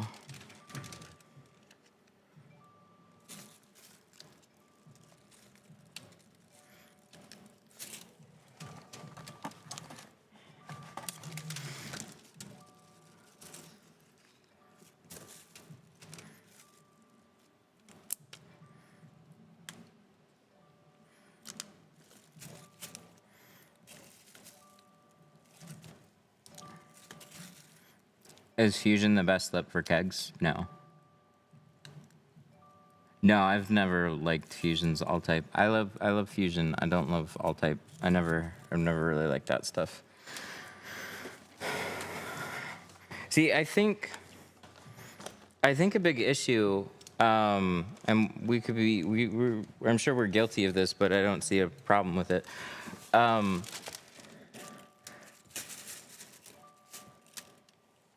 A lot of manufacturers, like, they make stuff, and I mean, they do some testing with it, but I feel like they just need a broader range, or they need to go to a more extreme. So, like, Fusion All Type just doesn't slide with Geo, with Global, with, like, it's just not great.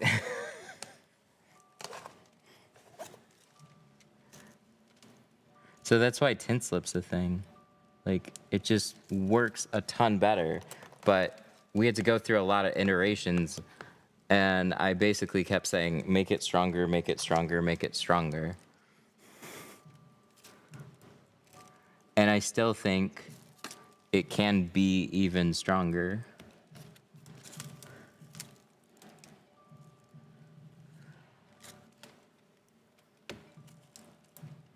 But to me,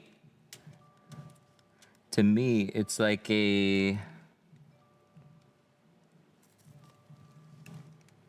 yeah, same thing with tint slime. Like, when I used a film that didn't slide, or sorry, when I used a film that slid very easy with baby shampoo, it didn't matter what slip solution I used. I could use baby shampoo. So, like, your Lumars, lighter adhesive films, Avery Dennison NR, or NR Pro, that was fine with it. It didn't matter. But as soon as I switched to Geo, like, go back in the live streams, it was super frustrating because of how tacky the film is. Soap was like this huge discussion. So I don't think that you can have a soap that's too strong, in my opinion, because you just add less. Like, you just dilute it.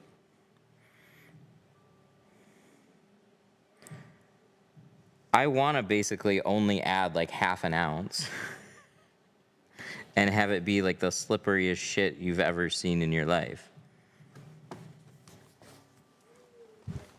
1 ounce per gallon is decent. I still think it should cost less, and I think it should be stronger. But it's a collab product, and I'm really thankful that they reached out to me on it. Because they messaged me, and they're like, we'd like to do a slip solution, but we need feedback on it. Because they were trying to figure out some curling issues that they were having. So they were trying to figure out, like, hey, what are installers? They didn't realize that a lot of people are just using baby shampoo and Dawn. They're like, there's like 3 or 4 slip solutions out there. Why is everybody using Dawn and baby shampoo? And it's like, because they're accessible, they work well, and the other shit is just like, it just sucks. Because when they found out people are using baby shampoo and Dawn, they just put out like a PSA that is like, degreasers aren't good for window films. Please don't use Dawn.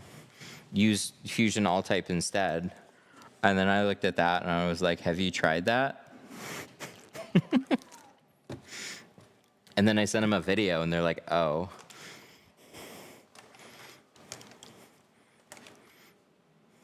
Companies do stuff and they don't necessarily have like, they're not actively out there tinting vehicles every day.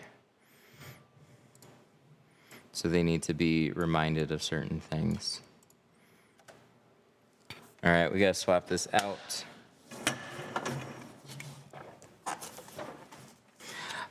Tint slip will still get gunky in a keg, unfortunately. But the thing is, you either add stuff that makes it stop doing that, but then it makes it unsafe for window film. So soaps, when they're added into water, tend to break down.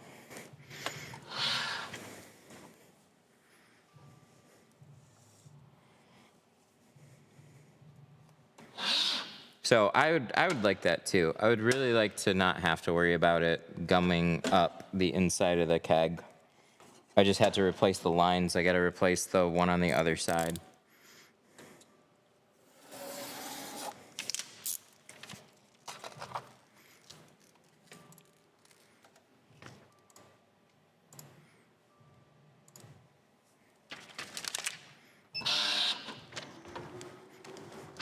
So that was my first thought too.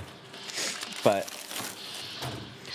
then you're adding additional additives to help with certain things, and then it's that balance between, okay, it's supposed to be a clean soap, it's supposed to be safe for window film, and then the more stuff that we add to it, then the more questionable it is for the very thing that it's made for.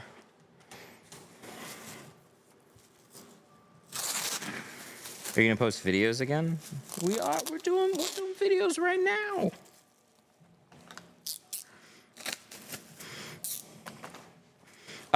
Helpful, like spontaneous tutorial videos. I'm sure we'll do those more. But when it comes to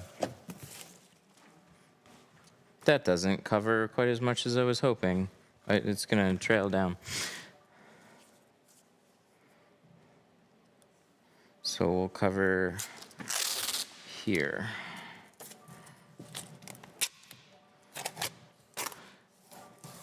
But like the tinting with Walmart stuff video, I'm not saying we're never gonna make another one of those again.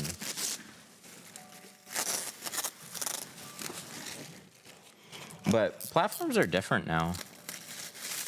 So much of it relies on a thumbnail and a title, more so the title than anything. So it's like I'll spend a day making something like that, sometimes a couple days, and then they just don't do well.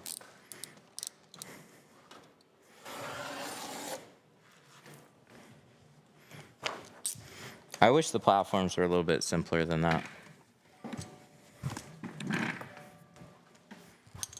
But time and time again, the stuff that seems to work well and be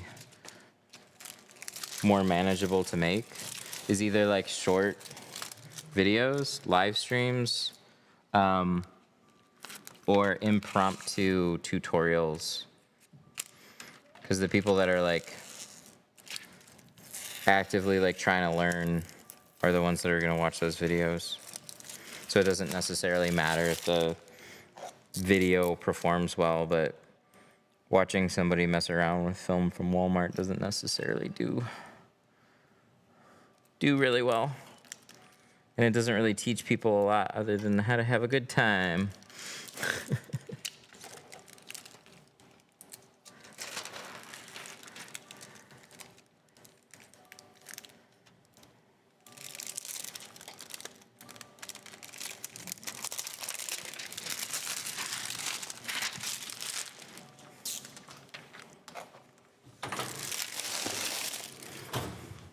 Sweet car, isn't it?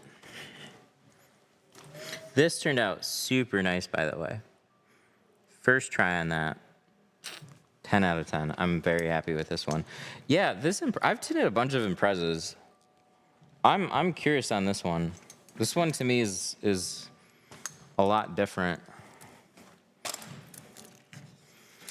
Like it looks like all the other ones, but just the window design on the quarter windows is different.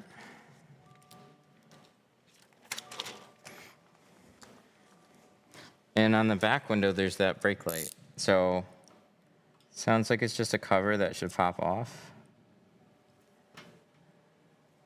So we'll do that, and then it'll be really straightforward to tint the back window. Like, there's nothing weird about doing it. It's just getting the stuff out of the way so we can do a good job.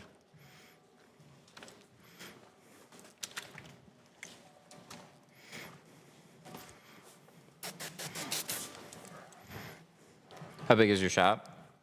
Don't tell my landlord, but it's 4,300.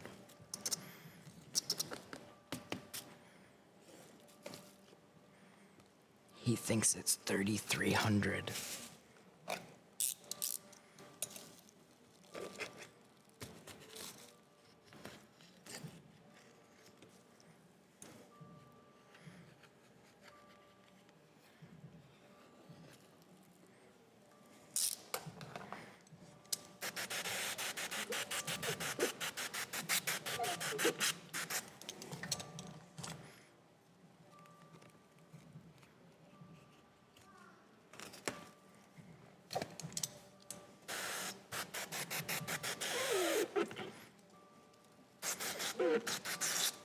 What's your rent? 3,400.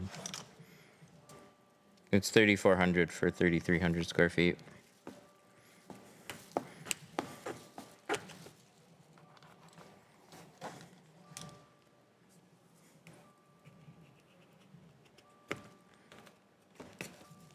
It used to be 2,400.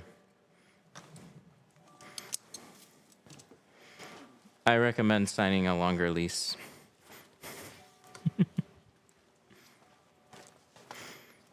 I pay 1,050 for 250 square feet. Ooh, what?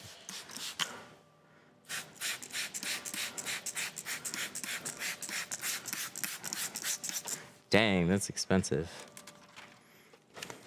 What are you in Chicago?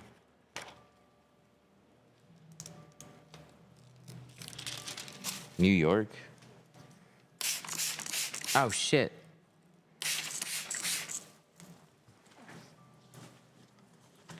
New Jersey? Not far off.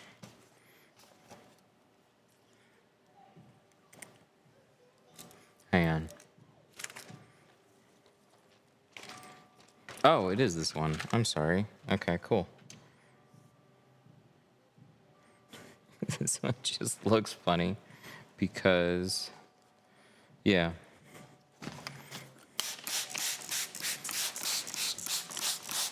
This one's funny because it looks like it's upside down, but it's not.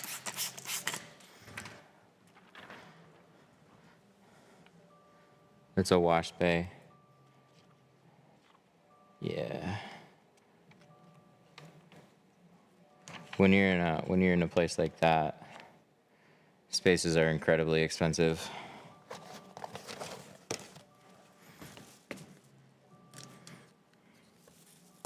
Dense cities. I had a fun enough time getting this space. There's a lot more choice around here now, thankfully, but getting something in the area that you want, I wasn't ready to go over. I wish I had just gotten a space over in Troy instead of Sterling Heights, honestly. It's worth the extra. I'd be paying probably like a good 50 to 100% over what I'm paying now for the same space. But you're just closer to money. It's not that there's no money here. It's that there's more money over there.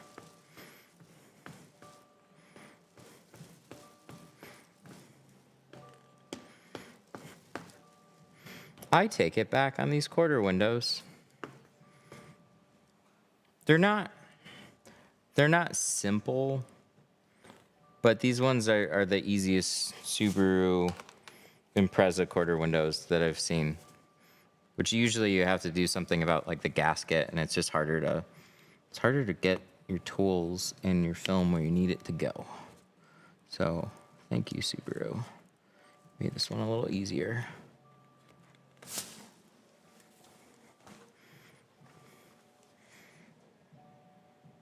Make it look easy. They gave me just a little bit more space.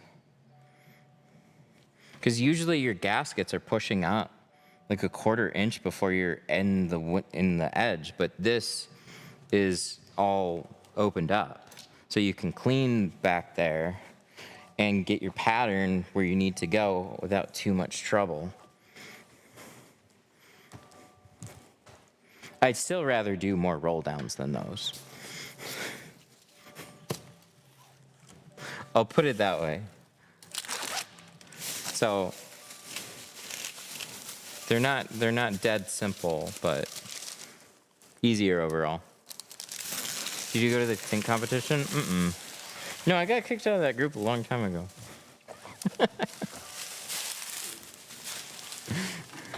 I don't think that matters at this point.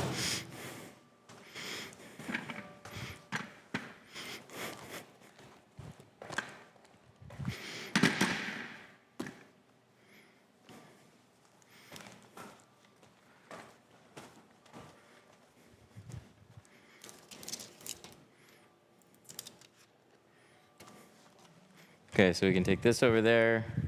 We got this side to do.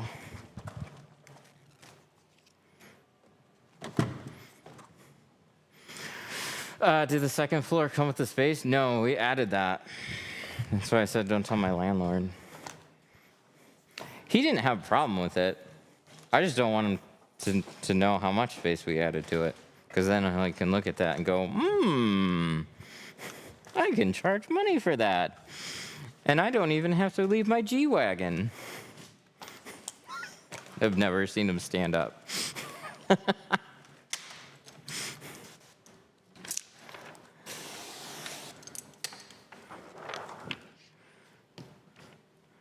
How do you peel the liner? I use my mouth for that one most of the time. I just yell at it. Peel.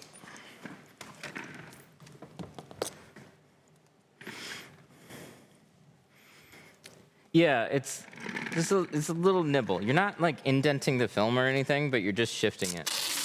How much was the second floor to add? 50 grand.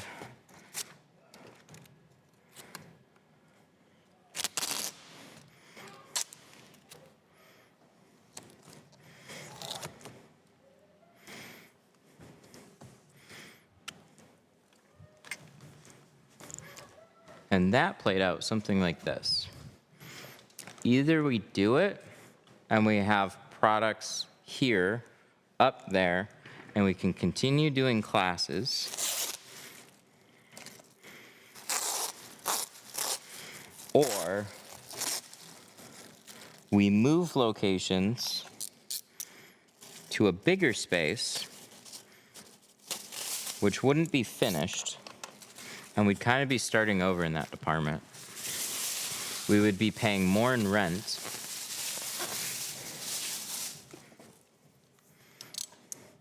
And believe it or not, that made the most amount of sense. Because if you doubled our rent from $3,400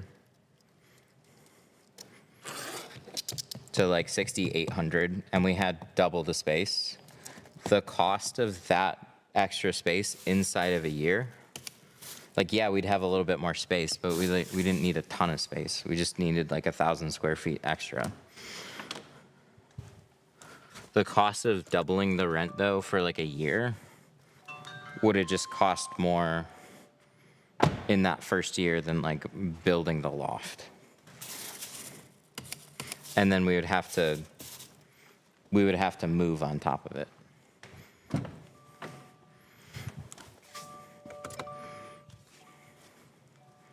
So none of the other neighboring units, they would have cost $3 grand anyways. So again, that wasn't an option. That didn't make sense. The only other option that we considered pretty heavily was a storage unit. And just keep things off site. We didn't really want to do that though, because then you have like pallet shipments, and then we didn't have a vehicle to haul stuff back and forth. So you're either like dumping that in the back of Explorer and making runs back and forth all day. until you like unload a shipment of something. And then it's really easy to lose track of your inventory. Just got to do a better job managing it, which it's hard enough to do as it is.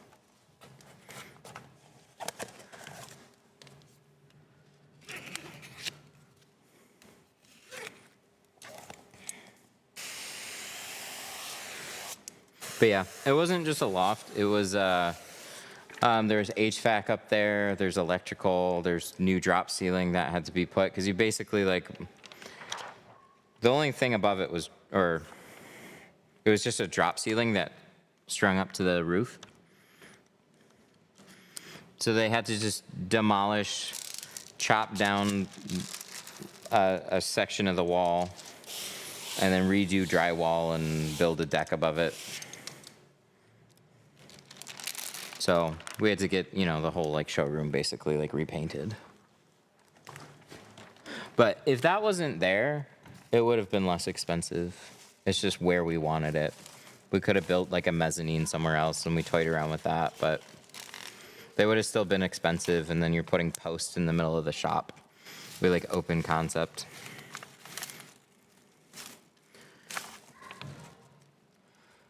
Where do you find places? Facebook Marketplace. I found this one there. Craigslist is worth looking at. LoopNet was a good one. Realtor.com was a good one.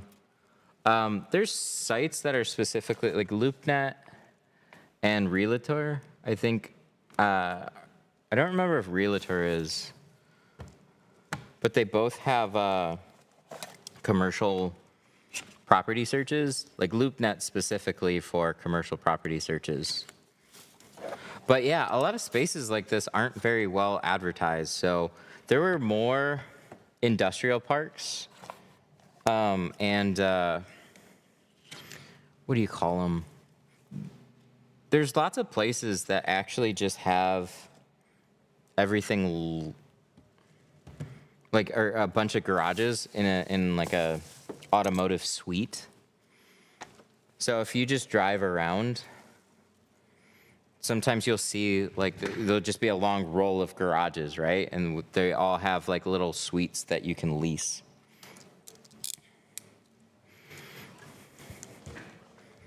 And there's usually like a few spots available in those. Do you go crazy without listening to music? If I'm not, no. If I'm streaming, it doesn't bother me at all because I'm talking to you guys the whole time.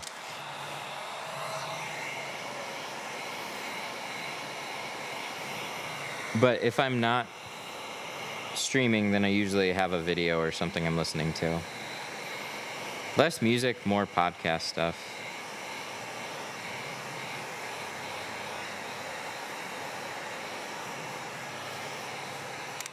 I always like to listen to stuff that I'm trying to learn.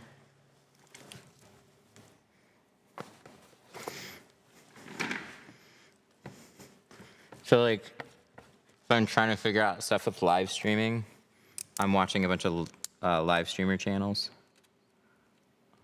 on equipment and like that stuff. It's the same for everything. Like this isn't gonna work.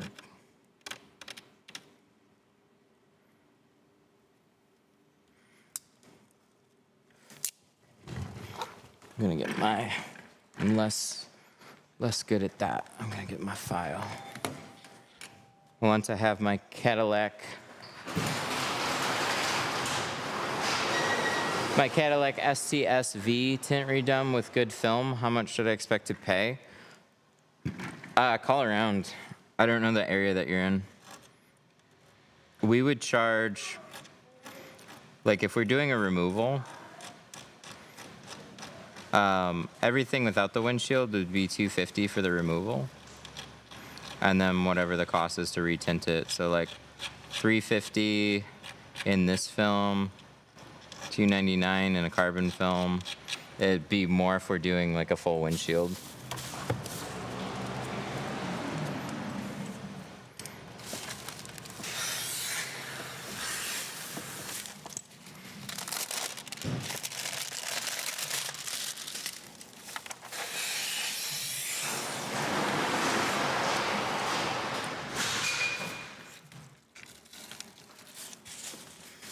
Hi. Welcome back.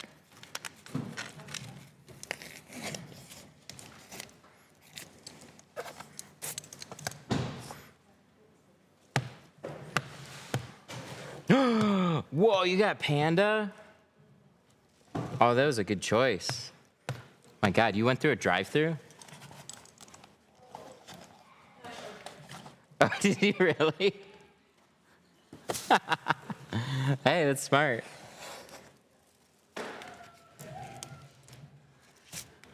I don't blame you. Good job. You figured it out.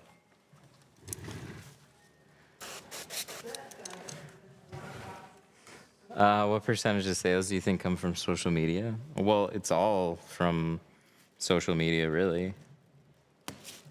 Like, what are you talking? Like retail, like automotive, like our store, or cars that are being tinted, like this one?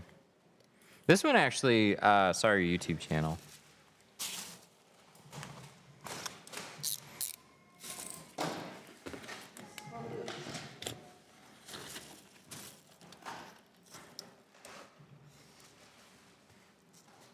Dutch Bros. I don't know if we have one of those here.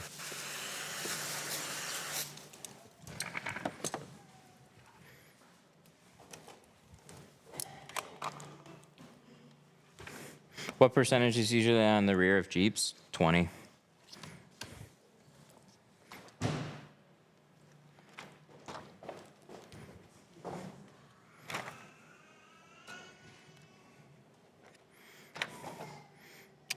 If you've only been doing this for about a year and haven't been super consistent, should you still have issues?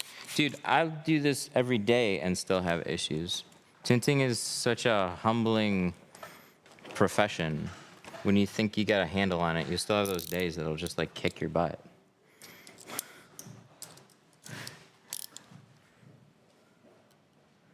Yeah, tinting sucks. Take a bite. Thank you. You're awesome.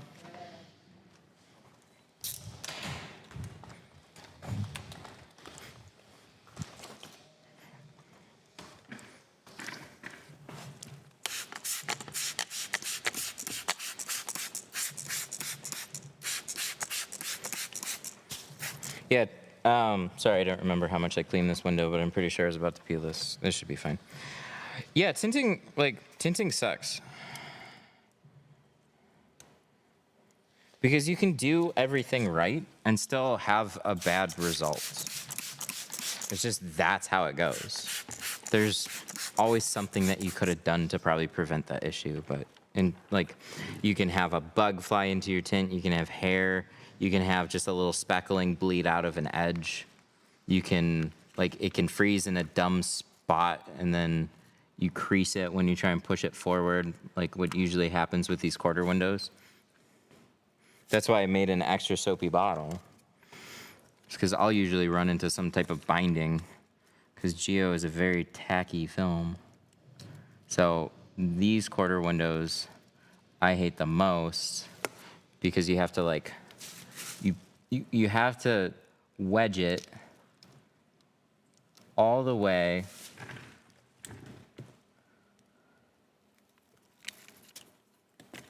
into the seal, and then the seal pushes back on the film, and so then it wants to just naturally stick, and then you got these stupid little fucking, come on. All right, we're gonna have to gamble.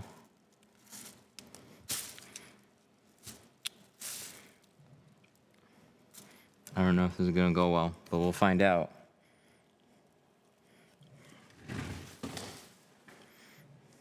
So up here, this is the biggest gamble of this window.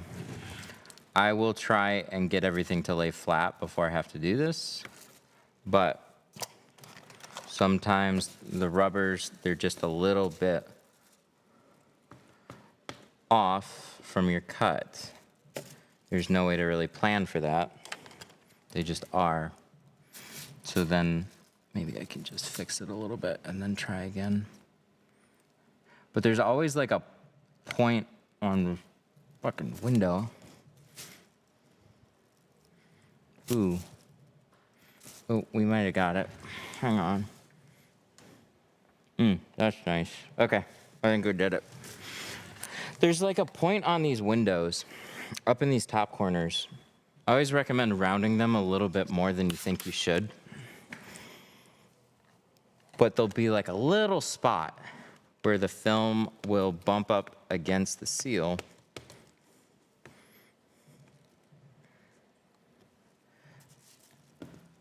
And then that'll cause that whole top corner to like roll back. And then when you try and squeegee up here, it'll all of a sudden fold on itself and pinch.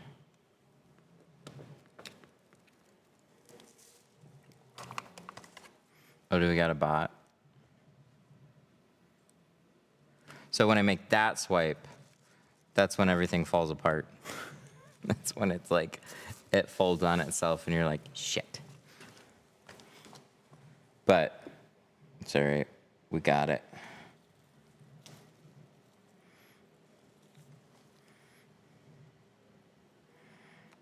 Tips for smaller triangular windows? Like what? Give me a car example.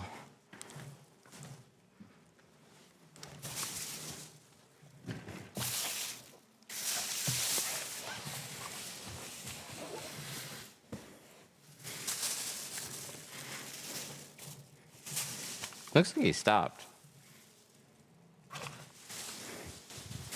Wow, my chat software is good. It didn't even...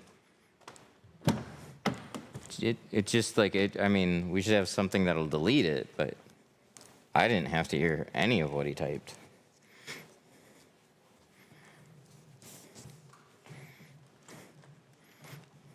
Ten out of 10 on that one.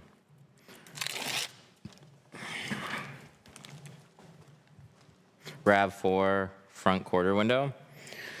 So a little bit like this one, but it's more of the gasket pushing in.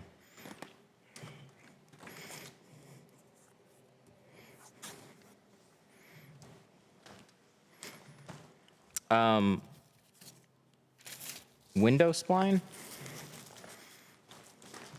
You can wedge like a 10 gauge wire or window spline in there. So I'm gonna find some thinner stuff, but this stuff right here, it's like a rubber, it's for screens, like screen door windows. That's how it sticks in the frame. But you can take that and you can wedge it into the quarter window and get it to hold that gasket back, and it stays all the way tucked in there out of the way. And it does a couple things. It holds the gasket open, and it also prevents dirt from leaching back in your quarter window, and then all of a sudden it makes them much easier to do. I mean, and I don't even see a reason why you'd need to take it out afterwards. You just put a window seal in it, and you just made the seal better, so. It's not OEM, but it's nice.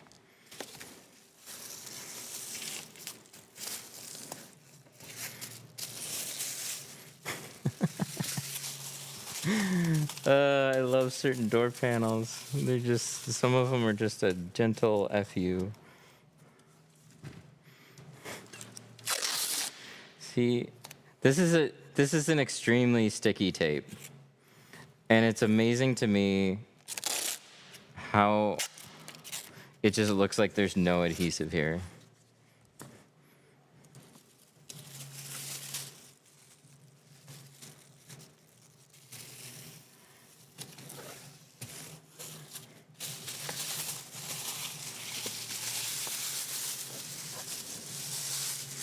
So I'm not going to pull too tight on that. It's a hard part about covering door panels. Nothing wants to stick to door panels. Some windows are so tight. Any tips on tucking the tint without needing to take the panel off? Yes, some are really tight. Don't cut your doors super wide. Don't cut them very deep. Don't cut them very wide.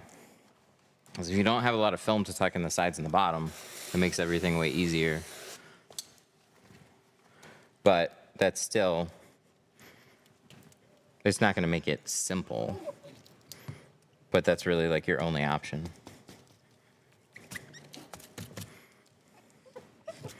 A little extra soap in your bottle to make sure everything slides okay. Because if your film tacks up really quick, that's another issue for you. Because then you just don't. You don't have time to maneuver the film.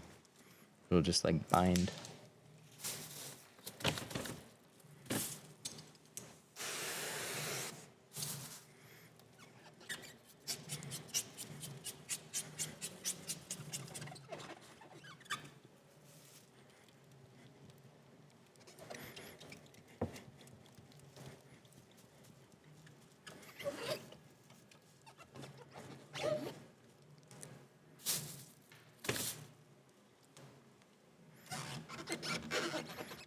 I wasn't even sure if we actually tinted that rear window. I know we did the quarter. I have to look at it. Did we do that one? Okay, cool. I got one more quarter window left. I'm excited.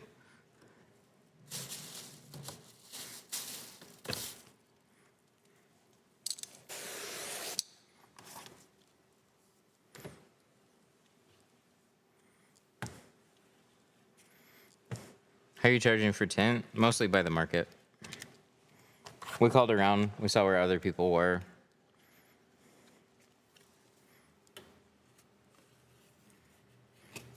We did that when we weren't booking jobs for a little while. Something really happened towards like end of last year, beginning of this year.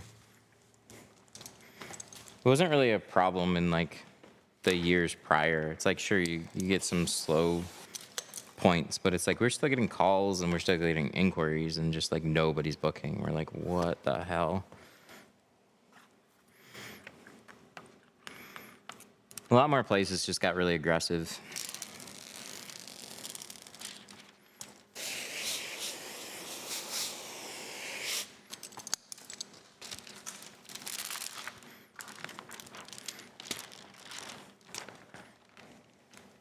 The market's getting more oversaturated. Competition. It's good and bad.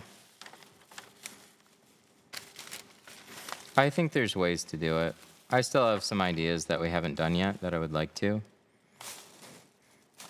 I don't know if I really want to say what those are because then other people around here will start doing them.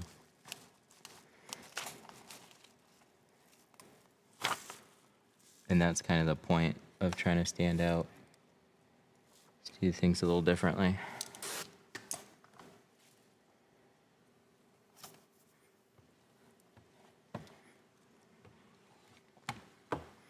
The only way I've been getting is charging 120.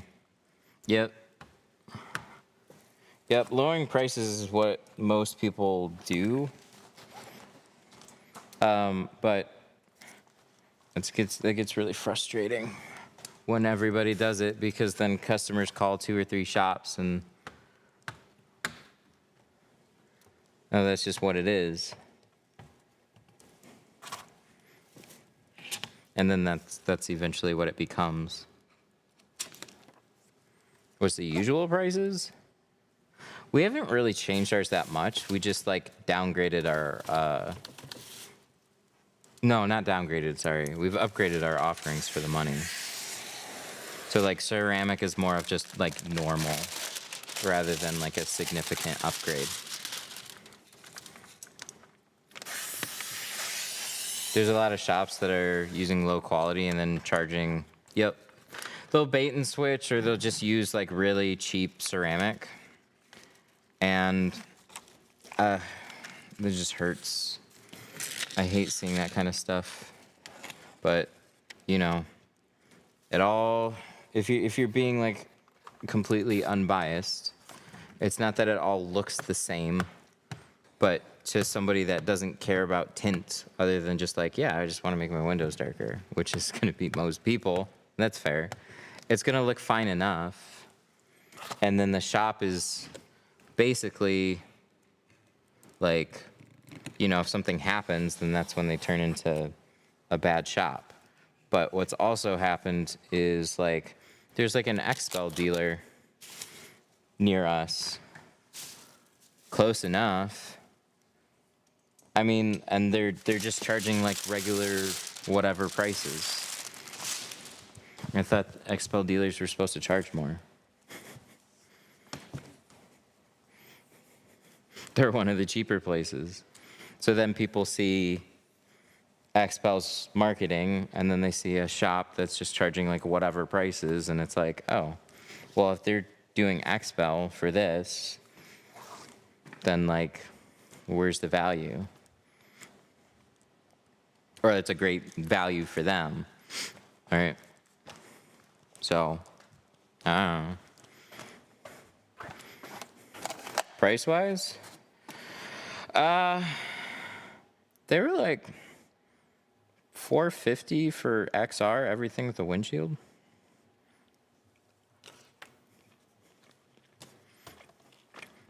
Maybe like $380 to $450.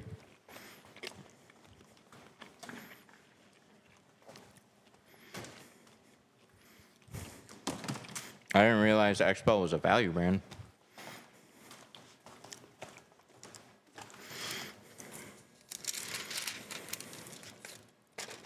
That's the shit like Lumar was doing. Like the thing is like there's always gonna be these like golden eras for certain companies.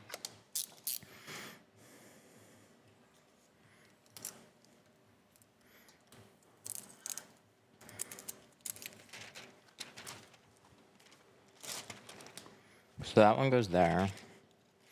This one goes there. Okay, I did have the right one.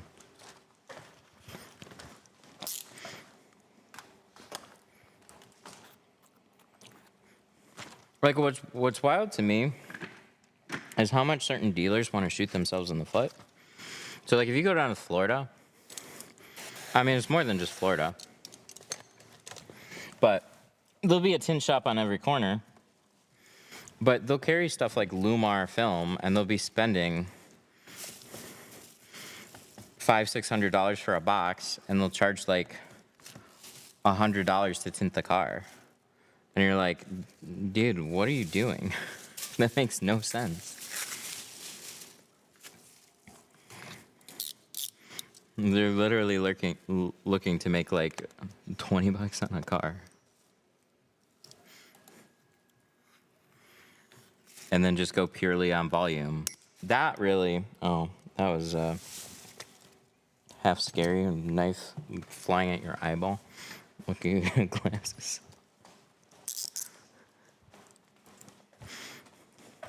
We're at 760 XR full sedan.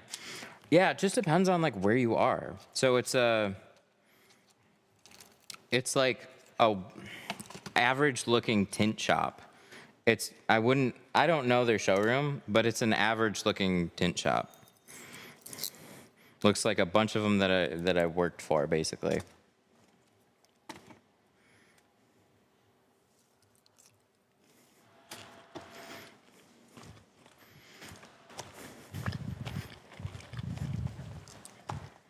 So they've got their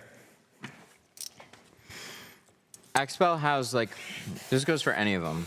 Any of those brands will have their like premier dealers that just look the part, dress the part, charge appropriately. And they'll leverage marketing from showcasing those types of shops and looking really good. But in reality, the lower income areas, they're still not shy about filling those out because they're just trying to move as many film boxes as they can and grow their brand. So you can just get a better deal by going to like a shop like that there. Or you can get a cheaper price, not necessarily like a better install, but.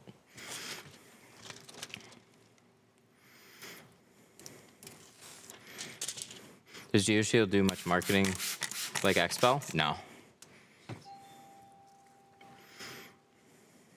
No. That's an area where they're for sure lacking. But that's where some of the value is in that brand. Is like you're not spending as much per roll. You're getting an awesome product, but hello.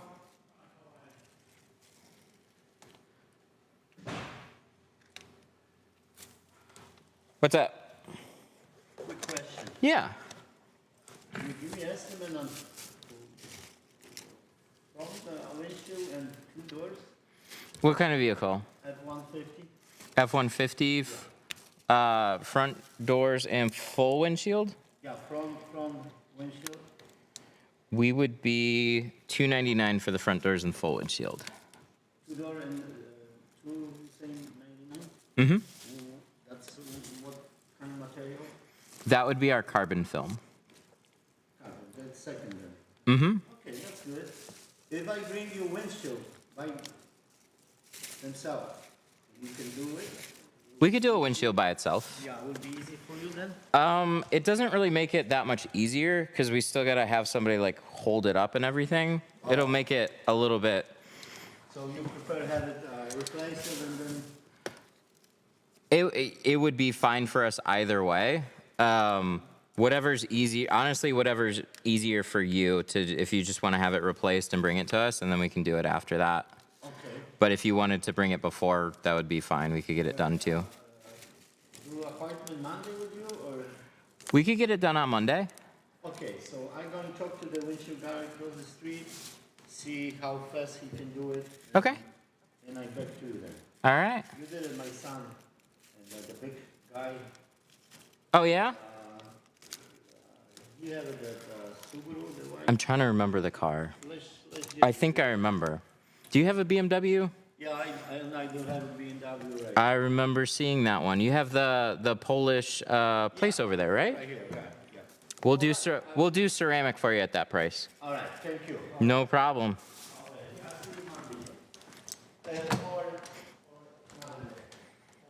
Uh-huh.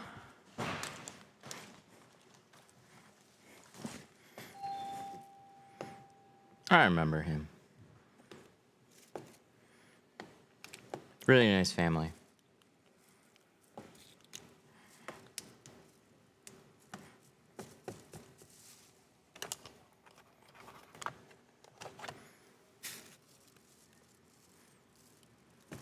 Have you tried Tint Club?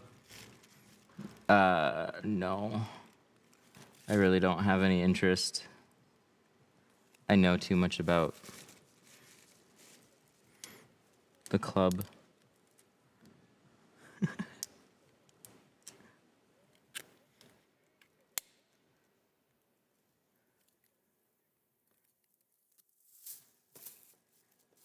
It's just a white label from Flex Film that's been going on for a long time. I don't know if it's the exact same stuff.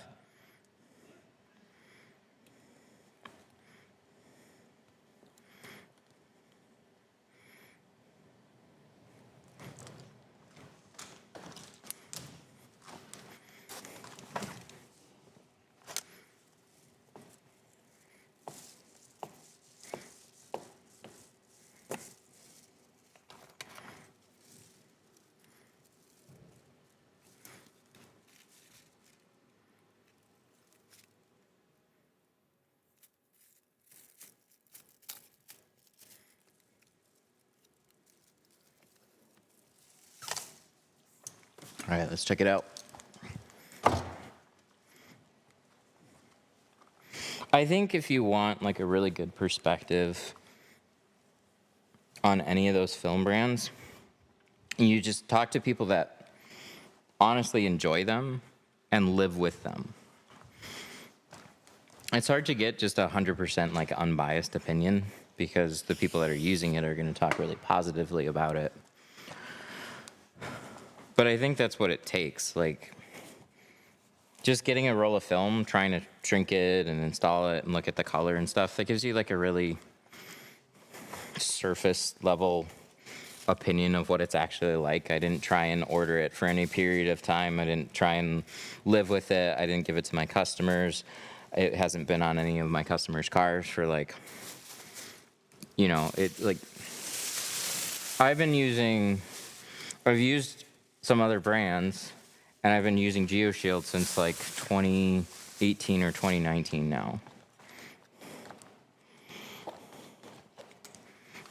And there's like a few alternatives that I would consider.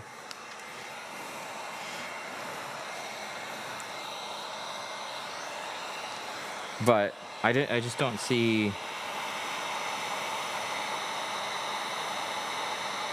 It's like how I felt. Tint Club reminds me of like how I felt a lot about Tint Depot. It's not that they have bad film. It's that I don't like their branding. But like you can get a deal on film. Like Tint Depot was carrying really good recognizable film, but they had it wrapped in a Tint Depot brand because they couldn't sell it any other way. So I feel like Tint Club, it's like if I had a customer that asked, hey, what kind of film do you use? And I have to say Tint Club, it just makes me sound cheap. I just don't like that. That's not what I'm going after. Granted, if you're not charging a lot for a car, less customers really care about the brand, and they're just going to ask, is it carbon, is it ceramic, or like, what type of film? And you're like, ceramic, and they're just like, oh, okay, cool, I'm getting ceramic. What do I care? I don't know anything about film brands. So, like, it works for people. I would like to remind everybody I haven't eaten anything or taken a pee break since I've gone live.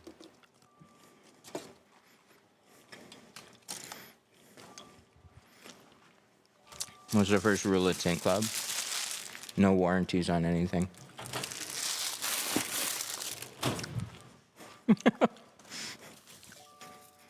It is good. It's Panda.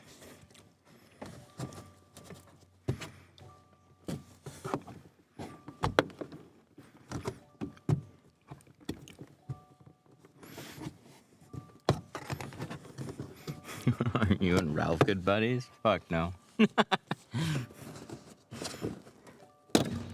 Hey! Alright. Whew!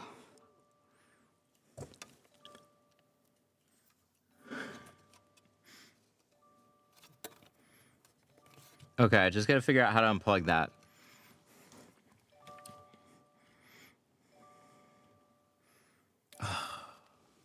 Okay. Subaru. I didn't think. Oh, shut up. How did it do that? It's so dumb. It slid behind there. It found a little space. This back window got a million times more straightforward. I just gotta figure out how the hell this unplugs. Usually it's just you push on it and you pull this out. Hang on. It like doesn't have a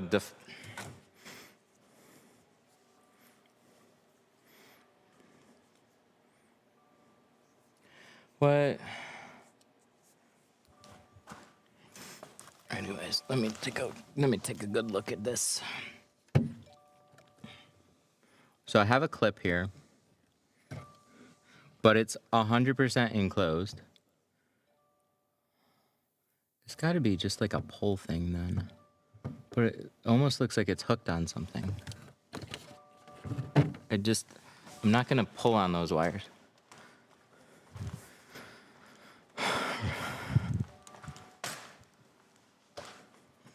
He said he would cut you a hell of a deal.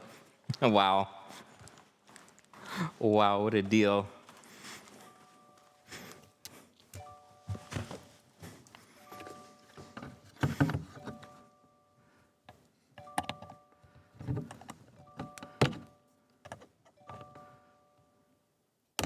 There we go. It was just a slide out plug. That's weird. You see that? It looks like it's supposed to be an actual clip. It just like slides in there and stays. So, sweet. I'm happy. This back window just got really straightforward. 3 clips, pop out. You just gotta tug it.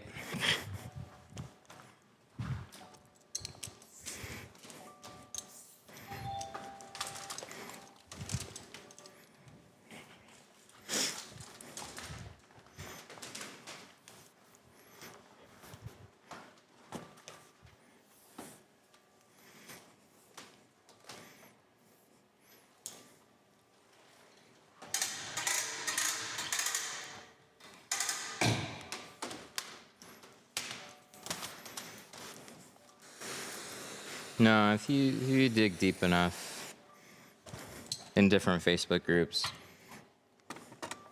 you just burned a lot of bridges with people. I think you got a lot of shit for people for just like dumb tinter reasons, but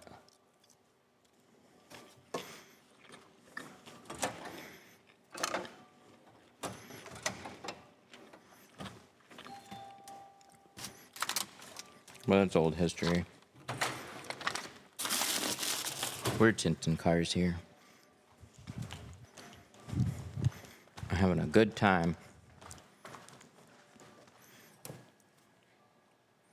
Okay, we got that. That's all good.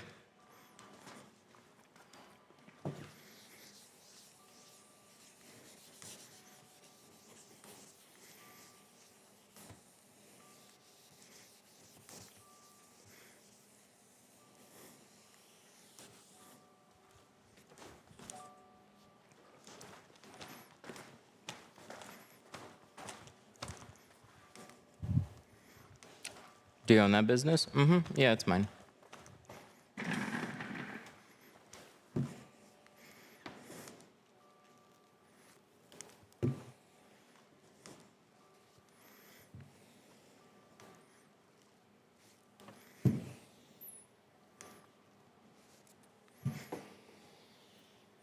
Is it worth it to tint brake lights and headlights? You mean like these? Yeah, definitely. Thanks for the info. Currently working on opening a tint shop. Can't wait to get out of the oil fields. Wow. That's cool. Good luck, man.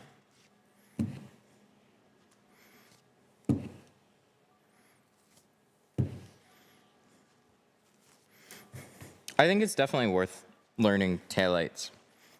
I don't do it.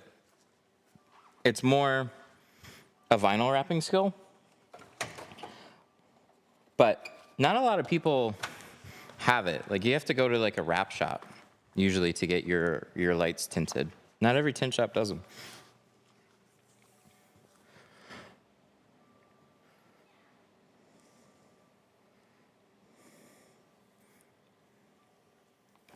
The comment responses don't match. We're on a couple different platforms. But don't tell TikTok that. Shh. They don't like that. Is it going to do 35%?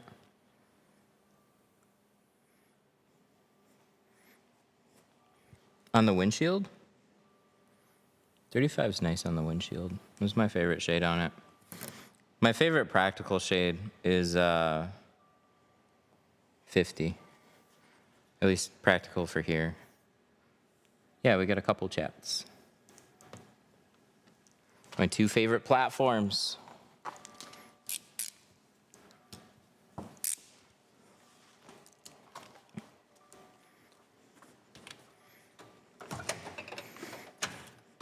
The guy I'm going to can't do my windshield. I don't know why, but he's going to do 5 all the way around.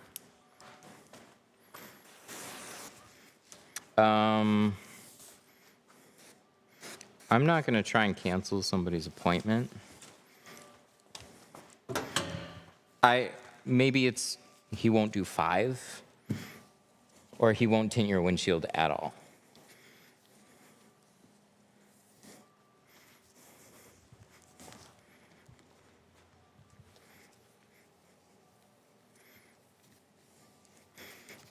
This is tricky for newer people, but there are some shops that are very good that don't do windshields. If I was looking to get a windshield tinted nowadays, and a shop just wouldn't do my windshield, I wouldn't bring it to them.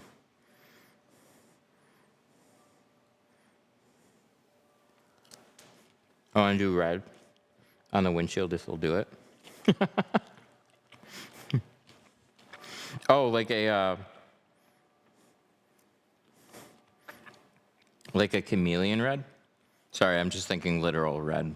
I've tinted a couple cars in red before.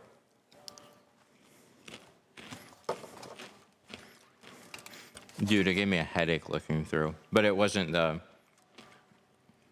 chameleon film. It was just like a straight fucking red. It was so bad. But he had a red 300, and it had to have that red 300 match his windows match the car. But it was like a red architectural film. Will 5 all around look weird with no windshield? No. No, it's not going to look weird. It's normal to not have tint on your windshield. I think it's really hard to tint your car in any way that looks bad. Bad would be like, okay, I've got like 35 on the rear doors and then 5 on the front doors. That's about as weird as it's gonna ever look. But nobody's gonna do that. My client from yesterday asked about 35 on the back window, 20 or 5 on the back doors. I think it was 5 on the back doors, and then like 20 on the front doors. That wouldn't look weird because the lighter shade is on the back window just to have that like visibility through it. But it's on the rear. Like it'll be enclosed, it'll blend well, not weird.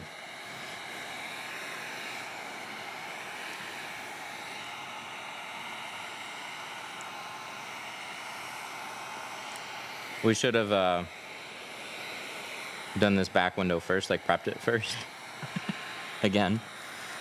But I had that brake light. It's a good thing that removed really easily. Now this is the easiest Subaru back window.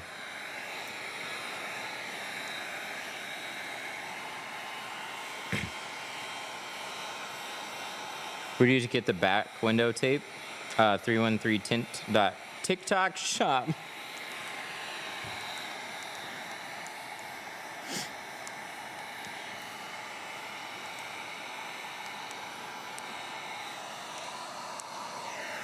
These Wagner things, I don't know what it is about some of these. These are falling out like crazy.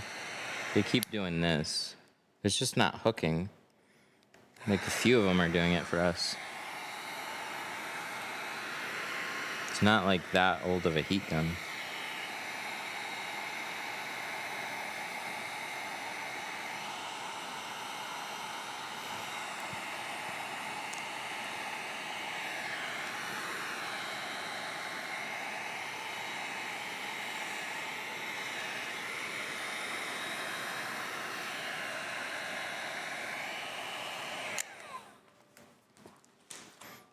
All right, I'm gonna hide this for now. How do I do that? Enhance, boards. We'll hide that for now. There we go. I want to do the lightest tint possible, so you have to do a double take. So we have a 70. 70, you cannot tell if it's tinted or not.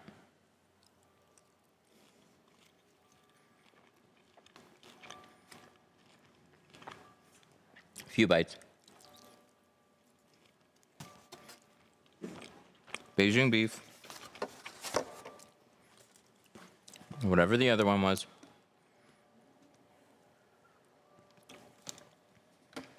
That's Panda Express. God, I can't think of this one. I get it all the time. This one's Beijing beef, and then half chow mein, half fried rice. Very good combo. Hey! Last window.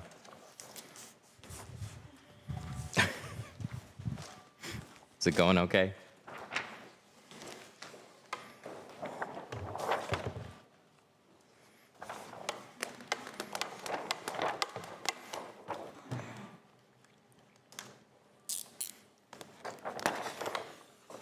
Oh, are we still talking about red?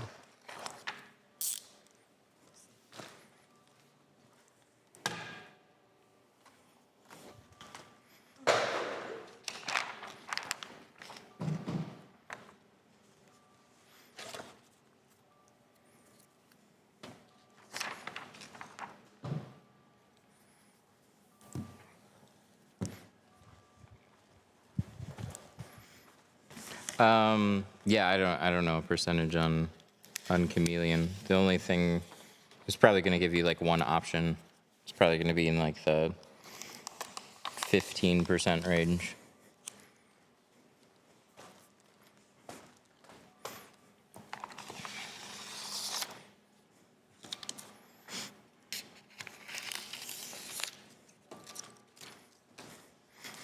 Can I get front window tint? Yeah.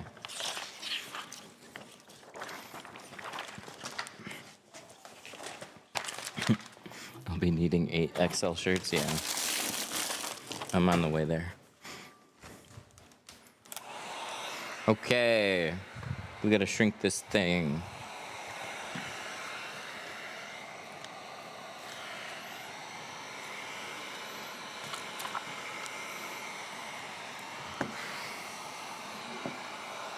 Tack that down.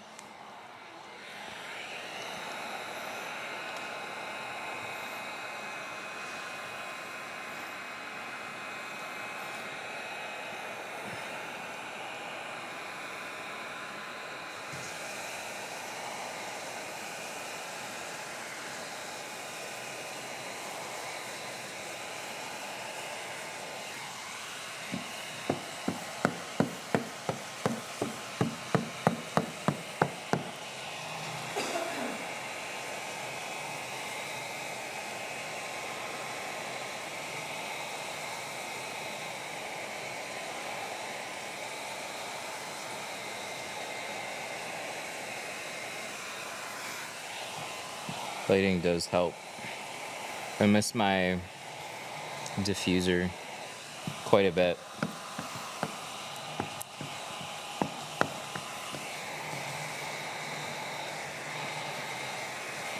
I'm kind of stuck.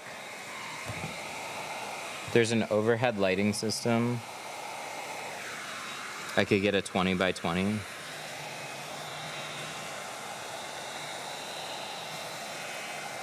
It's a RGB, it doesn't need to be RGB, but it's super nice. It's like a professional overhead, top-down lighting panel for the low price of 20 grand. It's so expensive, but I want it.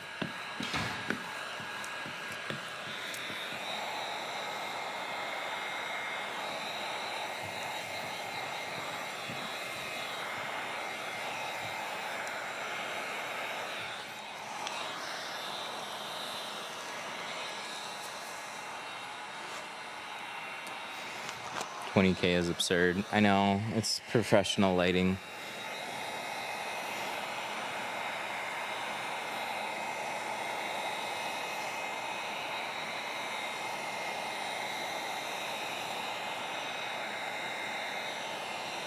Even I was surprised when I saw the price tag. I was ready for it to be expensive. I wasn't ready for it to be 20 grand expensive.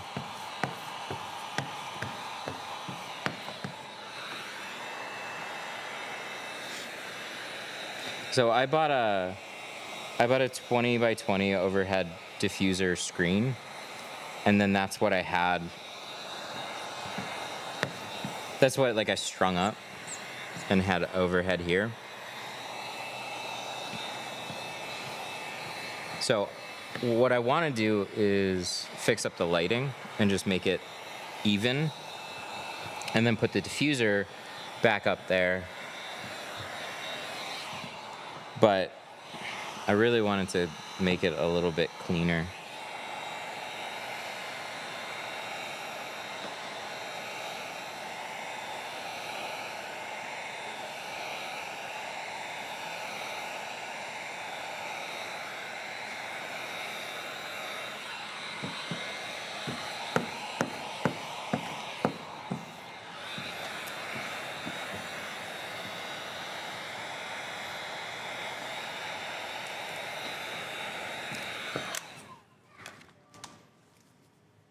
Where can I get that card?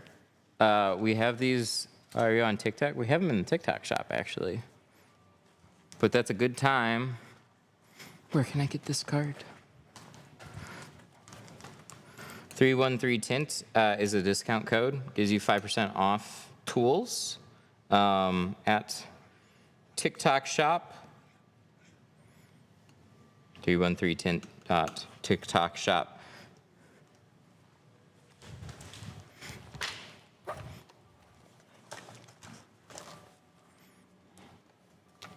Okay, I think I can unplug myself.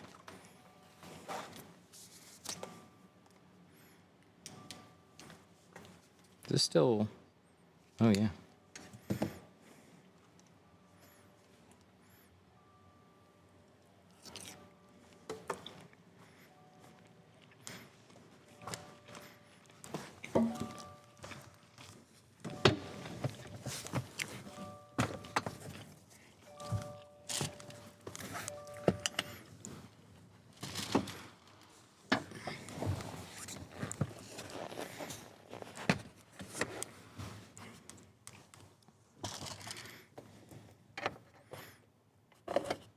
There we go. I'll just grab a towel and then trim this up.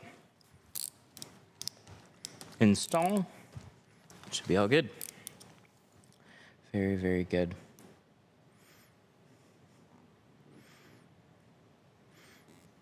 This is like one of the most pleasant Subarus that I've ever tinted.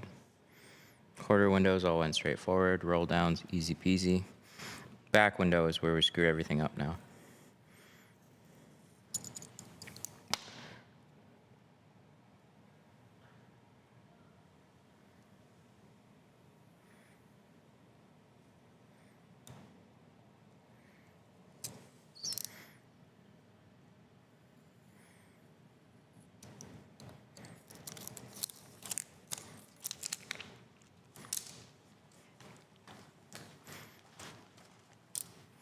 Got all my tools from your website. Didn't know if that was on. Yep. It was off for a little bit at the beginning of the month, and then we turned it back on. We're trying to figure out some fun stuff. So also, any orders that were placed this week, everybody's automatically entered into a drawing, and we have a video on the front of the site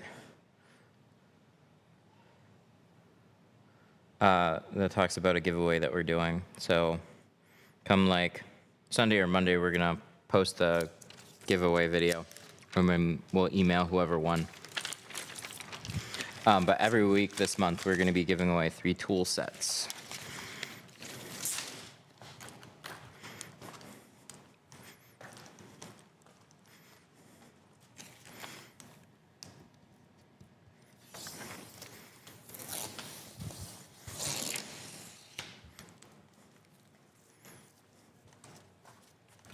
Frankenstein? Yes.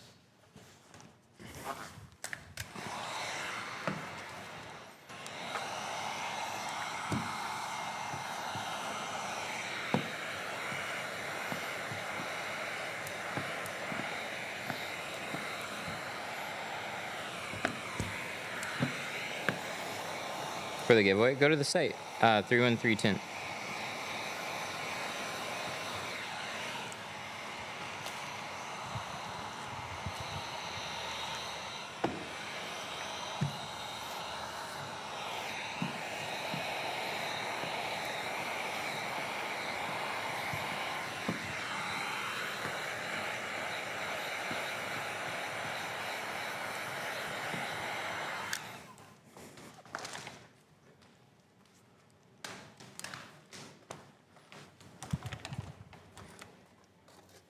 Okay, one more bite, and then this is getting installed.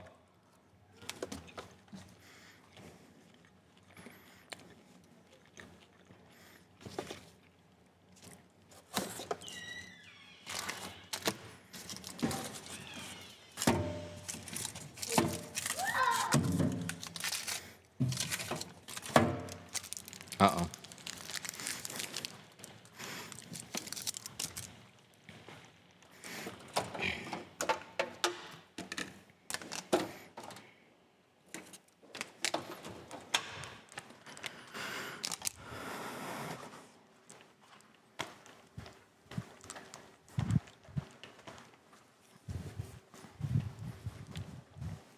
Your food's gonna get cold? It's already cold.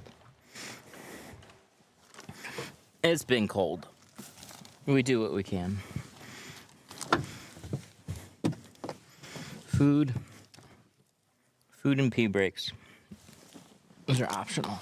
You just power through it, and then you get around to it afterwards.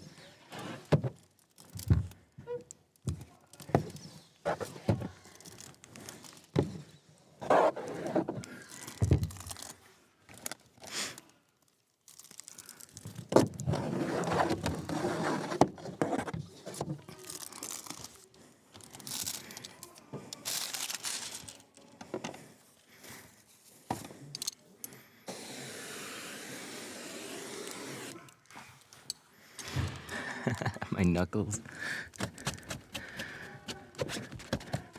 Yeah, I'm keeping those as shy away from it as I can.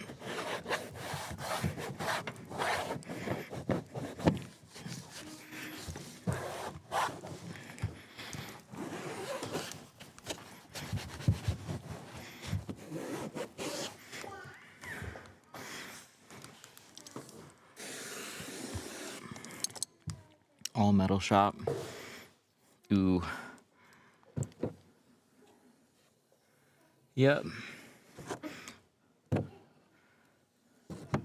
Good times.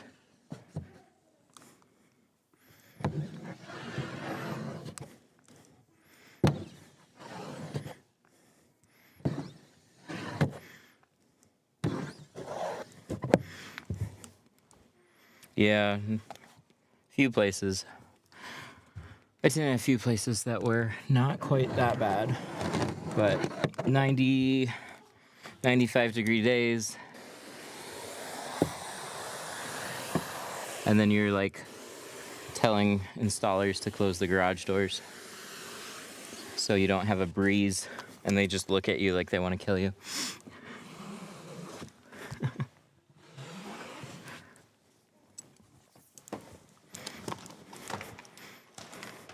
Place my order. How do I get my shirt? Max. Max gets a shirt. Was it on TikTok? What's your shirt size, Max? Was it on 313 or was it on TikTok?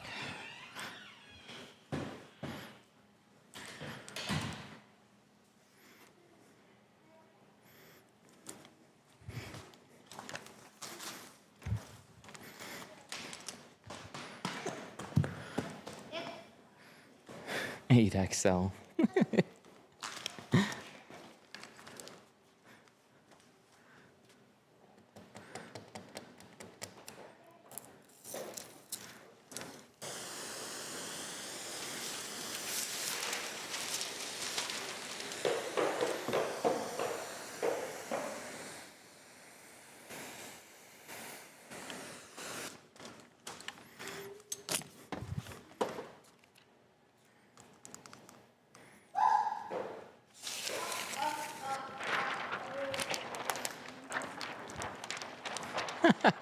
Get a cold towel. What is that on your head?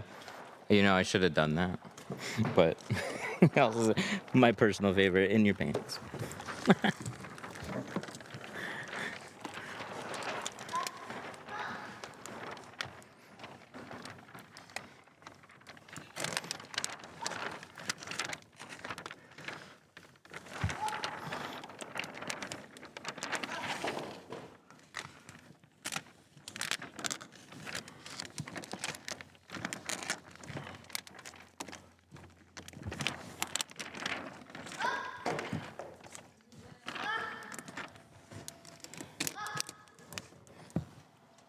Guys, what time is it?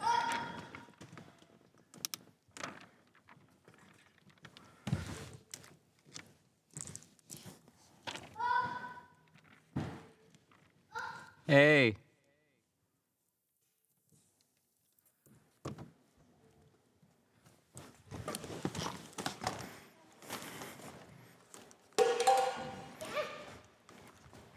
Just a second. Here, let go. We're just gonna put that up here for now. Do you want a bite? Not yet. No?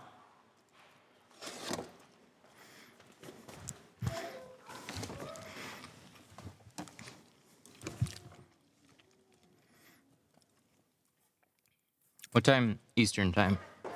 Sorry, I missed it. 10:40 p.m., 3:40 Central, 1:40 Pacific.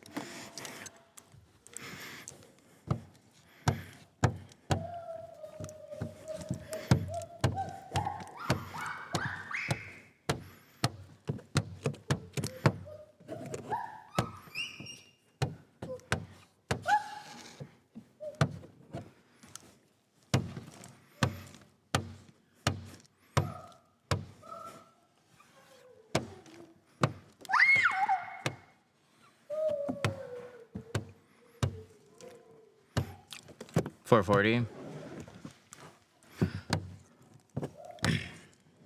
Makes sense. All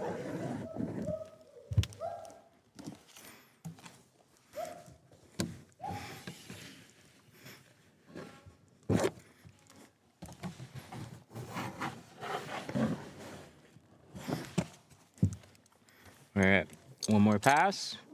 We squeeged out the majority.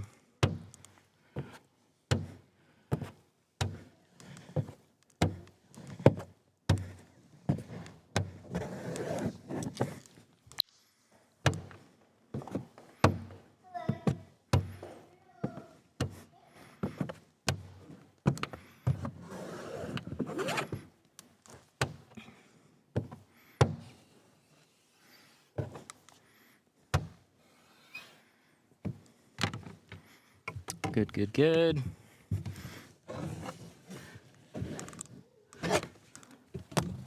See, bulldozer. Just a little bit too tight in that corner. So take side swipe or tail fin. Now we're gonna clean off the outside, check it over.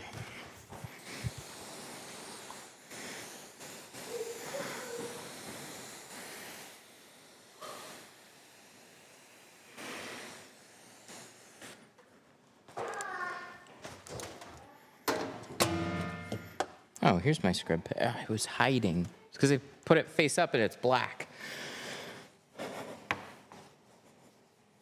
It was there the whole time. Tunnel vision.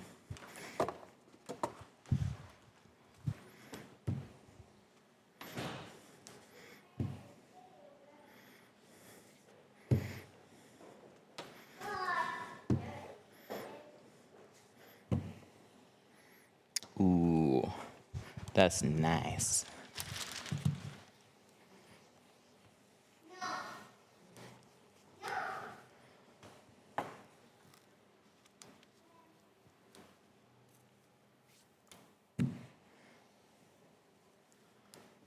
Look at how clean.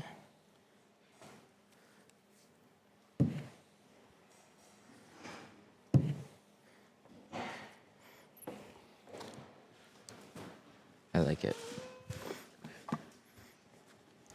Buddy, what's wrong?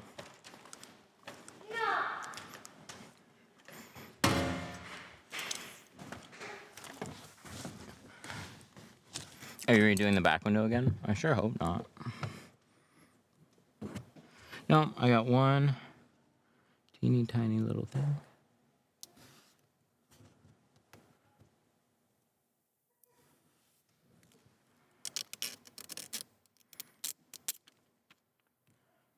Find it.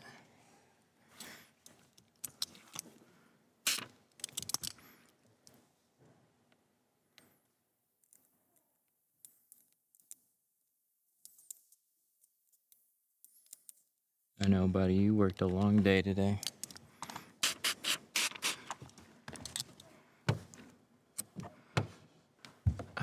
Almost.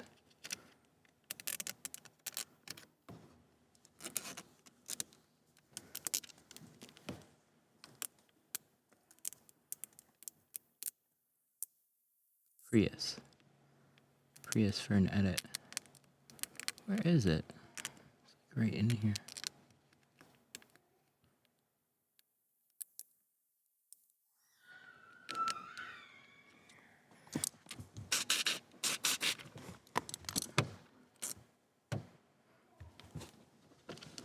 Wow, it's stubborn.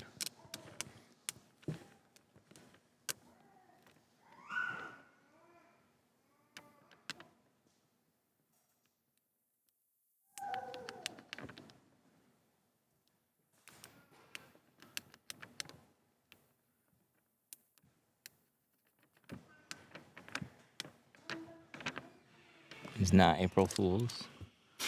Toyota Sienna. Hey, perfect. Got it.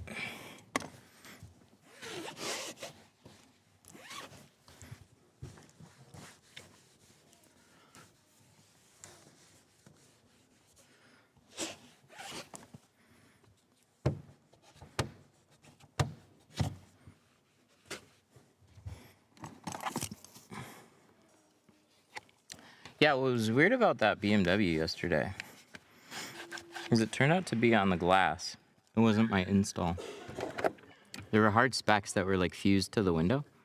You could clean them off, but it was just like extra stuck on. So unusual.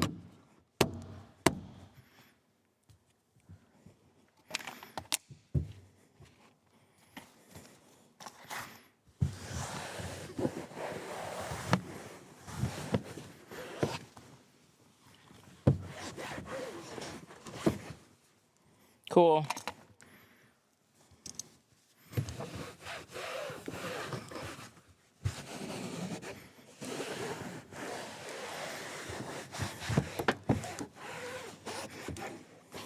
We can put headrest back.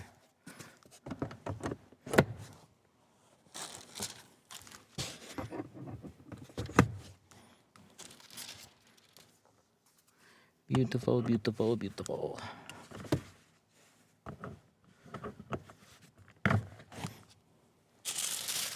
Let's work on getting this cleaned out.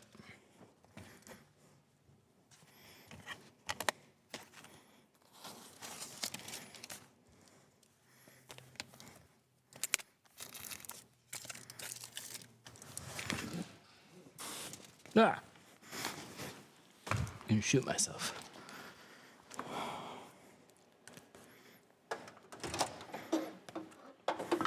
Should get in the habit of this.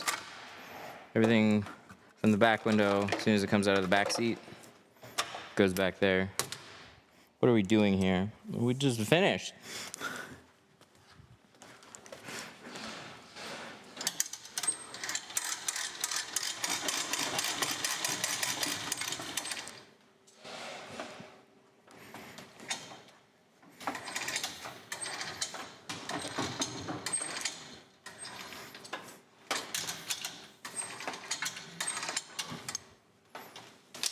We'll leave that heat gun. Touch up.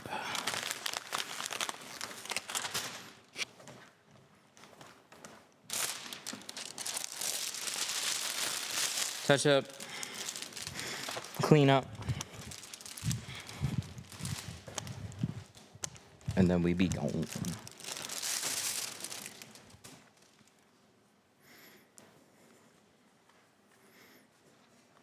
I'm gonna grab a new one.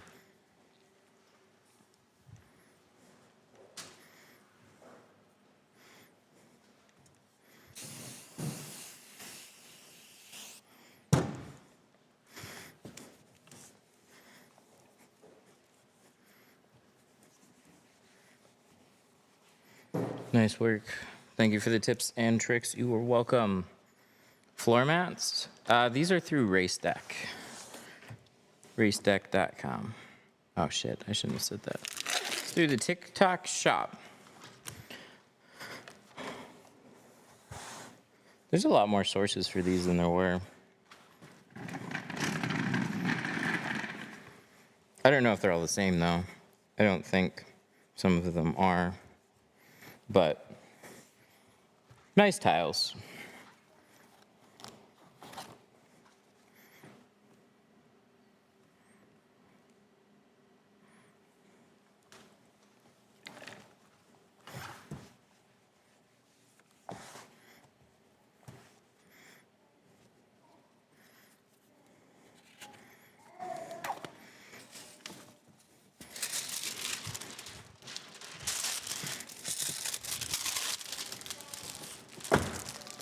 Can you show the overhead lighting? Wow, that is foggy, my guys.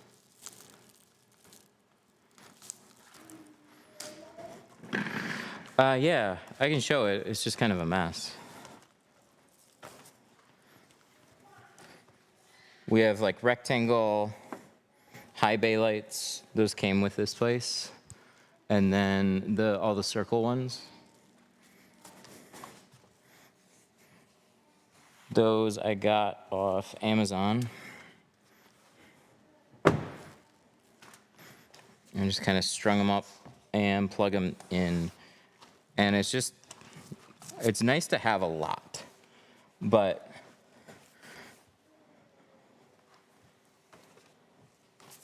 more lights doesn't mean more easy to see. It definitely helps. So keeping a nice bright space, but like cleaner walls. So if everything was just like painted nice and clean white, which like it was, but more of like a flat finish. I didn't know better. That would help. And then just like the less stuff you have on your walls, the easier it is to see when you have like, you know, like a gray wall or like a white wall.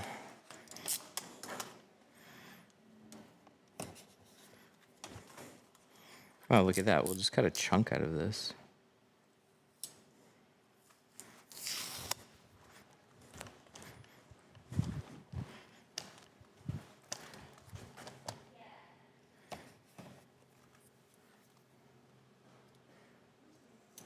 Lights aren't super expensive, but it helps to have a lot of them. Oh, look at that. That's kind of nice.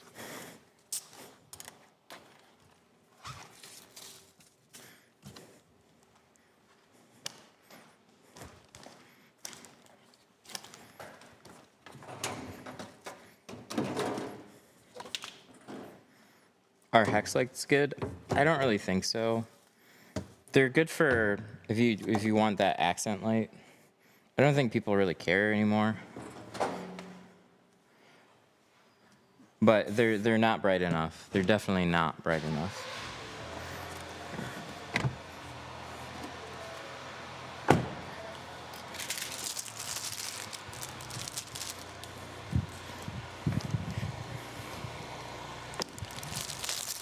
They're really for like, yeah, like I said, like accent lighting.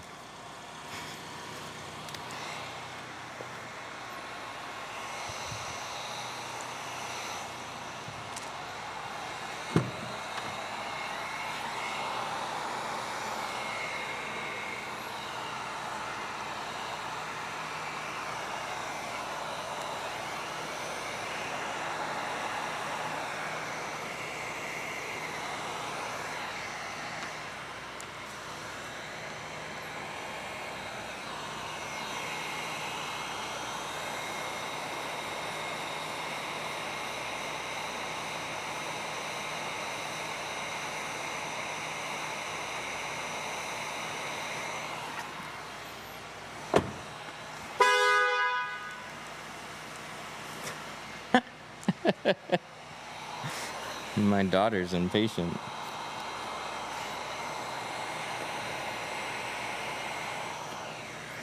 That was funny.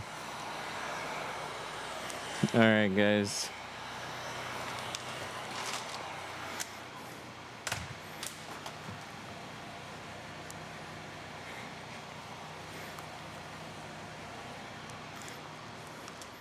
I'm gonna wrap this one up.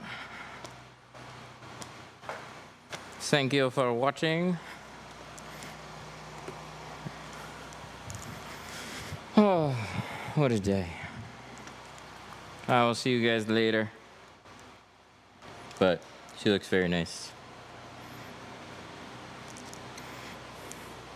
Bye.